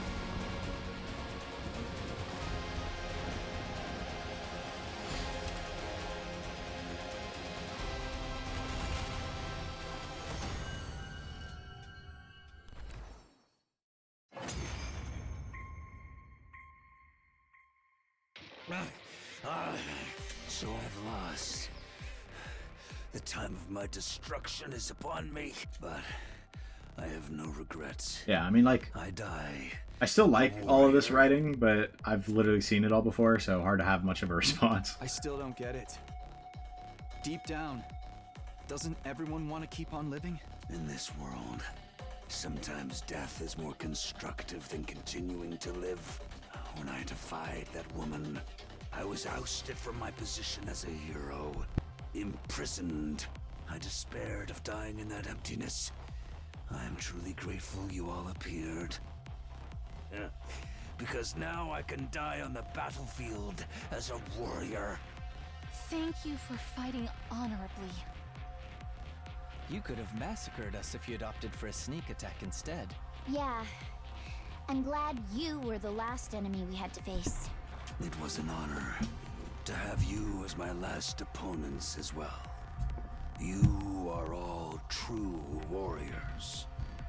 Now, finish me off like the warriors you are, and enjoy your reward of life.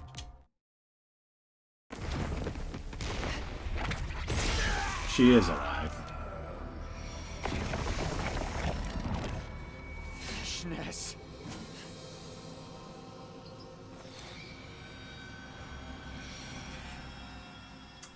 Are we for real? Foolish old man. Why would you think to let these invaders live? Feshness! You're still alive! I thought we blew you up with that bomb. You really presumed I could be killed by your paltry weaponry? Alright, bro. Certainly, I was a little scratched up. But I have since made a full recovery, thanks to the blood of this old bag of bones. Veshness spit her words out angrily and crushed Al-Shah's remains underfoot. Are you crazy? Stepping on your own ally like that? By the sounds of it, they were explicitly not allies. Surely nothing I do now can be as crazy as what you have already done.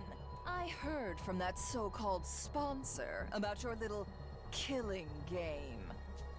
The sponsor was leaking information about us to Veshness? The invader hunt. How dare you treat my adorable pets as targets for some mindless sport? Nevertheless, your indiscriminate killing spree has also given me some unexpected benefits. Like what? Solidarity, fostered by hate. You have angered so many people that my army has grown larger and more unified than before. We are the strongest we've ever been. All of us fueled by an intense hatred for you vile invaders. Shut up, you're still getting one turned. You, on the other hand, are dwindling in numbers. Our next attack will certainly end in your untimely demise. Oh, I bet. Just wait. The day will soon come when my army levels this school to the ground. And all of you with it. With that declaration, Veshness turned her back on us. With no regard for us standing there dumbfounded, she calmly left.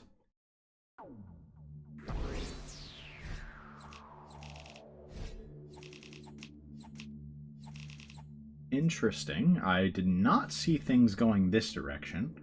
I'm not shocked that Veshness is alive. Like, I think I've mentioned a few times that, like, I fully expected her to show back up. The interesting part is, I guess, the fact that this information was leaked to her, and the fact that this whole invader hunt has created so much solidarity among, I'm guessing, the school invaders, that now there's going to be like a big army attacking us. I wonder if they're going to make an actually hard final battle for once, or if it's going to be free like always. I'm intrigued. I want it to be difficult. Our dim hope that this fight would be over once we defeated Dal Shah was thwarted by Veshness' sudden reappearance. She would be leading her massive army in an all-out attack against the Academy soon. That fact plunged our hearts and minds into deep despair.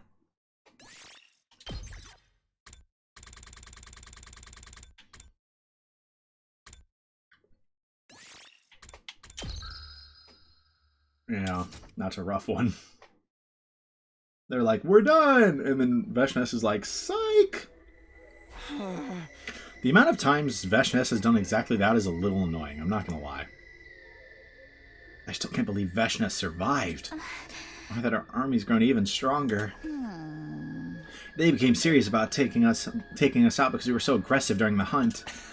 Perhaps this was the sponsor's ultimate objective all along. Why do you say that? They organized a game that made us hunt down every single school invader we saw. Knowing all the time that it would foster hatred among the invaders, eventually boiling over and exploding into all-out war. That kind of full-scale fighting is sure to create an astounding number of dead bodies. Ha! So the sponsor gets tons of dead bodies by making both sides take each other out. It's sounding more and more like the first sponsor really was a zombie. We're still playing out the sponsor's script even after they're gone. How big do you think Veshness' final attack will be? If that side is truly unified, the number of combat organisms will be the likes of which we've never seen before. How can we even defend ourselves against that? Easily. And Veshness is even stronger than Dal Shah, right?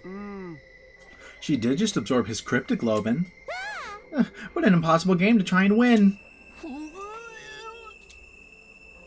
Everyone started looking gloomy. Who could blame us? We were all filled with dread. We thought our fight would be over once Dal Shah was defeated, but that hope had been turned into utter despair. This couldn't go on. We were being paralyzed by fear. As their leader, I had to do something. Let's talk about our bright future ahead. Whoa, what's gotten into you all of a sudden?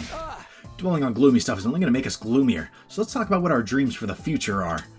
This is an order from your leader. I'll even start us off. I ignored everybody's confusion and started talking about my dreams.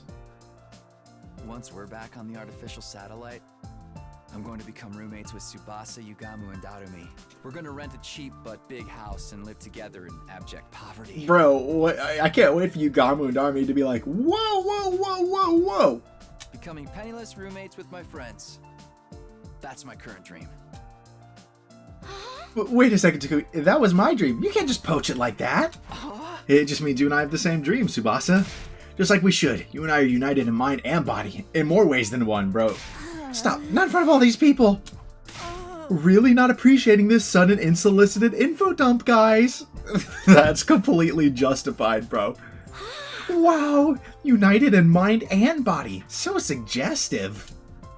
What? What is it? What is being united in mind and body suggestive of? Close your ears, Commune. You're too young for this.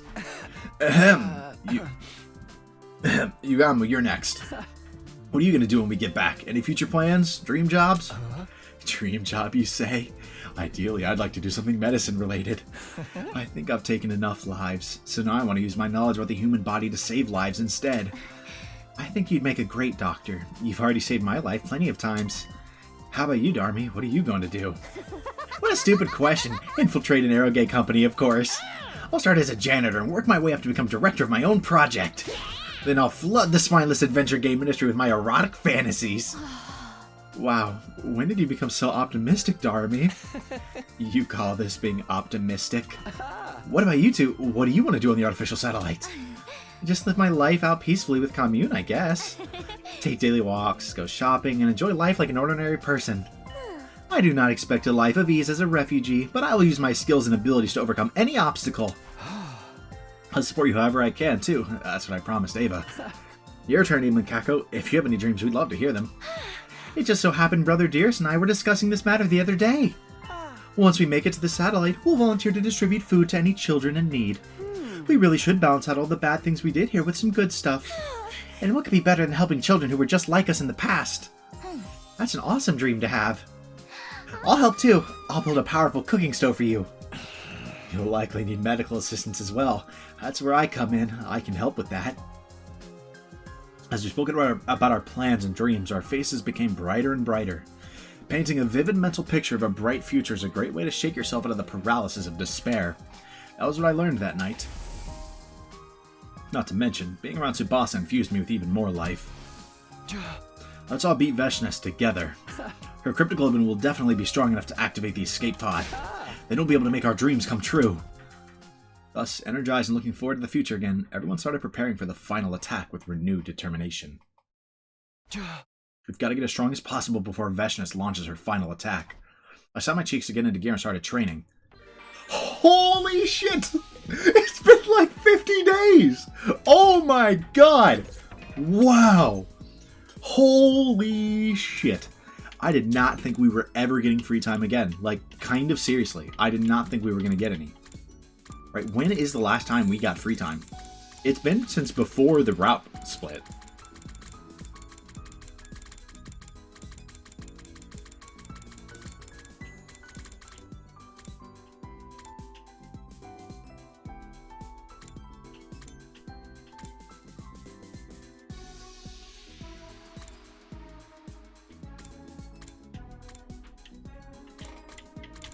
Oh my god.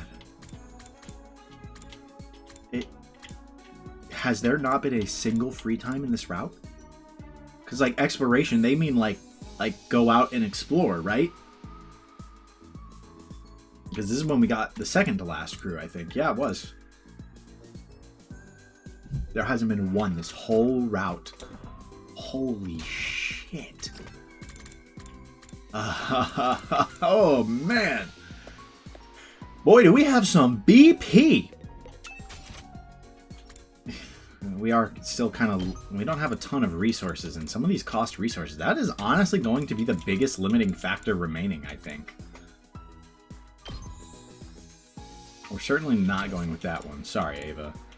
Probably someone alive. Do I finally upgrade Yugamu?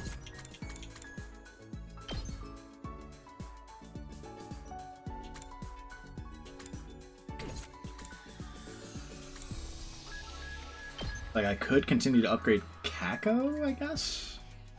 Do I really need to? The problem is not BP, it's like minerals and resources. Ima, Tsubasa, like... Honestly, I think Tsubasa being able to do 4 attack could be kind of sweet. And there's literally no reason to not get everyone to 3 on everything right now. Bare minimum, so... Because now Decelerate, or excuse me, Deadlights does 2, and Attack Push makes her do 4, and that could be pretty nice for cleanup. Literally, while we're here, whatever, we'll just upgrade you to 3. Like, even if he's dead, like... Oh, that required resources. Whoops, I didn't think that would require resources. My bad. There we go. Like, same here. We have so much BP, there is no reason not to do this right now. To at least get everything to the point where it only costs BP, you know? After that, we have some decisions, but not super duper, like, limited ones.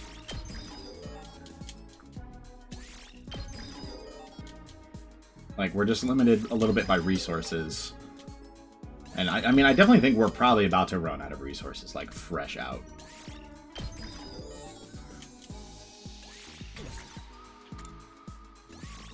We might as well get these on, like, literally everyone, right? Well, okay, I guess let's not go that crazy yet. Let's just upgrade some people first. Who else wants upgraded? Like, actually, Yugamu might be a decent upgrade target, I guess. I just don't know who else really needs upgraded right now. Like, actually, let's go with the army. Oh, homicide's already maxed. The knives is actually this move is pretty nice. 3 attack. Bringing that up to default 4. No, that was the upgraded. So now it's default 3 and could go up to 5, 6 with a hemo anima boost. Still pretty good potentially. This seems pretty garbage. We're not gonna bother with that. Tsubasa, we don't really need to max accelerate, but like, sure. While we're here, we'll just finish maxing Tsubasa straight up. We're done with Tsubasa now.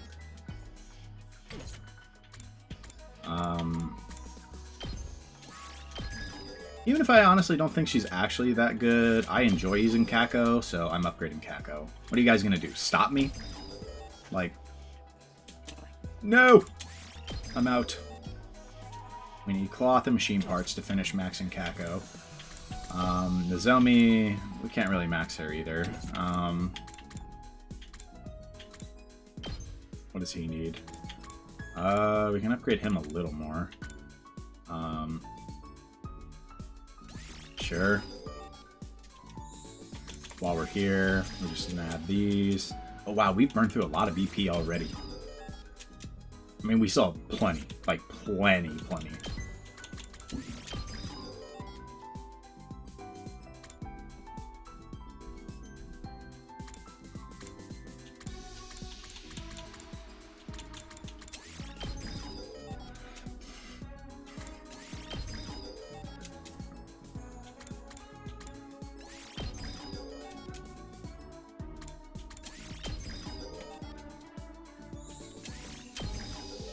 Just keep unlocking these so we don't need to worry about those anymore, and then everyone just has them.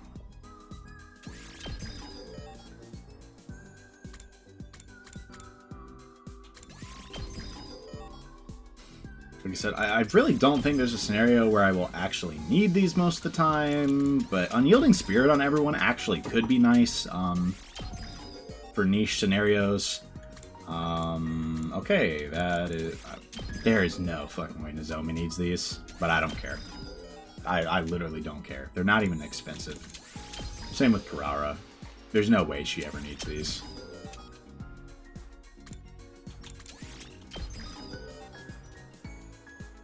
But, like, really, what's the harm, ultimately? So, we can max out... we can give somebody... it needs to be cloth or rocks. We could upgrade Takamaru a bit. Maybe this move that does 3, make it base 4.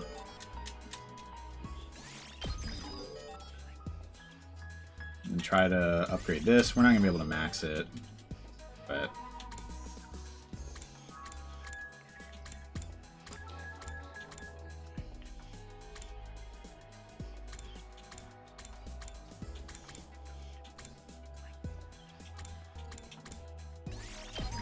maybe max out Kyoshika.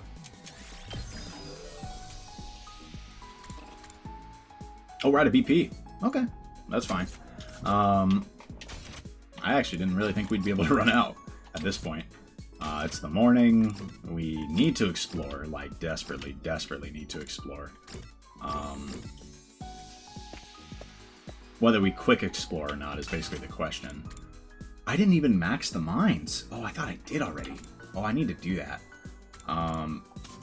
We're gonna explore, but I kind of want to try to make it quick.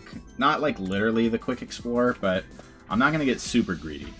We're looking for machine parts mostly, but rocks as well, I suppose.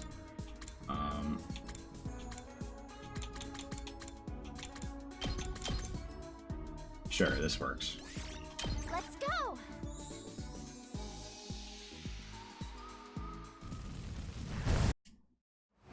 Looking for machine parts. Those are in the desert, right? I scrolled right past the desert. Banger. East Desert, I suppose.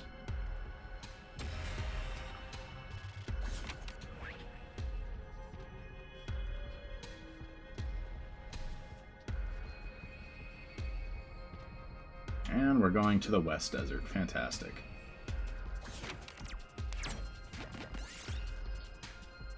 Keep hitting and creep in. Oh, nice. Worked. That doesn't happen very often. Chance space. I don't know how much you look in everyone's pockets. Need a silver token. That's kind of buns, but sure. Just rest. Don't overdo it.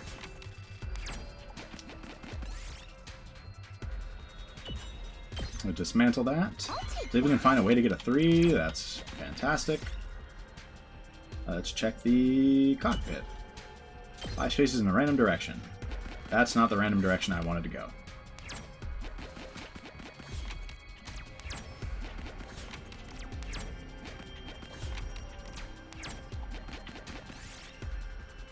We'll ignore the fruit. Don't really need it.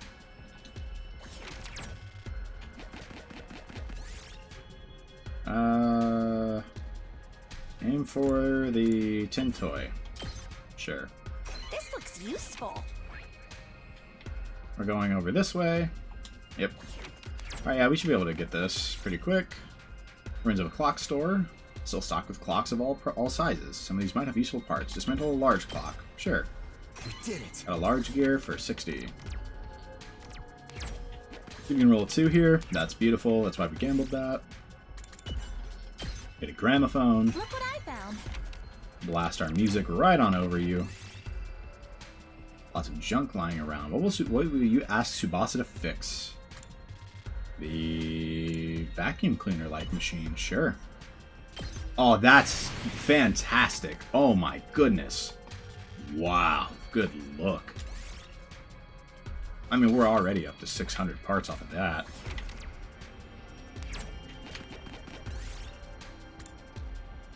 We can leave an offering. We got nothing. Banger. Whoops.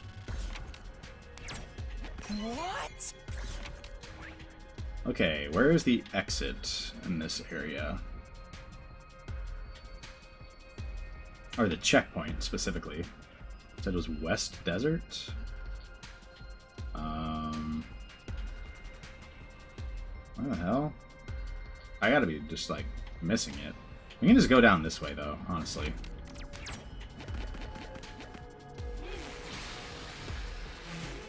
Go down this way. It'll bring us it'll bring us to the center zone, I assume, but then we can just walk to a checkpoint. It shouldn't be, yeah, it's not too far.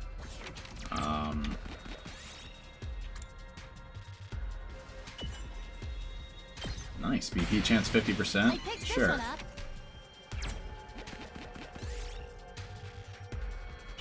Leave the tiger alone. It was not causing us any problems, man.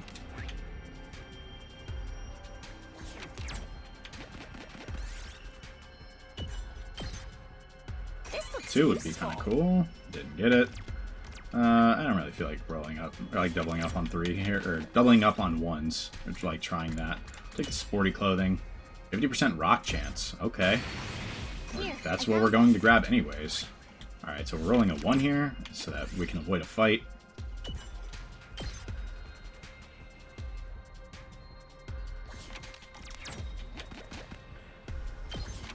Oh my god.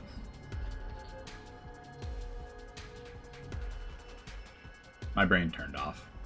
Now I really have to walk. That's unfortunate. That was stupid.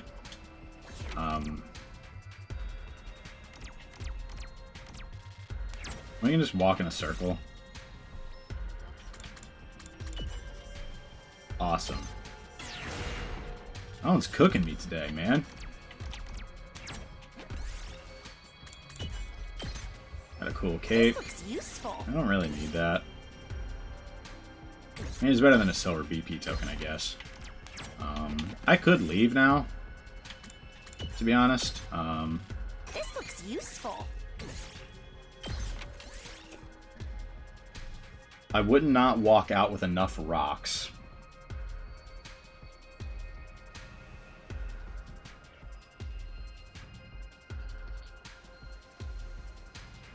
But that might be fine.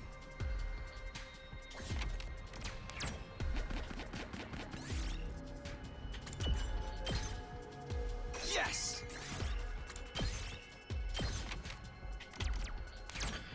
I mean, there's not really an actual reason to leave this early, besides just wanting to move on, which is actually completely valid.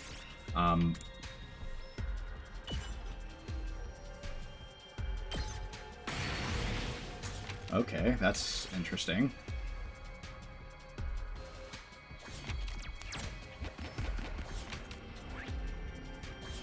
Let's just grab the move checkpoint. Move. We're going to the underground. We're just going to grab the special rock. And then we get out of here. Of course, it's all the way over there. Why wouldn't it be? Naturally, you know? Battle? How did that result in battle? Okay. Never mind. They got me there. I'll admit, I was not ready for that. My turn! This should do it. Ready when you are. Ha! Let's go. Here! All right. Locked and loaded!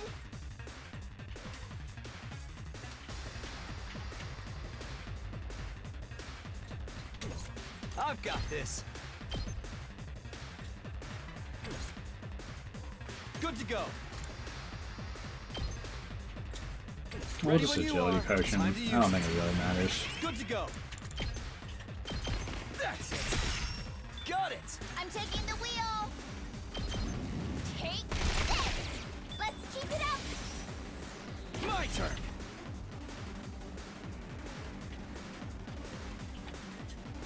I can't hit anything.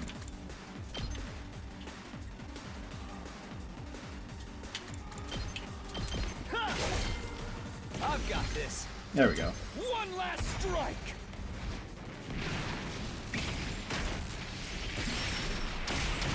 Alright. Easy enough. Sure. Look what I found. Found some garbage is what you found.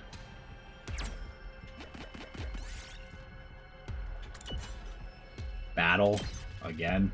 Yes. We've got a good machine parts multiplier, so let's just take advantage of that.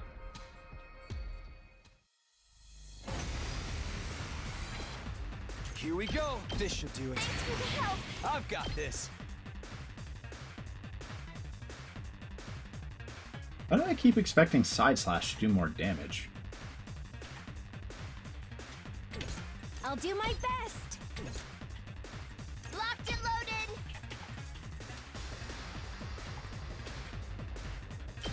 Hi-ya! Ready when you are.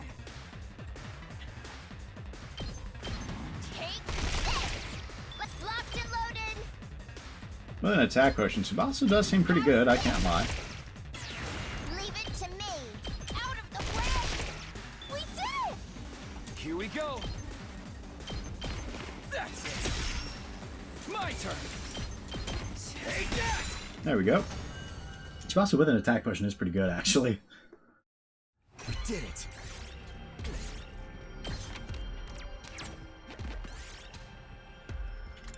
Nope. Somebody just gets sniped if we do that. Been here, done that.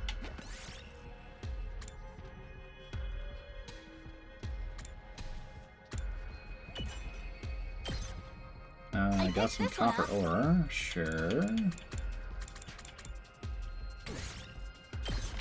I don't really have any special multipliers one way or the other, so I'm not going to replace a 60 for another 60. Yes! I will replace a 60 for a 90, though.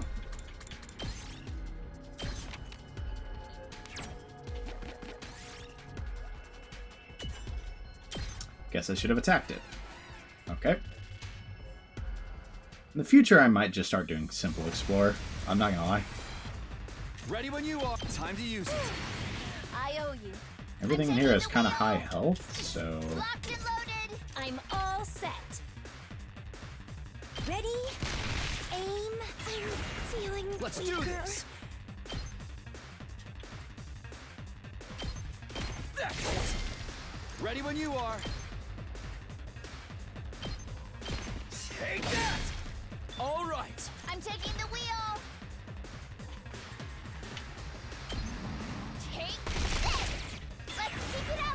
turn. Locked and loaded. Let me do this. Ready when you are. Let's roll. Yeah, we'll be fine.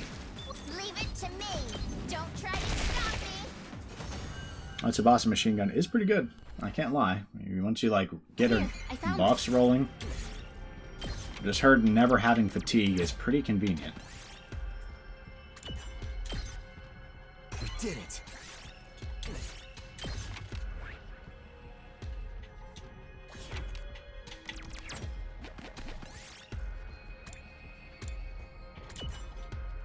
Whoops. Sorry, Nozomi.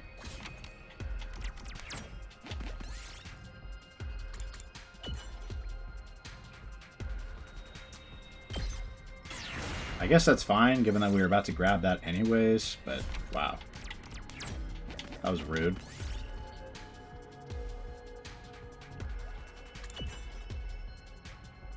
Okay, I got some silver ore to replace it.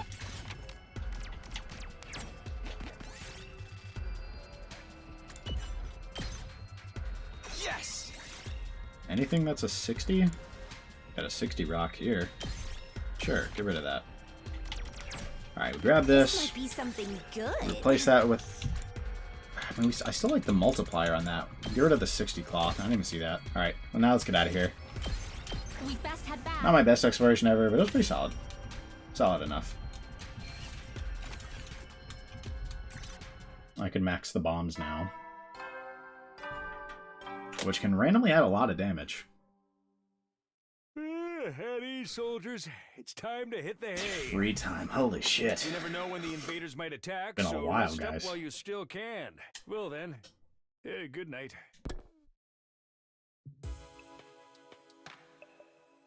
Veshness must be organizing her troops right now. The upcoming final attack was causing me a lot of anxiety. But it's fine. We can beat them. We survived the invader hunt. Veshness is nothing on us. We can do this. We can beat them. I chose to believe in our ultimate victory. After all, we had nothing else to fall back on. Yeah, I'm not too worried. I don't know. Maybe the game will catch me slipping, but there's like a 75% chance the fight is skippable. So, well, I mean, they did talk about more troops, so maybe. Troops, time to rise and shine! Get ready for your 89th day of active service here at Last Defense Academy. Prepare to spend another day enduring the unendurable and suffering the insufferable to pave the way for humanity's future greatness. Be ready to give your lives to protect our beloved school from the vile and barbaric enemy. Free time again? Or what? A day of training. Training to prepare for the final battle. Yep, alright. Alright, so we are going to go upgrade those bombs.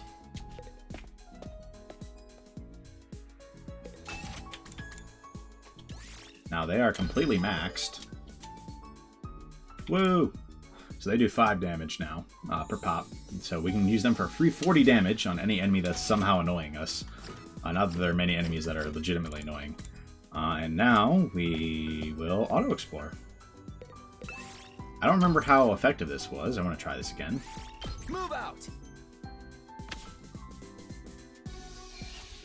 Not particularly effective, I cannot lie, but save some time. At ease, soldiers. It's time to hit the hay. You never know when the invaders might attack, so rest up while you still can. And while I'm trying to finish this route, Well then, good night. we're just going to auto-explore for the rest. I'm not going to lie. Ah. Veshness didn't show up today either. Perhaps it's taking her longer than expected to get her troops in order. Well, that's good news for us. The later she and her army shows up, the more time we have to prepare. It's okay. It's going to be alright. We can do this. We can beat them. I repeated my mantra to myself over and over as I got into bed. It was all I could do to live each day clinging to the belief that we'd be victorious in the end. Morning announcement.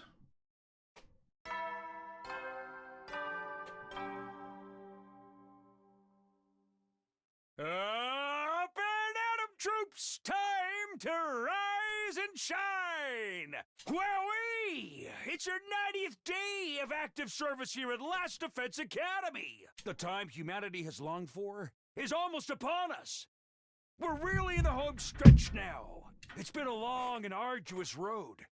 But since you've made it this far, I believe. I We just got it. know you're gonna be fine. I'm not worried about Veshness. In 10 days, you'll have your happy ending, and all of you will become the heroes who saved humanity. Well then, everyone work hard together and keep those spirits up. I still feel like I'm starting to feel like somehow something's going to go wrong. I don't know why. Huh? Our 90th day of Academy life. Veshness was definitely going to attack us within the next 10 days. I need to get prepared so I won't have any regrets when she shows up.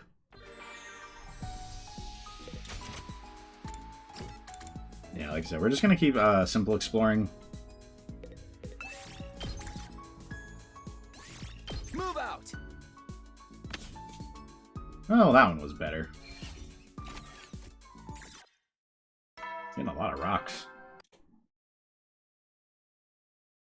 Oops, I didn't mean to skip that. It's I didn't time even know to you hit the could. hay. You never know when the invaders might attack, so rest up while you still can. Well then, good night. Another day with no attack. This must be what the calm before the storm is like. It still doesn't feel like the cusp of a final showdown. Just come on and try it already, Veshness. You're gonna lose. Yeah, she is. Let's get this show on the road, man. Good morning, troops! Rise and shine! It's day 91 of your service here at Last Defense Academy! 9 days remain until the time humanity has longed for is upon us! I hate to keep reminding you, but the fate of all of humanity rests on the shoulders of the Special Defense Unit! So work well and work together for the sake of all of mankind! Alright. It's probably going to be like a day 99 invade, isn't it? Yet more training today. Yeah, I feel like it's definitely going to be day 99. So we're just going to have to sit here and keep simple exploring. Move out! I did not need that BP. Come on, man. That's the most, like, inefficient thing from exploration. I keep skipping that, because I'm mashing A after that. Heady, soldiers. It's time to hit the hay. You never know when the invaders might attack, so rest up while you still can. I feel like I should fill this gap with Well, like, then. some kind of talking. I don't know what to Good say, night. though. Because this section's kind of boring. I'm not going to lie. We're just, like, skipping through days and then being like, we're going to win.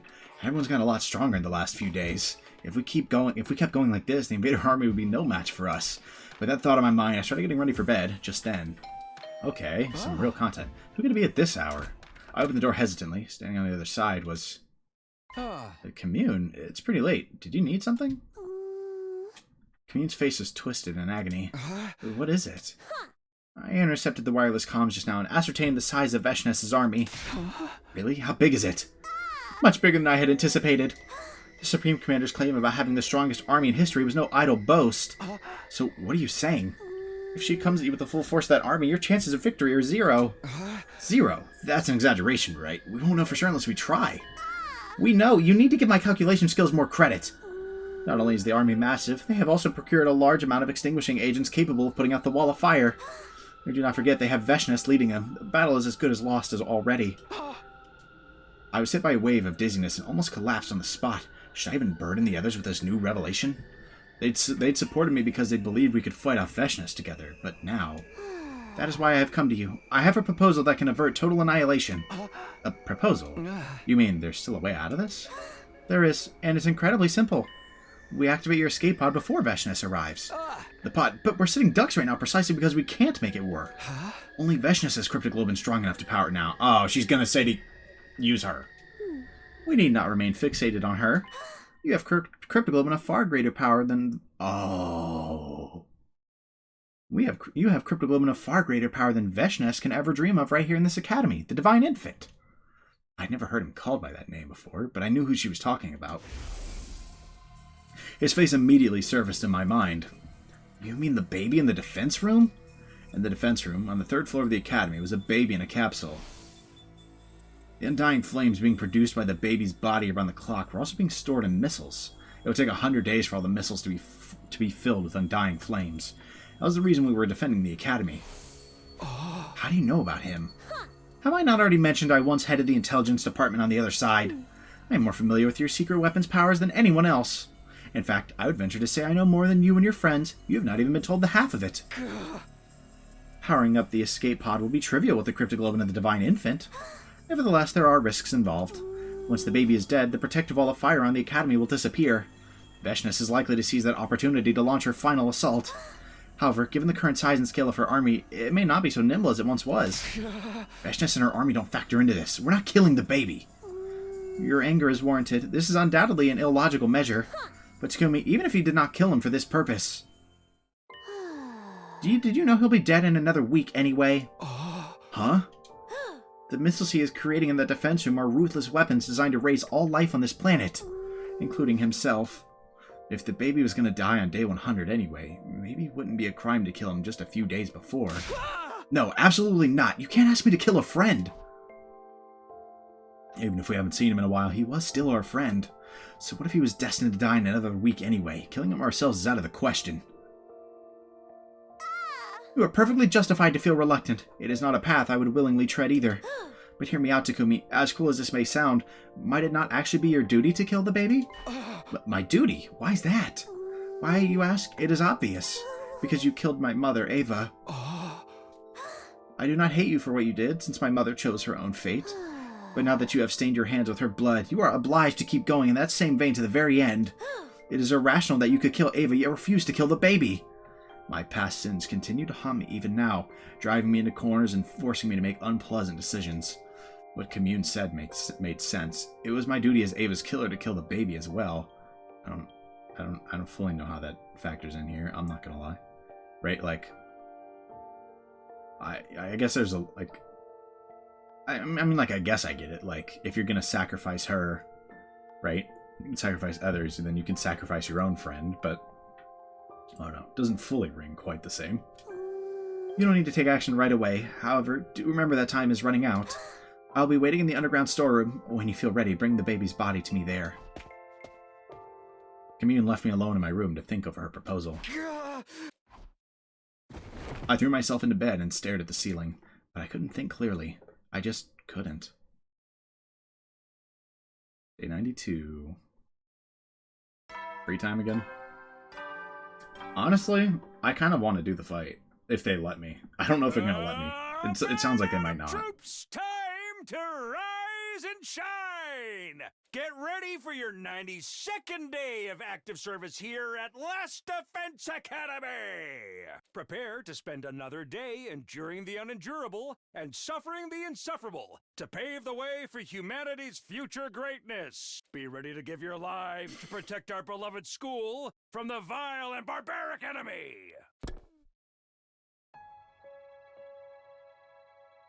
I laid awake in bed until morning, unable to sleep. What I needed to do was simple enough. I had to kill the baby. That was it. Go into the defense room, kill the baby there, get his cryptoglobin. But could I really do that? Morally? We hadn't seen him in a while, but he was still our friend. I felt a sudden, desperate urge to see the others. I got up from bed and started to wander around school in search of my friends.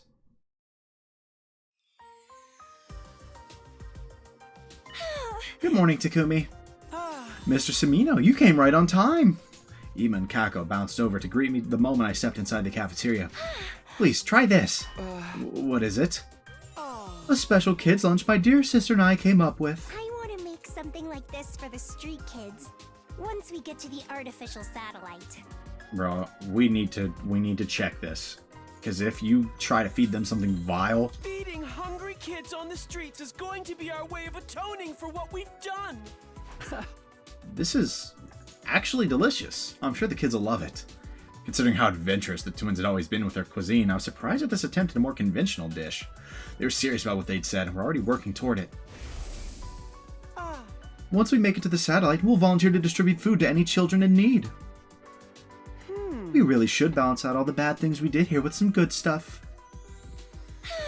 And what could be better than helping children who were just like us in the past? I finished the kids' lunch Ima and Kako had made, then left the cafeteria. We're gonna go around and talk to everyone at some point. I peeked into the library to find Ugamo poring over a stack of books on the table. Takumi, drop by for some morning reading too? Yeah, I thought it'd be nice for a change. What are you reading? Medical books related to biology. I'm gonna relearn everything from the basics. How else can I become a good doctor, right? You weren't joking about the doctor dream, huh? Dream job, you say? Ideally, I'd like to do something medicine related. I think I've taken enough lives, so now I want to use my knowledge about the human body to save lives instead. Yeah, I'm retiring from the assassin business. I'd already resolved to do it the day I made Kyoshiga take that poison. Next time, I'll be on the life-saving side. It's the only way I can atone for what I've done. Everyone's got to atone somehow on this route. He turned back to the medical books solemnly. Yugama was already making plans for the future. I didn't want to distract him and headed out of the library. Yeah, we're just going to make the rounds. Darumi was typing furiously on a keyboard in the war room. What? Oh, it's just you, Takumi. I'm busy writing. Talk later. Writing what? A novel? A scenario, you silly goose. Remember I said I'd make the best Aerogate in the world? What a stupid question. Infiltrating an Aerogate company, of course. I'll start as a janitor and work my way up to become director of my own project. Then I'll flood the spineless adventure game industry with my erotic fantasies. I always thought I'd start working on it after getting back to the artificial satellite, but I can't stop this momentum now. I've been so caught up, I've already pulled 2 all-nighters in a row. Darumi's eyes were shining with life. I could hardly believe this was the same girl who was frequently talking about killing games herself only a few days ago. I'm glad to see you're so passionate about it, but why the sudden urge to start now? Because this is really the only thing I can do. My whole life's been a steaming pile of crap. Crappier than crap. Then one day it dawned on me, maybe I can write something that touches the hearts of those whose lives are just as crappy as mine. Maybe my story can even be something that brings comfort to others. Then I'd be just like Mistress Hirako. Darumi. Darumi was trying her best to carry on Hirako's legacy in her own way. Her legacy of saving others. I watched Darumi hammer away at the keyboard for a while longer before leaving. Guess she doesn't really have anything to atone for. But she has to carry on a legacy. Everyone has some big, motivation to keep going, you know? I heard sounds coming from the metal shop and decided to peek inside, where I saw Nozomi. She was on a sewing machine, working on a piece of clothing. Morning, Takumi. Morning. Are you making clothes? Yeah, I was thinking of making commune some street clothes. That priestess dress doesn't look very comfortable. You're really stepping into your big sister role, huh? Nozomi was always so tense before, but now she seemed completely at peace with herself. I intend to do for commune everything my mom couldn't do for me. I'll cook for her every day, dress her up in pretty clothes, go out together, and also... oh, so many things. I just can't wait to get to the artificial satellite. To Nozomi, living a peaceful life with family was what happiness meant. I watched her work on the dress for a little while more before taking my leave. Everyone's... Takumi, I finally found you. Tsubasa ran up to me when she spotted me walking down a hallway. What's wrong? What's the emergency? Check this out. It's my attempt at the perfect house layout for our roommate situation. I know I'm probably jumping the gun here, but once I got started, I just couldn't stop. She showed me the layout she had drawn up and explained how it would be furnished. The TV definitely has to go here. It's the only space we can fit a sofa big enough for all of us. No east-facing windows in Yugama or Darumi's rooms for sure, since they're nocturnal. Your room will be in the corner for more privacy, so no one will hear us when we're alone together. Oh, she planned that out? I mean, I guess if you're gonna... if you're gonna live with 4 people, right? 2 other people, you might want to do your best to minimize that noise, you feel me? But seeing Tsubasa smile so radiantly she talked about our life together warmed my heart. I wanted to reach out and hold her closer, to protect her and give her the brightest future ever. For all of this to come true, we'll have to beat Veshness first, but that's no problem. She and her army will be no match for us. Gameplay-wise, I bet I'd whoop them. Plot-wise, sounds like no. Yeah, we'll make it happen, one way or another. Honestly, I wonder if after all that, he's like, I have to do it. I have to make my friends' dreams all come true. Yeah, like he's saying here, everyone's already taking firm steps towards their futures. I want to make sure they all get to the artificial satellite and start living those lives, but to do that, is killing the baby and taking his cryptoglobin really the only way? If Veshness and her army really were impossible to defeat, it was our only option. But does that make it right? I knew the answer. Of course it didn't. Should I send everyone to the artificial satellite, even if it means doing something terrible by killing the baby? Or should I take my chances and rally everyone to face Veshness's final attack? I have to make a choice. What am I going to do here? Oh, I actually get to choose. I'm facing the attack. I don't think it's the right answer, but I do not care. I do not care. So, I want to take that fight. I want to do that fight. I want to see if it's as overwhelming as they say it is. I feel like it's going to be rigged for plot reasons. Like, realistically, it probably makes more sense to kill the baby and go, one last sin, right? No, I can't kill the baby. Yeah, like, one last sin, like, and everyone gets out of here now probably makes more sense, but killing him wouldn't lead to anyone's happiness. That was the hard lesson I'd learned during my last 100 days here. I didn't want to make that mistake again. I have to let Commune know my decision. I headed to the underground hangar where Commune was waiting. You want to face Veshness head on? You do not know what you are talking about. I've told you, your chance of victory is practically nil. Hey! I know it's going to be ridiculously tough, but I'm still doing it. If it has to end here, I want to at least do it on my terms. Powering the escape pod by killing the babe and using his blood. Nothing good can come of that. Stop your delusional thinking. We are fighting a war here. You should always take the path with the quickest solution. The one that will bring the most benefit to all. The quickest solution. That's exactly why it should be avoided, I think. Yeah, that's right. Pardon? Why are you mumbling about? What are you mumbling about to yourself over there? Listen, Commune. I killed a traitor by the name of Eito Atsuki on my second day here. He was cunning and evil to the core. I was so sure I couldn't let him live. I thought the quickest way to solve that problem was to kill him. Thinking back now, that was when this hellish nightmare began. Siri was destroyed, Gaku was murdered, and then the whole killing game business began. Eito even reappeared when he should have been dead. Also, he could take revenge on me. If it means killing an ally, the quickest solution should never be taken. That's what I believe now. You're right that we're fighting a war, so killing the enemy is more or less expected. But it also means we have to look after our own. Killing an ally is an idea we should never entertain. You're picking now to spout foolish sophistry. The bottom line is that you were reluctant to take a life, yes? I ask that you recall our conversation last night. Even if you let the baby live now, he will die in another week anyway, burned up by his own flames. He does not have long to live either way. We ought to burn the last embers of his life in a way that means something. Yeah, I actually have an idea about that. Can't we bring the baby with us when we leave? I don't understand. The baby's being kept alive in a capsule inside the defense room right now. Do you think we could transfer that capsule to the escape pod? I'm hoping to bring him along with us to the artificial satellite. If anyone can make that happen, it's you, Commune.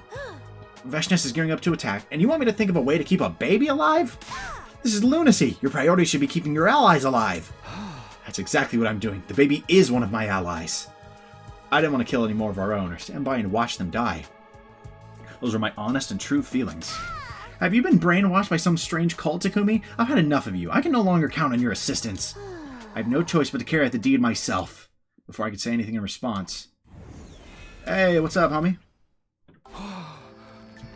A hazy flame appeared, along with Ghost Boy, the spectral manifestation of the person we've been talking about. Who are you? Where did you come from? Did Veshness send you?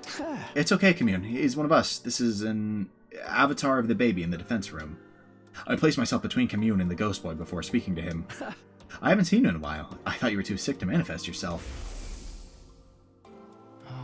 To inform you about something, I will keep it short. I'm not feeling very well right now. Not feeling well? In what sense? Right, you can't tell because I'm in this form. Basically, I'm sick.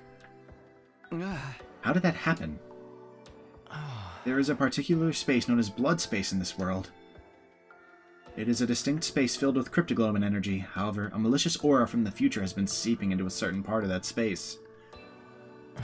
My true form, the baby, is being badly affected by that aura. This may sound strange, but the blood space corruption was purified a little while ago, and I suddenly recovered. I'm not exactly sure what happened. His recovery was probably related to the end of the invader hunt somehow, probably. Maybe the corruption was purified after the malicious entities had all died out. For the last few days, I've been going around school every night to gather information and figure out the reason for my sudden recovery. Imagine my surprise when I saw you discussing my assassination with this girl last night. I've been following you since yesterday to see what decision you would end up making. That's creepy. Stop that. I was honestly surprised by your decision, that you would let me live. You, of all people. Of course. What sort of person did you think I was? A serial killer. What else? Hey, yo, come on! You killed Ato in cold blood before he even did anything on day 2. I didn't say anything at the time, but I held the deepest contempt for you after that. Now I'm starting to think I got it wrong, though. Have I misunderstood you this whole time? If I have, then I'd like to apologize for my mistake. There's no need for that. I don't blame anyone for despising someone like me. But I think I've grown as a person. I've become more human-like in the last 100 days. Growth. Something a perpetual baby like me will never get to experience. Not yet, maybe, but there's always time for that in the days to come. You can do all the growing you want on the artificial satellite. What? Can I really go with you? I haven't done anything to really contribute to the war effort. It feels too optimistic for me to be recognized as an ally at this stage. Don't you literally power the entire school? I mean, that contributes. Then do something about it. Join us in the final defense battle as a fellow soldier. How about that? Yo. If he can somehow fight, the number of invaders we have to deal with is beyond imagination. We won't be able to handle them on our own. If you join us, our chance of victory will be higher than before, even if it's only by a little. Isn't that right, Commune?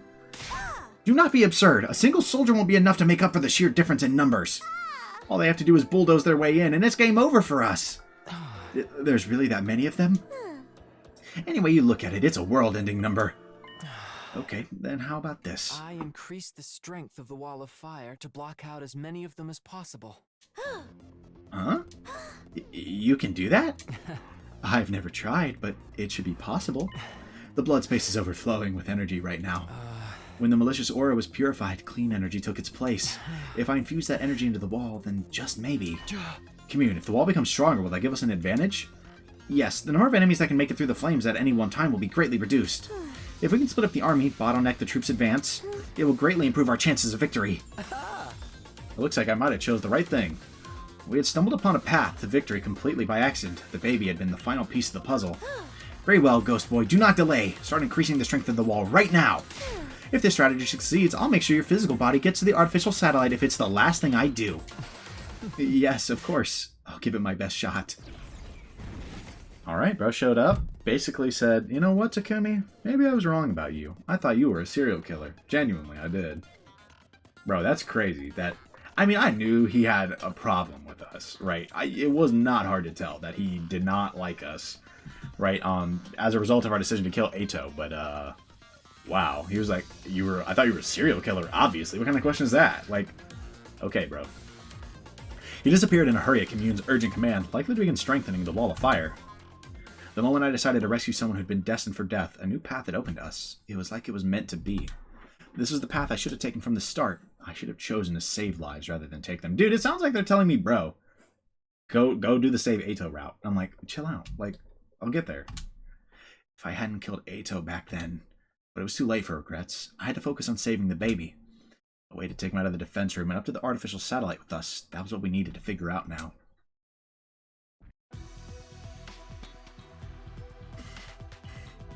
Let me see if I've got this straight. Basically, you want us to break down this door and get into the defense room, right? So we can save the baby that's inside? Can we do that, though? Isn't the capsule he's in a life support system or something? That is what we need to do. Get inside and ascertain. Wasn't this door protected by undying flames the last time we saw it? Why did they disappear? The baby must have extinguished them to make things easier for us. Helping us in return for helping him, huh? It's like a fairy tale. Yeah, except this is grim reality. Anyways, help me break down this door. We stood in front of the door with our class weapons in hand. Alright guys, we'll attack the door all at once on the count of 3. 1, 2, 3. Without the undying flames to protect it, the door was no longer impervious. Slowly but steadily, the door began to crumble under our attacks. The damage grew heavier and heavier, until, at long last, it opened. The second it was open, we all went rushing through like an avalanche, and inside was the baby. Let's go. The baby's capsule was in the deepest part of the room.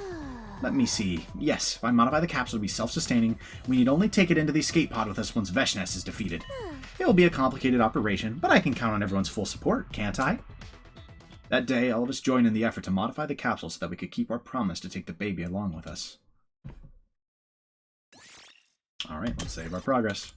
We're going to finish this. This is going to be a very long episode. I don't think I'm going to have time to do any alternate endings. To be honest, when I thought they were gonna, like, when I thought that this route was gonna end at Dal Shah, I was like, bro, I'm gonna do all of them in this video.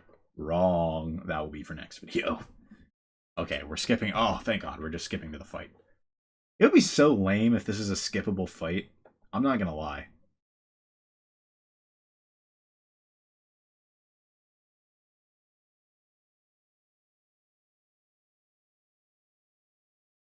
One full week after we began working on the capsule modification, Veshness has arrived. Intruder alert. Intruder alert. Unauthorized personnel detected on school grounds. Defense mode initiated. All available troops prepare for battle Immediately. Yeah. It's Veshness. She's here. I leaped out of bed the moment the alarm went off. The big moment was finally here. Veshness had led her massive army here with the goal of completely wiping us out. I ran over to the war room at full speed. Bro is ready. He's dialed in. It's finally here. Look at this screen. I've never seen an army so big. And it's the exact same animation as always. I love that.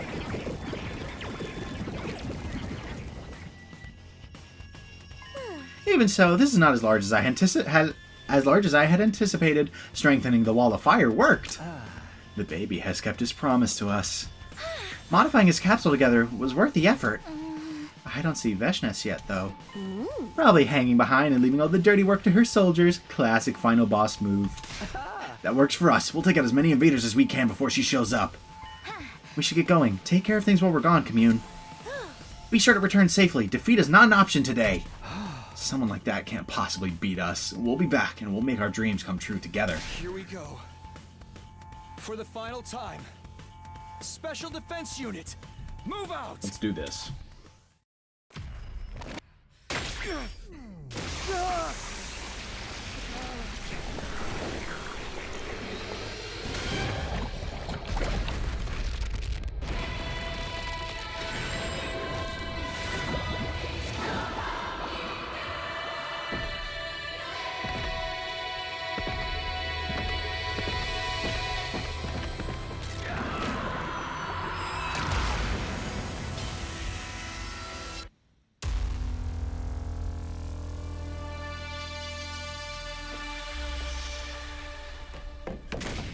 You know, I gotta say, I actually really expected Commune to be playable in this route, and it seems like that is not going to be the case. Makes me wonder who that last Bond conversation slot is. Is it actually Commune? Is it the ghost? Is it like the apparition? I don't know. Okay, this map looks different than... I don't think I've done this one, actually.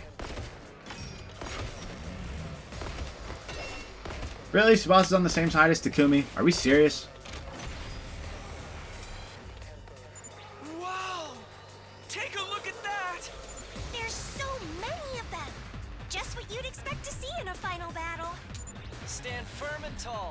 They're no match for us. Better clean up the small fry before the bigger Veshness fish arrives. Let the battle begin! Not like this! Help me! Sorry, troops.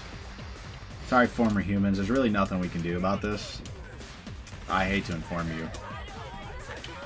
Okay, what do we do here?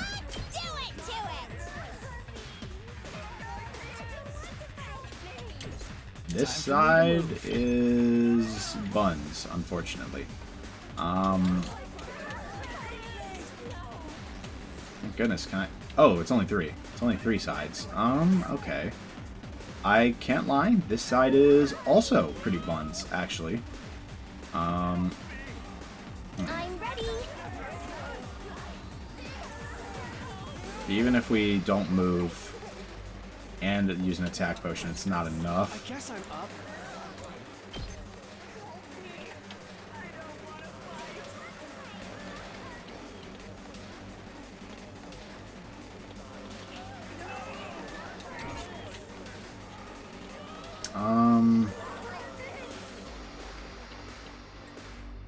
This side is the biggest problem, I think. To be honest, what I'm thinking is we send over Tsubasa. We have her Desperation Potion. This should slow them down. You can't keep on like this.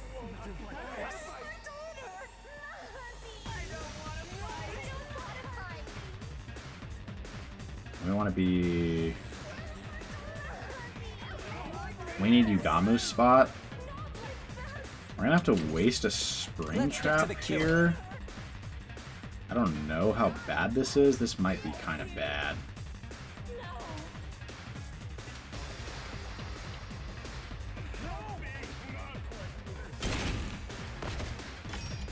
Things aren't looking good. We can wipe out all of these guys. This is the only way.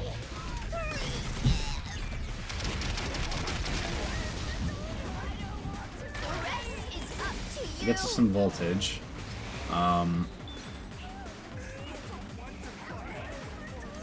Okay. We're gonna do this. We're gonna do this. I actually don't want to spam Desperation Potions too hard, now that I think about it.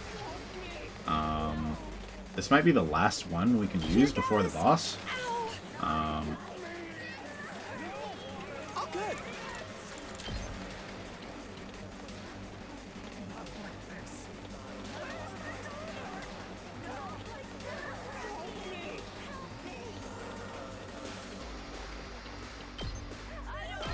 Out of the way, pest!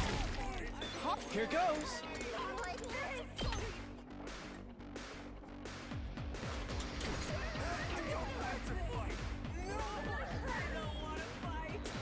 And what is her... I'm all right. Like, it's like 3 in front of her. And then the line. So... We could go like here? No, we cannot. It's like, hold on, it's 3. So 1, 2, 3. No, wait, we could. We could go right here, 1, 2, 3, and then here. It would hit that. We could spring trap to there, use an attack potion. And that should wipe out all of these guys. I won't give up. I can still fight. I'll set it up. I'm all right. I'll give it all I've got.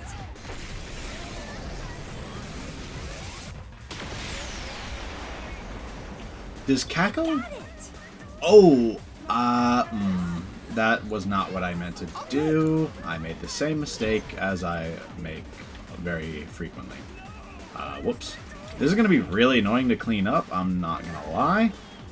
I'm good to go. Same over here. We're gonna need an attack potion for sure. Time for me to move. This'll do. I'm good to go.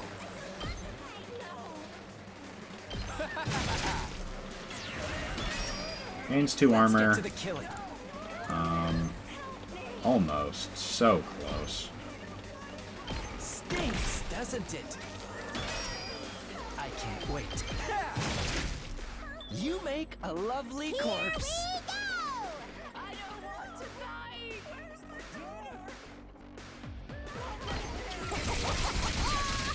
Piece of cake. Fine.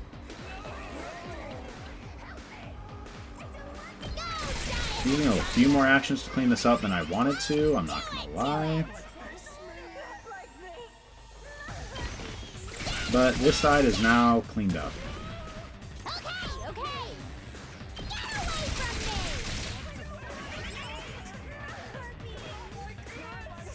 feel like I've maybe used Desperation Potions a little harder than I should have here, but...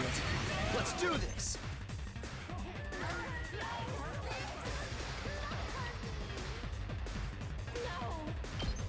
We'll just kind of do this and walk forward just a little bit. We're doing 6 damage with this right now. Let's do this!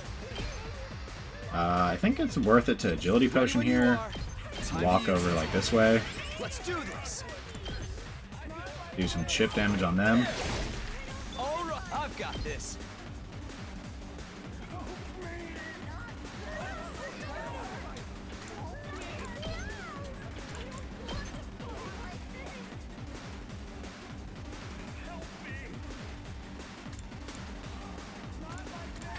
I actually needed to kill Kako earlier, I think. I guess I'm up.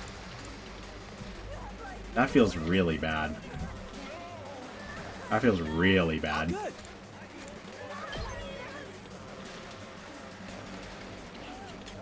Okay, okay.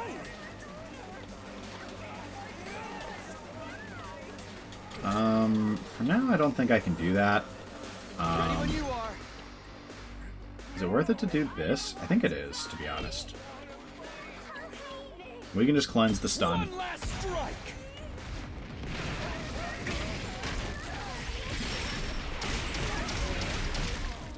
Take care of the rest. Do we ever cleanse Kako? I mean, certainly not from there, but...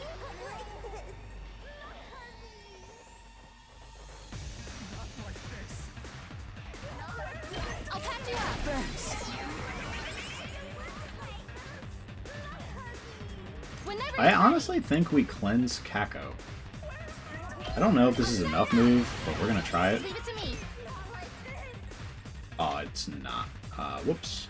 So we're gonna have to Spring Trap or dash. We're low on Spring Traps, we're gonna dash. We've got plenty of actions. Whenever you're ready. I've got your back. Thank you. This will Still fight. let us use this, clear out some of the random stuff. Or just the big guy is actually maybe more important. Now what I want to check is... I guess I'm up. It doesn't matter, but I want to know, does Kako being dead count as Kako being near death? Is he going to lose attack? Right? Because right now he's at 6 on both of his moves. Is that going to go down? No, I have to use Last Resort. Don't mess that up again. Oh my goodness. I would have tweaked.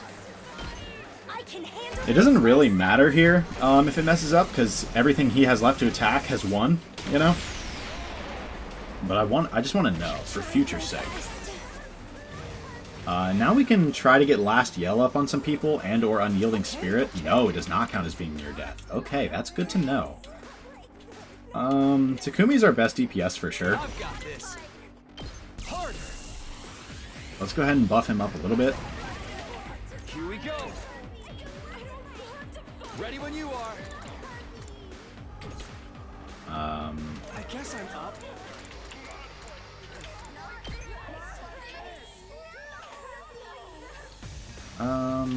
Yeah, like I said, these are going to be some really annoying formations to clean up, to be completely honest. I think we need to get here.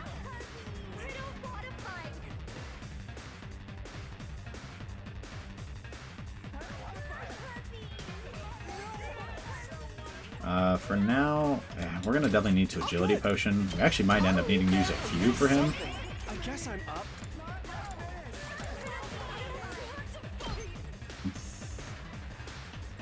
No, his kills are all so inefficient here.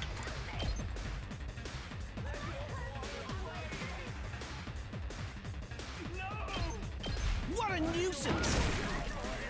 Here goes. I don't think there's really anything I can do to clean up his kills here without using Voltage that I think is completely unnecessary to use. But as a result, he does have to use some Agility Potions.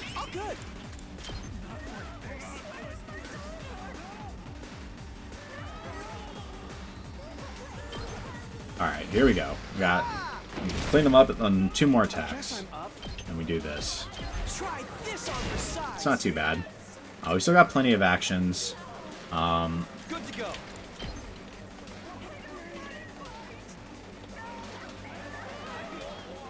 We can do this. We just need to get over there and Impact Stab.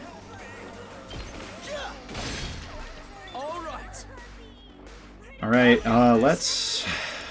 Do we start stacking Last Yell? I don't know if we really need it. But it almost... I don't know how much it can hurt. Let's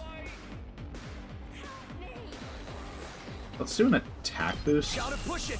Like I said, I don't think we need that, so I don't know if I should have done that, but...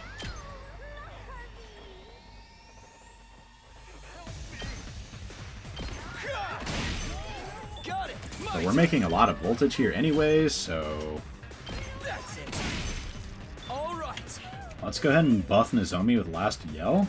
Leave it to me. I'll do I don't remember if AP carries over between turns, to be honest. I don't know if I should be using AP on like random stuff. Let's go. Take that. Got it. Are we serious? Oh, that's so annoying. Here we go.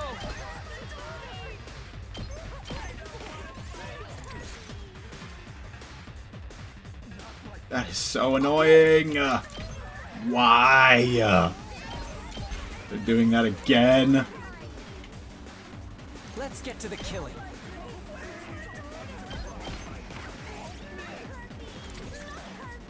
I've got this. Keep your guard up.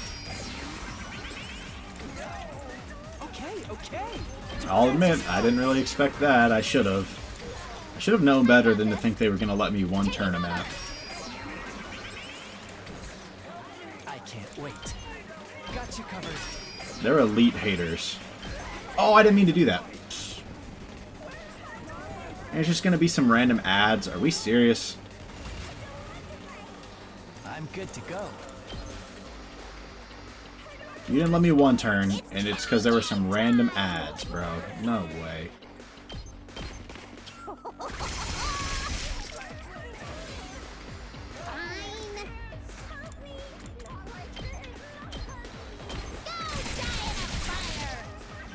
She makes a lot of voltage, so might as well use her for these spots.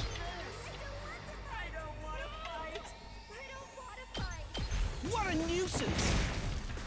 Here goes. I'll blow you away. I guess I'm Breaking Benjamin made a song about that once. out of the way, pest. So let's go ahead and pop a last yell. I already gave her one. Time for me to Let's go ahead and pop a last yell. You've got me all excited. Here we go.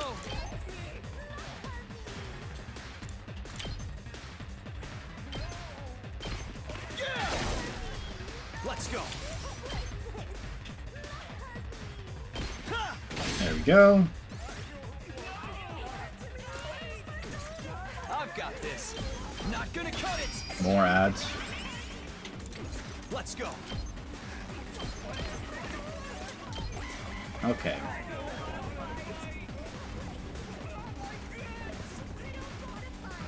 You littles! It's never been more over, bro. How am I going to clear them?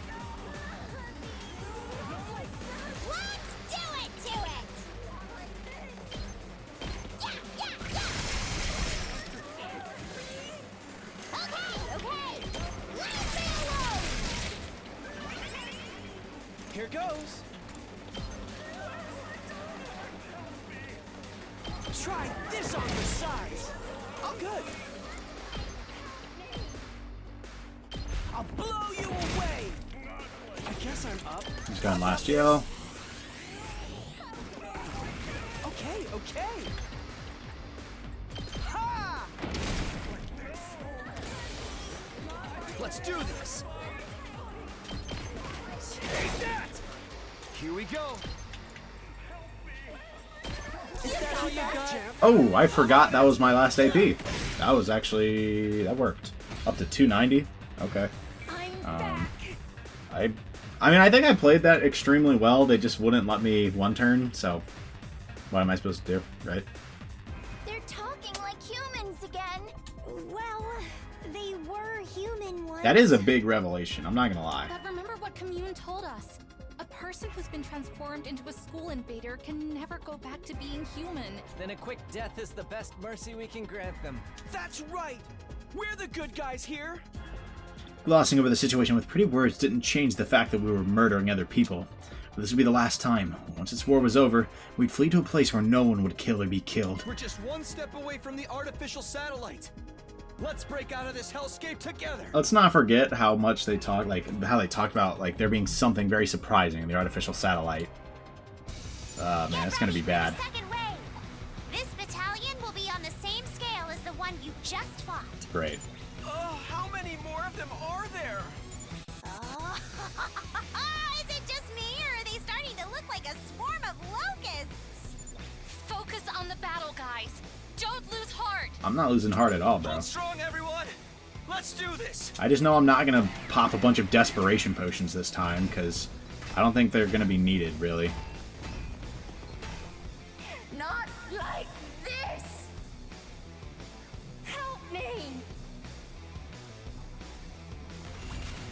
When I say they're not going to be needed, I mean in the sense that, like,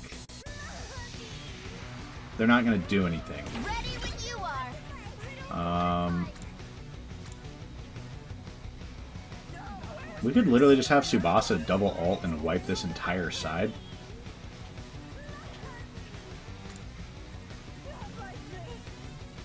Wow, she can hit this side with an ult. That's kind of crazy. Maybe she'd be better off double ulting this side? I don't really know how I get a second ult off with Nozomi from this far. Even adding 3 movement is not going to add enough range, I don't think. Because where would that ult want to be from? At least, like, one further up. And one... like, I mean, that just barely clips on the right. We'd want to go, presumably, at least, like, 1, 2, 3, 4, 5 to the right. So, like, 1, 2, 3, 4... basically where Yugama is. Oh, right. Yeah, that makes sense. Ready as I'll ever be! And we're not even going to get close to that with 3 more. So maybe we just have Takumi go over there, and we just have her just absolutely dumpster this side.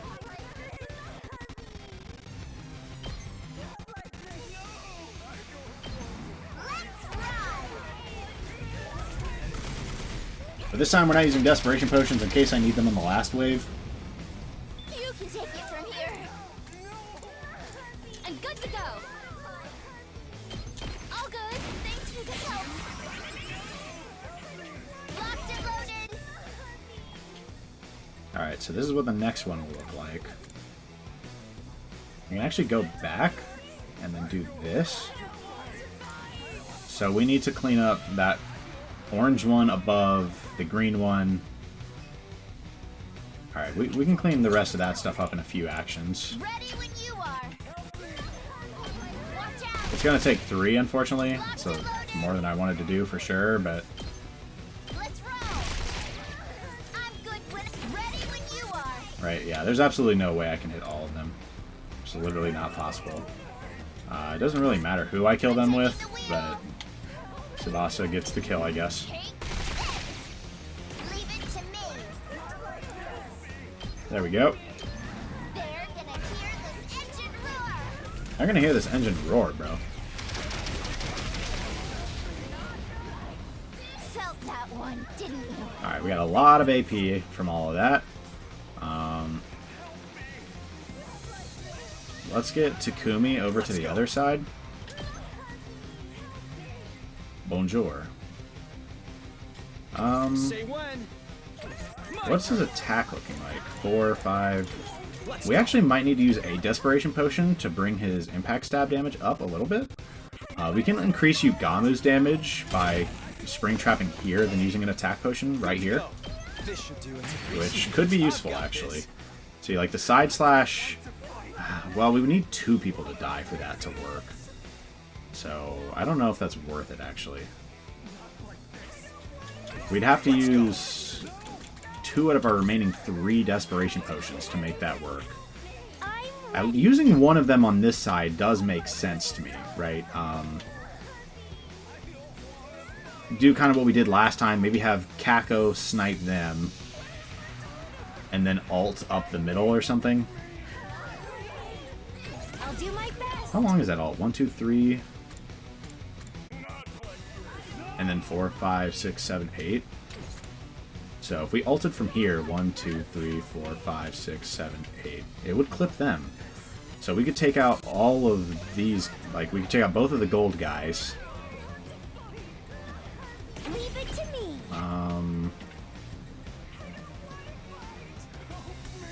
Her ult's doing 6 damage. It would do 9 if she didn't move, and would be doing 11 if she...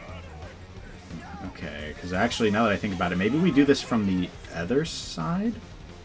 We're gonna be short if we do it like that. If we do it in a spot where I can hit the purple guy, because it's got to be in front of her. right? Which means she would have to be here, so it'd be 1, 2, 3, 4, 5, 6, 7, 8. It's actually pretty short. Not even particularly close, actually, in that case. So maybe we're gonna double ult with her. So like we spring trap her. That's like all of our spring traps, though. That is literally all of our spring traps if we do that.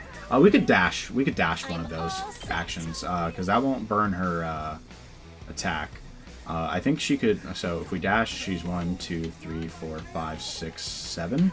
So she could go here, do this, dash up through here, and then attack here. And then one of those is a desperation potion. So we do this. Here goes. I'm all right. Spring trap to here. We do not use the desperation potion attack the first time. We do not. Then we cleanse her.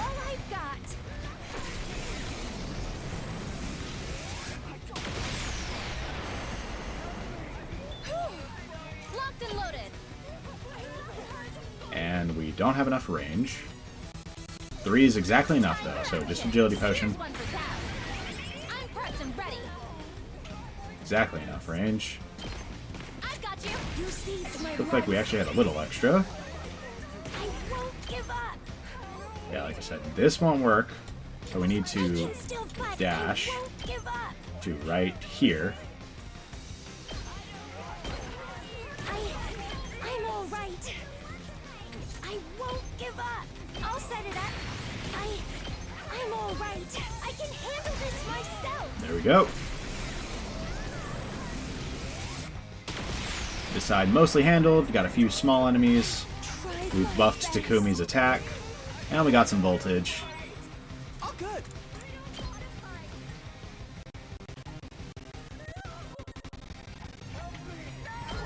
Alright, now we can finish off this side relatively reasonably. Okay, okay. Here goes.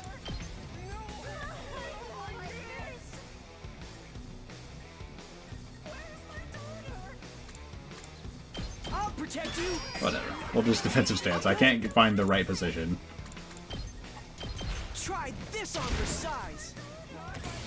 Okay, now we go over here and we start cleaning stuff up. We are still a damage short. We'd have to use the other desperation potion and not be. But we can do this. Let's do this.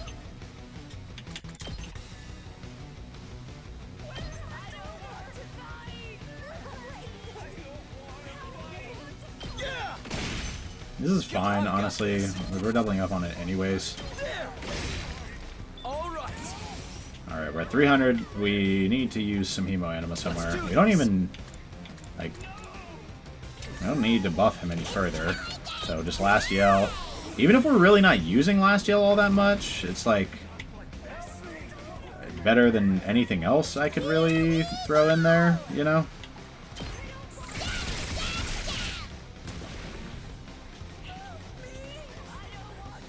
Good to go.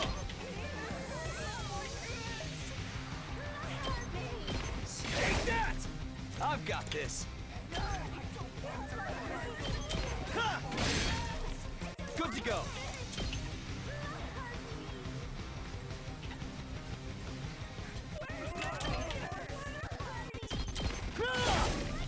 Let's do this. Oh my goodness, another one? Do you even have anyone else that really needs it besides Takumi? I guess I'm up.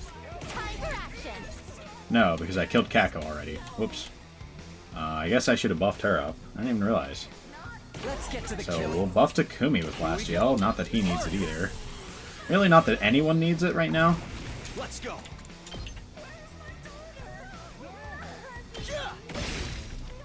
My turn. Again, I don't remember if actions carry over between turns. So the 6, like, how many turns do I have? 12?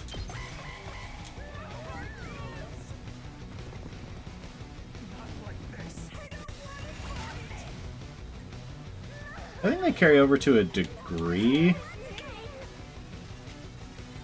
I'm good whenever. Because there's no way I would have started with 15 AP otherwise.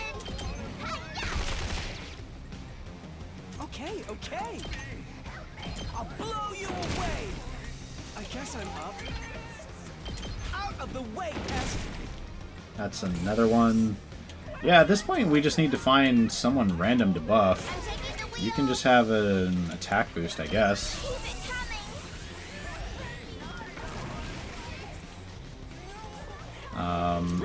Because, like I said, I gotta buff someone at this point, but Yeah! Ready when you are. That's it. all enemies defeated. Sure.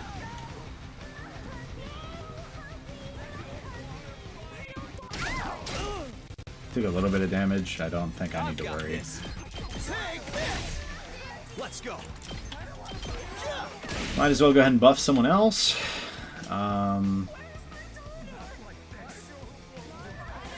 Here goes. This is more like it. Sure.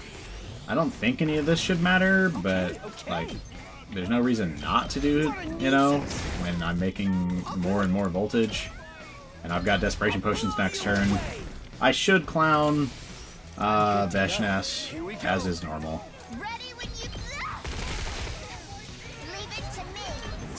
Alright, that's gotta be this wave, right? Alright, now Veshnes rolls up.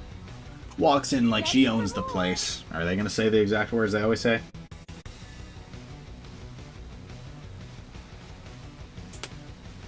Alright, that's all the regular troops taken care of.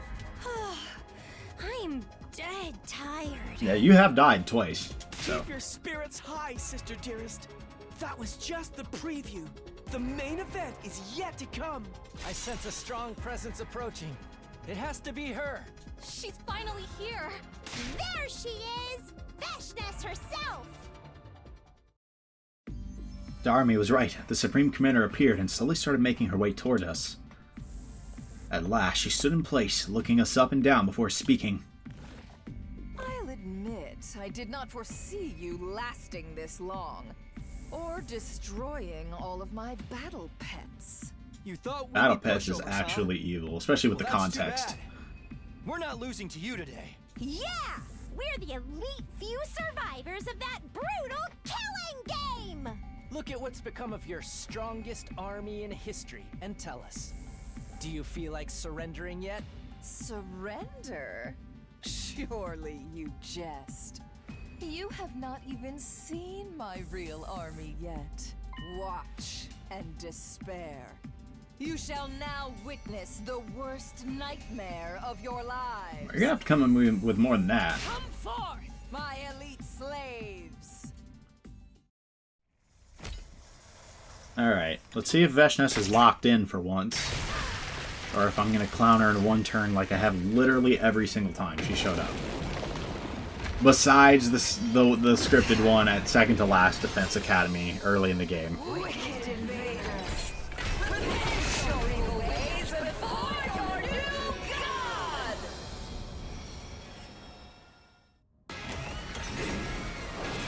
Bow down!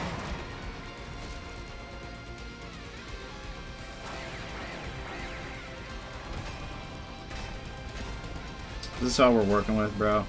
She better have way more health if they think she's gonna challenge me. I don't want to fight! She still had this many invaders up her sleeve? She wasn't bluffing when she said her army was bigger than ever. These troops must be her trump card. If she is desperate enough to pull them out now, she can't be having a good time. This is our chance to take down Veshnes and her goons all at once. Let's do this. This is the real final showdown. Winnable.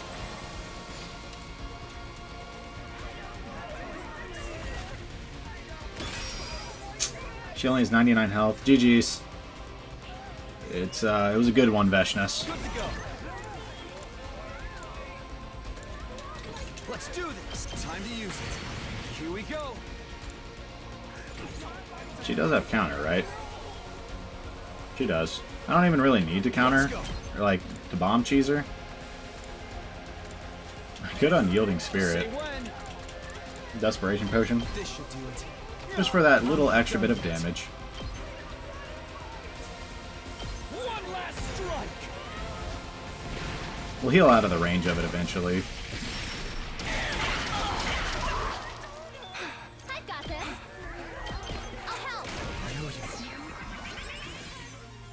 That all you got?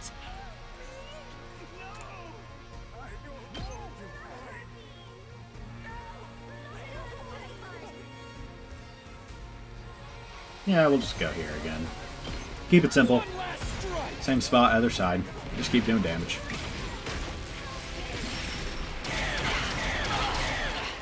Take care. Whenever you're ready. I'll patch you up. Thanks. I owe you. I've got this. What does her counter look like? There in front of her? It's definitely just that. My turn. And the explosive mines. So we can like place one there, and the range is everything around it, so we can like Ready when you are. Good to go. oh wait, that's not even gonna hit her. Oh, whoops. That was a waste. Say when. Ready when you are.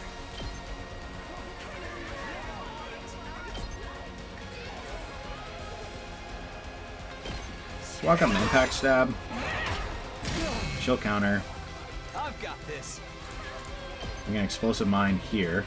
That won't hit us. This should do it. Let's go. This is good. But it will hit her. It's all right. Alright, now we spam defense potions. Not there yet. This should do it. It's all right. Time to use it. Not there yet. This should do it. That all you got? Time to use it. Not there yet. It's all right. This should do it. Yeah, we stay out of the range of that. We could technically... we'd be losing damage to come over here. Is it worth it to lose that little bit of damage to make it so that they blow up 2 mines at a time? I think it is, actually. It's all right. Time to use it. That all you got? Well, 2 mines at a time that aren't damaging us. Oh. Was not worth it. We just did a lot of damage to ourselves. Whoops. We're gonna kill ourselves, I think, if we... no, not quite. It's close, though.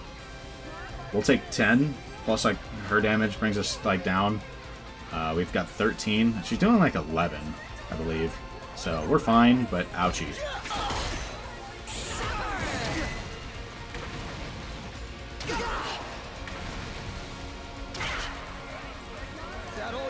Oh, wait. For some reason I thought both of them were going to hit us.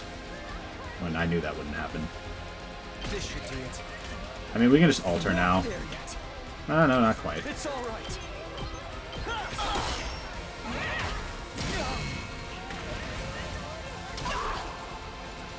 And I had plenty more damage up my sleeve. I had at least 15. It's all right.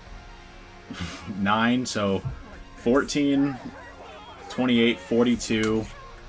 That's even before alts, which includes, like, a desperation potion. Yeah, we had a lot of damage left. It's all right.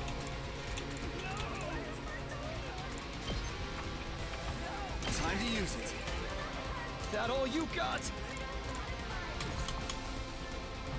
We're gonna heal him so that she can't, or so that he can't kill with a normal attack. We just airblade, and we're just gonna blow her up. My turn. I've got this. This should do it. Let's do this. The power of Time to bombs. use it. Good to go. There. Give up. You had more damage coming your way. I want you to know that. That's the hardest fight this game has provided so far, but it still was, I still kind of clowned it. Walked out with desperation potions still. Why? An army led by a living god, should have trampled over mere mortals like you. Don't underestimate me. That's why. I'm not a mere mortal when it comes to this SRPG thing. That's a joke, but I am pretty good at Fire Emblem. Veshness, you transformed every single soldier of yours into a combat organism. Honestly, they would have fared better as humans. In the end, your own tyranny was your downfall. Is that why It I was didn't see me. a single human in that large army? Cammy's right. We would have had a harder time making ourselves fight Rego humans. You have no regard for any human life other than your own. That arrogant refusal to believe in anyone was the reason for your defeat, Veshness. Arrogance befits my station as god! It is only right I should decide what my people become! This old hag is irredeemable. Yeah, she is. She truly believes she's a god now. Veshness, And that's why we clowned you. if you Ooh! really want to get closer to God, I'll help you by sending your soul to the heavens. That line is hard! That line is hard! Your cryptoglobin will come all the way to the artificial satellite with us. That's where we will live in undisturbed peace, never needing to kill another person again. That's probably not true, but... I grip my sword and walk towards Veshness. The final murder should be carried out by the leader. By me. Step away! What are you doing? I raised my sword No! and struck her down. And I dealt the finishing blow to Veshness, ending the war once and for all. Here we go.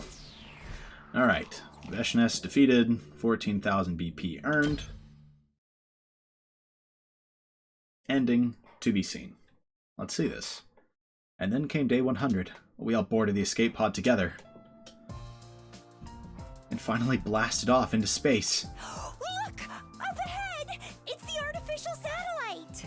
Oh, we're almost to the new world, sister dearest.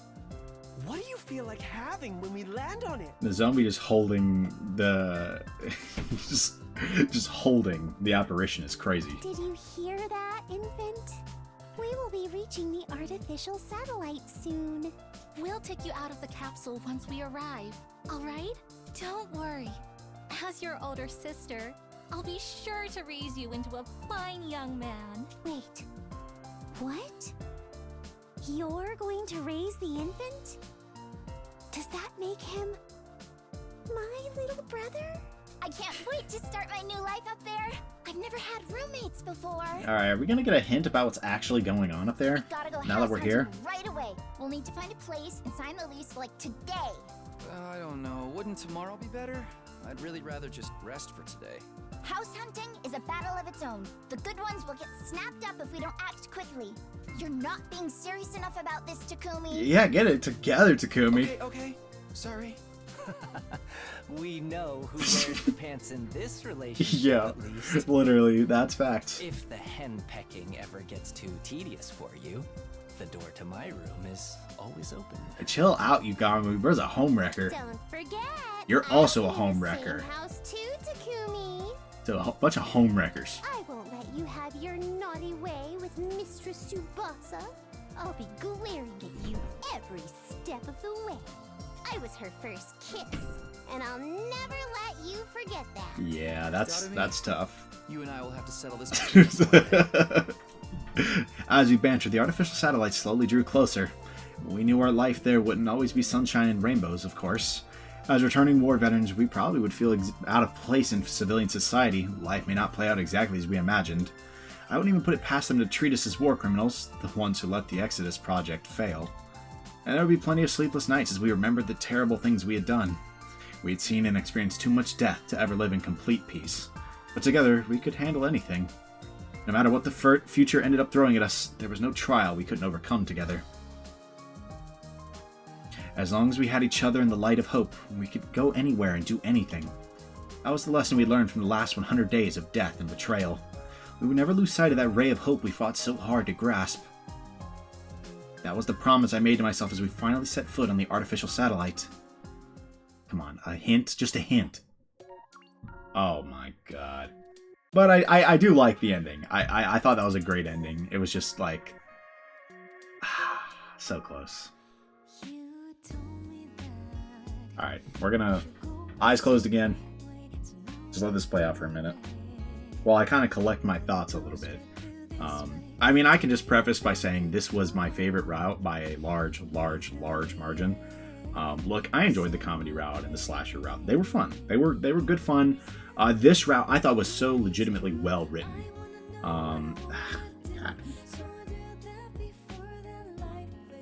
Yeah, I'm just gonna let this play out a little bit. Try to gather my thoughts a little bit. Like I said, I mean, I'm kind of talking about it a little bit right now, but most of the thoughts will be at the main menu. If you want to skip to that, I will. That's fine. I just want to listen to the credits music. I love credits music, man. And after a route like that, where it's like the big ending. The other ending might be legitimately just as big. I don't know. We will see in the next episode. I do want to be very clear. That will be the next episode. We're going to be doing all of the alternate endings on this route. I do mean all of them. That'll probably be the whole episode, actually.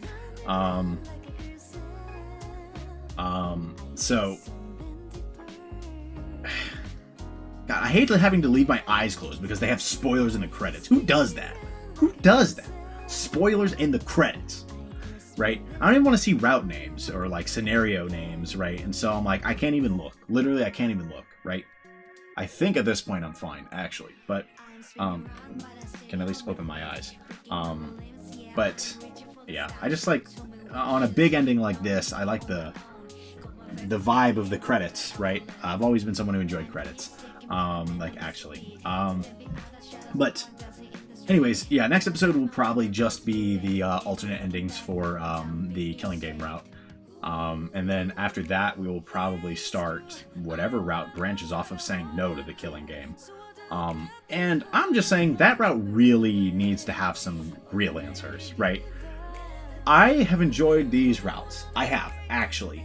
But specifically, who is the sponsor? There is no way they're going to leave that up in complete mystery, right? There is no way. No way, surely, right? Right? That would be tremendously lame, in my opinion, if we never figured out who it was. Like, fully. Like I've said before, given the fact that, and I think especially the fact that this was Ato, you could probably kind of figure out, to a degree, who it was in the first one, because you could probably base it off of their voice and intonation, and it might just be another person from an alternate like timeline. And we know one other person who has come from an alternate timeline in Hiriko, right? And so is it impossible that that it's Hiriko? No, but what would the motive be? I don't know. And I understand the other route probably isn't about that unless it's actually just a continuation of the Killing Game route somehow. Despite me not thinking it would be. Unless it is, we're probably not going to get like a crazy amount of answers. I just want to know who it was, right? Just who it was. I actually still can't believe that I got that was Ato's voice and intonation and how he talks.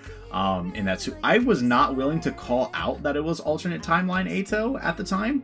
I even dismissed the possibility that it was Ato, obviously because he was dead, but I was like, this sounds like Ato, actually, because I think I was like, kind of sounds like Darami to me, and then I was like, no, it sounds more like Ato, but Darami makes more sense, and it kind of sounds like Darami in some of the mannerisms, so we're just gonna roll with that one. But I guess I should have trusted my gut. That's kind of funny. I should have just trusted my gut that whole time. Alright, that's the end of the credits, basically. Aniplex, and I don't know if that's Tokyo or Tokyo. But still. 87, Killing Game route, Hope from Despair. That's a perfect way to put that, like, actually. Perfect summary of, honestly, the whole route. Like, legitimately the whole route. So, while there is still plenty, let's talk about the Killing Game route basically as a whole. I think unless this alternate end severely changes things, this will basically be the big talk about the Killing Game route. Like I said, this is easily my favorite route in the game so far. I don't think that comedy or Killing Game, or not Killing Game, Slasher, I don't think they're bad. But I don't think they're nearly as good as Killing Game. Slasher was kind of messy. There were some, like, it was just kind of cheap fun, but, like, also kind of serious. And then comedy was just intended to be fun, but, like, it kind of had pacing issues at times in comedy. And honestly, sometimes the forced comedy scenarios aren't as funny as just the natural comedy scenarios, right?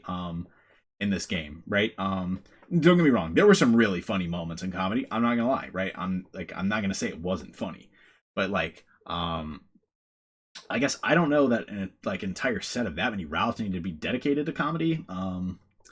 Some of those scenarios, I'm like, that one wasn't really that good. Like the fish one, it was kind of funny at first, but then it overstayed its welcome. I guess that was kind of the problem in the comedy route. A lot of them kind of overstayed their welcome. But we're not here to talk about comedy. We're here to talk about Killing Game, because even independent of those, I really enjoyed Killing Game. I actually thought it told a pretty good and pretty tight story, with very clear and present themes. Like that could have been a good standalone story, and that's what I want from these routes. I want them to be like, if these were standalone stories, right? If this was the direct sequel to Last Defense Academy's Route Zero, excuse me, the very initial playthrough.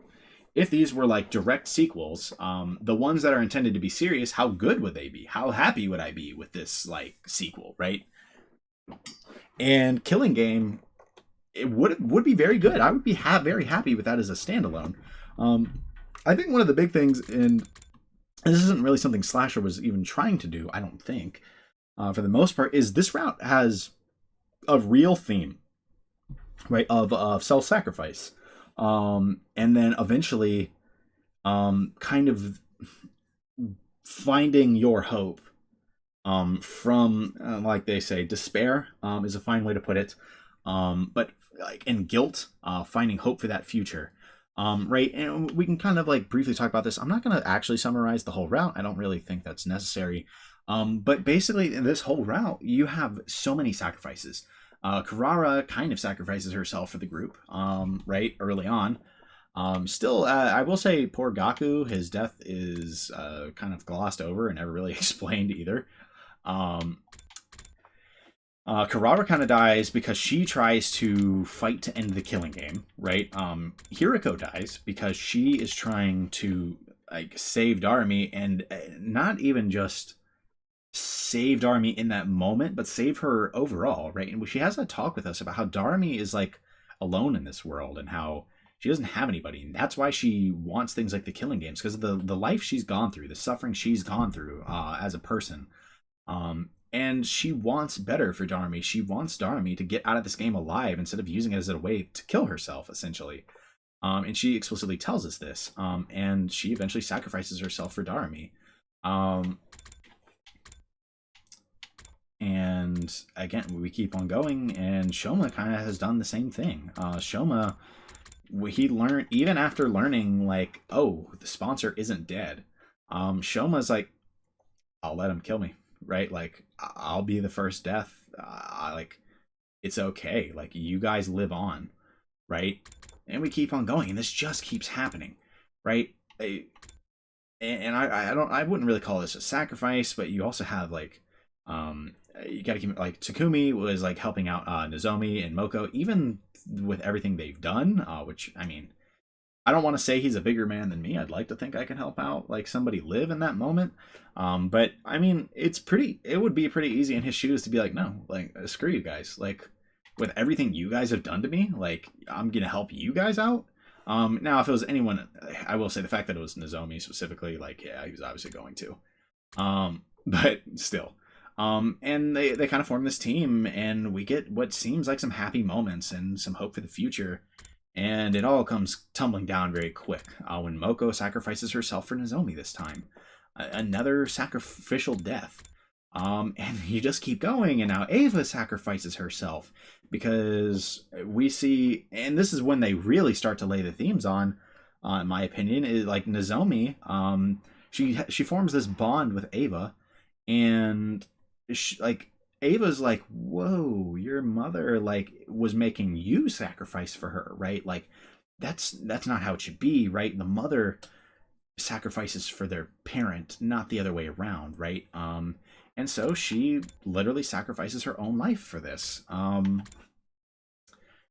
a little further, the same thing happens with Kyoshika, who ends up in last place and uses her death as a way to load her body up with poison, right? And her own death, which she just accepts, again, kind of like Shoma, but like if it was like with 2 days left, I guess, that she learns that she's dying. And she loads her body up with poison to kill the sponsor, and she successfully does. We still don't know who that sponsor is, which is interesting. It seems they were some dead bodies, which is very interesting that it would be like those sponsors were corpses. I don't know. Who exactly could that sponsor be? I mean, it can't have been one of us. Like, it can't have been somebody in the group. I guess it could have been somebody from an alternate timeline. It might just be some random, relatively unexplained person that, like, I don't know, their whole, like, kind of, like, zombie master theory almost maybe makes sense. Maybe it's someone being controlled by a Gi. Maybe it's just someone who's kind of crazy and is trying to force a lot of chaos and bodies to be used. But they kill them because of Kyoshika's sacrifice in her last moments. Like, she didn't have to do that, you know? Keep going, and I mean, that is more or less it for the sacrifices. I guess the next major sacrifice, to a degree, is Takumi kind of sacrificing his morality to, like, if that makes sense. Doing something he would never have seen himself doing, or really something he could ever forgive himself for in order to save Tsubasa. That, I mean, it's not a sacrifice that results in his death, but I would say that is a sacrifice for another person. And at this point, the route kind of transitions into everybody in this scenario has some burden, something they are burdened by, and some feeling of guilt, right? And what exactly are they going to do about that going forward, right? Takumi has the fact that he murdered those humans, right? To save Tsubasa. Darumi has the fact that she killed Mr. Siriko, right? And she couldn't really get over that, and she tried to do exactly what Hiriko thought she was going to do the whole time, and basically use the killing game to get herself killed, like to commit suicide, because there was nobody else there for her. Thankfully, Tsubasa and Takumi kind of are like, no, we'll be your friends. Mainly Tsubasa. Tsubasa's the main one, really. They form like a friendship that somehow was because of a kiss. I can't say I would attempt to become friends with someone that way. But sure. I guess I understand it in the moment. It was kind of like I'm so serious that I will give up something that can never be taken back. Right? Like the first kiss. No one can ever give me my first kiss again, and I'm giving that to you to show you how serious I am, that I'm not leaving you behind. Still just a wild way to show that to me, I'm not gonna lie. But anyways, Darumi, she had to overcome this. Tsubasa, well, I guess she didn't really have something she had to overcome, like, explicitly. I mean, that feeling of guilt she had that feeling of guilt that she let Hiriko die. And that's worth noting. But then also, I guess she kind of shares, I think she seemed to share a little bit of the guilt with Takumi, for what everything, like what happened there, with him killing the humans, and like for her sake. And so she's trying to relieve his burden, if that makes sense. Ima and Kako, I mean, they did a lot of, like, Ima, Kako, and Takamaru. And I kind of didn't talk about Takamaru's sacrifice. He let Ima and Kako jump him, and he died in the process. The most Takamaru way to die ever, man.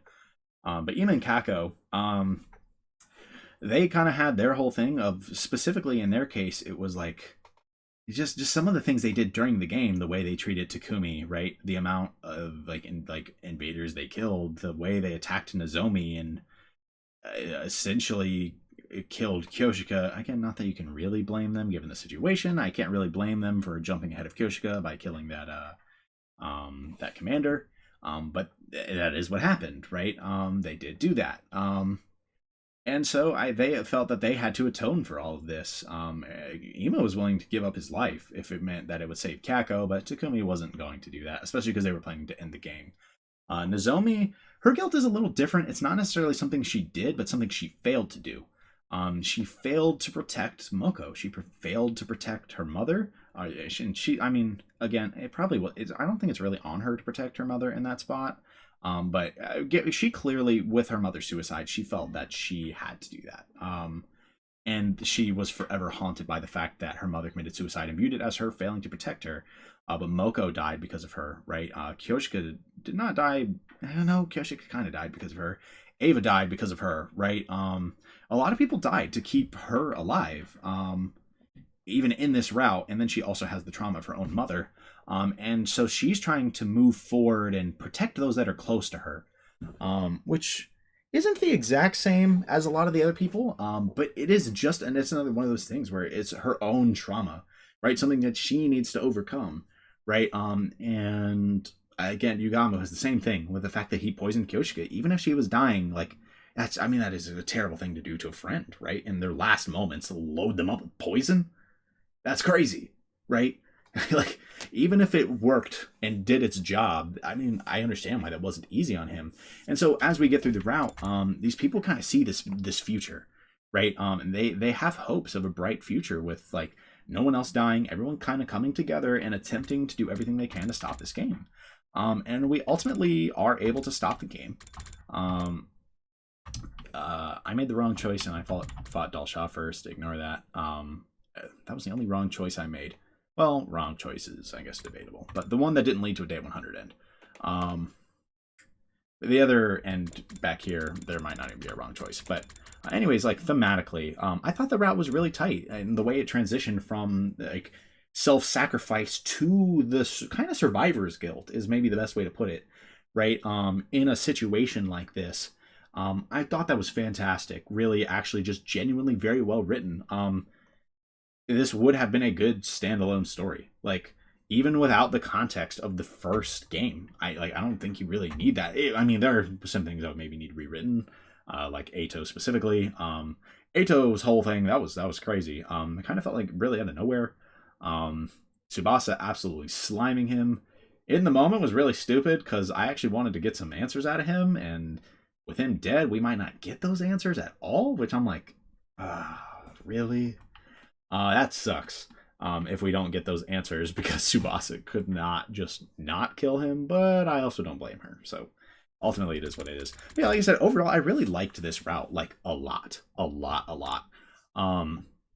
I'll worry about tiering things like endings as we finish the rest of them. But so far, like I said, this is easily my favorite route. I thought this was a fantastic route. This was a really good episode. On top of that, like, just being a good route, this was a really good episode. I really enjoyed this. I'm so glad to have come back and played today. I didn't really play at all this weekend until today. This is my it's Monday, but this is sort of my weekend. I don't work until Tuesday. So I'm glad I at least got the one play session in. Decent amount of stuff going on, hanging out with some friends and family. Yeah, it is what it is. I don't regret not playing, but I'm glad I did manage to find time to play, before going back to work. This is a very fun route. I'm super excited to finish this out and then finish the other route off of the Killing Game branch.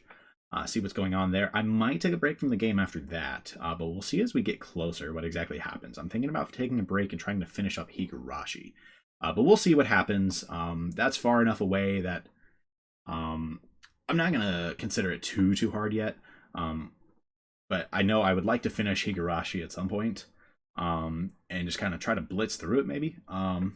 Not like too fast, but like not like literally like I'm not even having fun fast, but like, finish the game up, then we go on to what I was thinking is I finish up Kill Eito side, and then we move on to Spare Eito side. But that's in the future. I just kind of wanted to throw out there that might happen. But like I said, this was a great episode. I hope you guys enjoyed. I know I enjoyed this episode and this route as a whole. I don't know exactly when the next episode will be out. I always preface with that. I don't have a set schedule. I just record when I feel like it. So I don't know when the next episode with the remaining endings from this route will be out. But whenever it comes out, I hope to see you guys all there. But until then, peace.